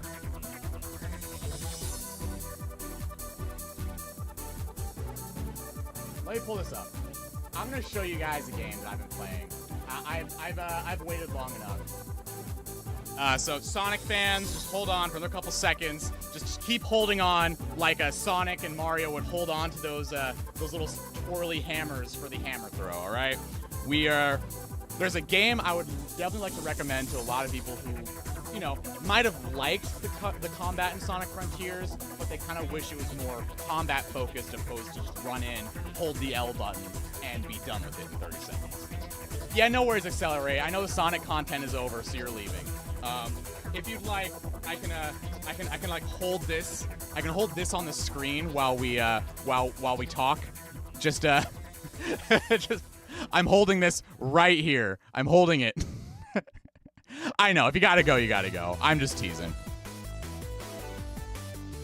All right, so don't mind my nasty regular Chrome setup here. But this is Dungeons of Hinterberg. Let me pull this up. Make the background blue. This is a game that I have been playing basically non-stop outside of my editing and streaming so far. Here, can I F11 this? That did nothing. There we go. So right here, Dungeons of Hinterberg. It's a very nice game that has a very interesting story to it. It's basically fighting against tourism and capitalism, all wrapped up in a very cutesy package that plays like a Souls-like. There's so many different things going on here. It's very cool. It's an indie game I've been following for a while because, you know, pink hair, I love pink hair myself. But it seems very simplistic because it is, and I really love games where you get what you get. Like, this is a very simple game at its heart. You basically run through with a sword, you start beating stuff up, and you save the town. It's as simple as it gets, but you can make it as complicated as you want. There's a dog you can pet. It's a lot of fun, and I definitely recommend it. It's on Game Pass if you have it. You can play it for free. Like, I'm not sponsored or anything by these guys, but I definitely would very much recommend just at least checking it out. Like, if you have Game Pass, download it. It's not that big. But yeah, it's just one of the kind of games that I've been playing and I've been thinking very highly of. It's probably one of my favorite games of the year so far. Yeah, exactly. It's not a Souls game, though. It's like, it's wrapped up as if it were a Souls game, if that makes sense, but it's not in itself a Souls game. The combat is very approachable and friendly. You just have the rolling aspect to it. You have the weapons that you can find and use. You really only have a sword for your combat. You have the magic that you upgrade throughout the different areas. It's not necessarily a Souls game, and you have these really cool, they call them conduits, where you can now do these really cool special moves. So it's kind of closer to a hack and slash, but I really want to say hack and slash because that evokes things like, to me at least, saying hack and slash makes me think of something like Devil May Cry or Bayonetta, where again, this is really not like those games. It's definitely something that I feel like it can help out. Politics in my hack and slash game. I gotta check it out. Yes, that is such an unironically good way to put this game, where they put politics in your hack and slash game. But yeah, it's a very, very fun game, and the story is pretty touching as well. You have a lot of I think of Devil May Cry like a hack and slash and beat 'em up. Yeah, it's kind of, I guess, something kind of like that, but you have a very arena'd sort of setup. So it's more along the lines like Bayonetta, where you walk into an area and you have the enemies show up, but they're also more randomly appearing at times. So you don't actually always see them in the overworld. And you just have, monsters you take out. They're just generic black goo monsters wearing cool European mythology masks. And it definitely, if you're a European mythology nut, you'll definitely enjoy this game as is. It's a lot of it's also a very interesting take on the whole what if magic appeared in the world sort of vibe, because they actually take it and roll with it. It's not just magic appears in the world and everybody has magic. Magic's appeared in the world and it's turned into a tourist trap. And now you have all these tourists from all over the world who are coming to this tiny little town, overwhelming all the locals and basically running a mess and destroying things. There's litter everywhere, and there's influencers showing up who are basically trying to vlog the whole thing, but because there's no internet reception now, because the magic is clouding the signal, they have to pay the hotel to drive their cell phones out of city limits just to post their stuff for the night. It is a very, very, very fun game. I played through the game 100% on Game Pass, all the achievements, and I loved the game so much, I physically bought it on Steam. It is now in my Steam library. I paid $30 for it, or $26.99. And the thing is, if you buy this game on Steam before August 1st, you actually get the soundtrack and the art book totally for free, and there's a 10% discount on it. Again, I wouldn't say buy the game until you know what you're getting into and if you like it or not.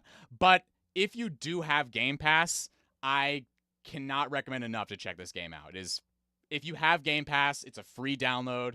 I believe you can also get this game cheaper if you have Game Pass. I think it's on one of their Game Pass specials. I don't know if it still is. It is. It is very, very funny. And there's so many interesting characters. I don't want to spoil the interactions themselves, but basically a lot of the gameplay revolves around either you deciding to go out to these dungeons and start beating up monsters, solving puzzles, because they have very Zelda-esque puzzles. If you like Zelda puzzles, you'll like these puzzles in this game.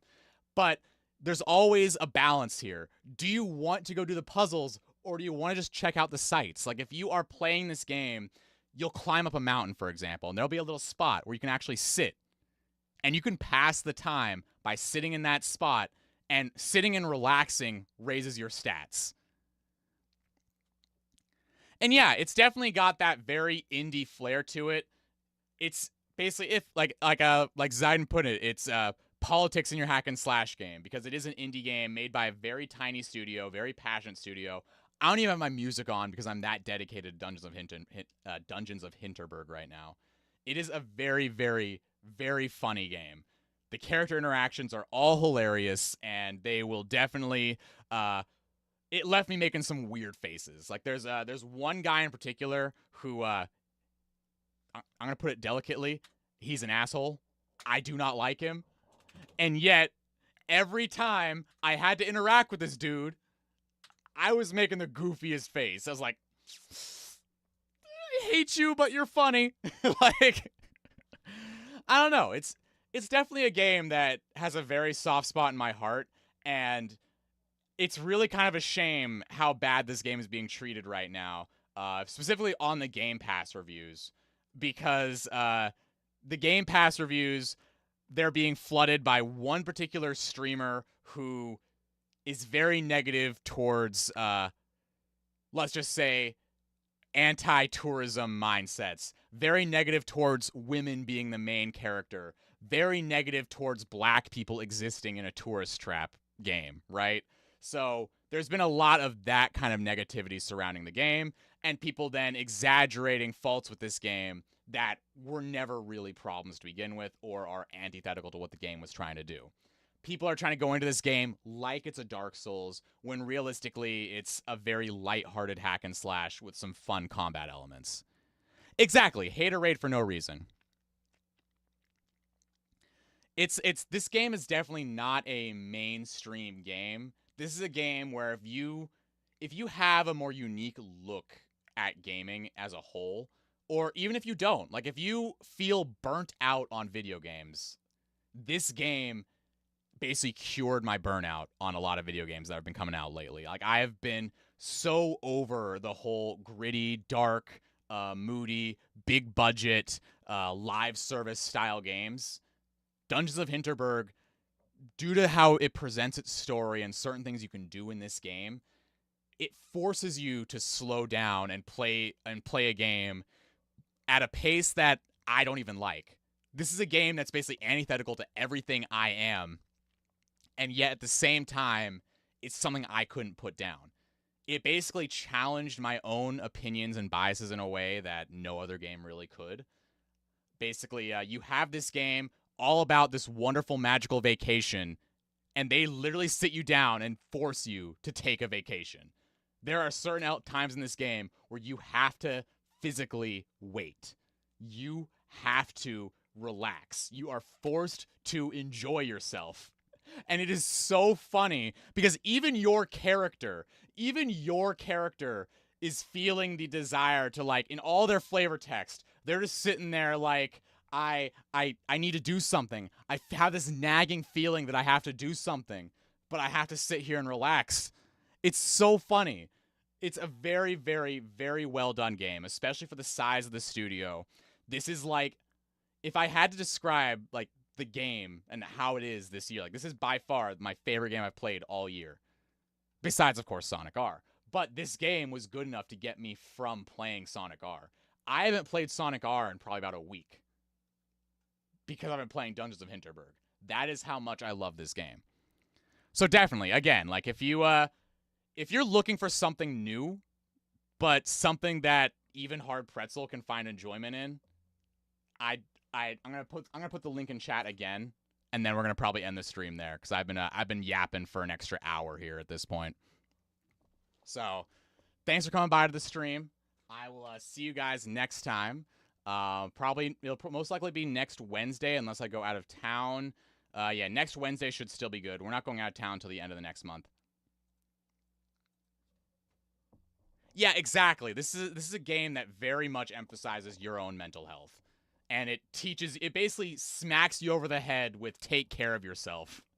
And it is so funny, especially as somebody who was very burnt out on my job, who was very stressed out at work. There's certain characters in this game who are dealing with nasty employers, and every character in this game, even the characters I hated, they all have at least a shred of relatability to them that just really hit close to home. Like there's a character who was very bullied as a kid who basically reshaped themselves, and I'm sitting there and I'm just like, why does this game know me so well? I'm very excited to play this game again on Steam with no achievements. It's definitely worth checking out. I know it's probably not a game that I'm selling very well here. It's not a game that plays anything like anything I'd want, but at the same time, this is everything I needed. Like this is a game that I definitely needed to play, definitely a game that needed to come out, and it's a game that I've been very much enjoying.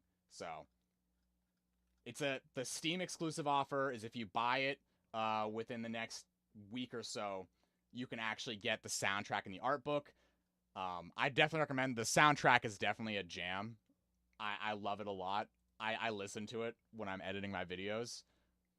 So definitely keep an eye on it. And if you have Game Pass, just download it. What do you have to lose? I should give at least one caveat though. The game is very slow to start. It is one of those games. It's on like a day, like a morning, noon, and evening schedule, kind of like the Persona games. And so once you get the swing of how that schedule works, and once you get past the first week or so, the first in-game 7 days of that's mostly just tutorial, and you're getting your hand held through the first couple areas. Once you get at that point, and the game opens up to allow you to kind of explore the entire region, and then explore a second region, and then explore a third region and a fourth region as you beat more bosses, you definitely unlock more areas, and it feels so open that on one hand it feels a little overwhelming, but at the same time this game is also beating you over the head to please take your time. Like it's begging you at this point. The game actively sends characters your way to tell you, "Hey, take your time. Why don't you go to the spa? Why don't you take a boat ride? Why don't you just hang out with us tonight?" Like you literally have so many options here in this game to like force you to like, "Hey, it's okay. You don't have to be a try-hard edgelord for once in your life. Just enjoy your vacation." And it's also very silly and a very accurate social commentary on how the world would react to magic suddenly arriving in the world, turning a tiny little small town into a billion-dollar industry that is driving the locals mad. Otherwise, sometimes even the locals, they like the tourism because now they're making a lot of money, but the whole area is basically now overrun with tourists. Like as you play the game, there are a whole bunch of unnamed characters wearing very plain Jane outfits physically in your way. You can obviously run through them, like the game doesn't actually prevent you from running through them. It's just a very environmental story that just like as you play the game, it follows through. It follows through with it, and it's not ashamed to tell you that, hey, slow down, or hey, maybe big business isn't really the best idea. And you have a lot of really cool decisions to make in the game. You know, it's probably the antithesis of this game that I was just about to recommend, Gravity Circuit. Yeah, I'll Google it right now, and I'll keep a look at it. Because normally Dungeons of Hinterberg is not a game I would ever play. Just so you're aware, Dungeons of Hinterberg is not a game that I would ever play, and yet I played it almost religiously for over a week. Hypnospace Outlaw. I'll definitely give that a check as well. There we go. Space Outlaw. I'll wishlist both of these and give them a try, maybe. Because a lot of these games go on sale pretty regularly, so I like to keep an eye on it. But yeah, if you guys got more fun game recommendations, obviously on YouTube here, we're all about that Sonic content, baby. Sonic fans, don't leave me. But outside of YouTube, I do play a lot of games outside of Sonic, which is probably why I have such an open and passive mindset towards Sonic content that might be against what I would typically want. So if you guys got more fun game recommendations, the Discord link is below. All of my links are below. The Discord server is right there. Then there's also my Twitch if you want to catch me streaming some non-Sonic stuff there every now and then. I usually stream later at night on Twitch. And then, of course, there's my Twitter, where I actually went out of my way to pre-block most of Sonic Twitter because Sonic Twitter is a cesspool and I can't stand it. So if you are pre-blocked on Sonic Twitter, do not take it personally. I will be more than happy to unblock you. Like I said, I just basically found a few Twitter users that I do not like, people who are very negative, aggressive, or have questionable morals. I just went and blocked everybody who follows them. So if you caught a stray, by all means, send me a message if you care about Twitter, and I can give you an unblock. But other than that, all the other links are down below. Twitter, Discord, Twitch. Oh, I guess I forgot to turn off my Twitch alerts. Thank you for the follow, Fun Boringness, over on Twitch. I use the same layout for both Twitch and YouTube now. I forgot to turn off my Twitch alerts. Which also means my Twitch points are probably still working too. So I'm going to actually end stream before somebody realizes they could redeem my Twitch points and mess with my stream layout right now. So thanks for playing. I'll see you guys next stream. Good night.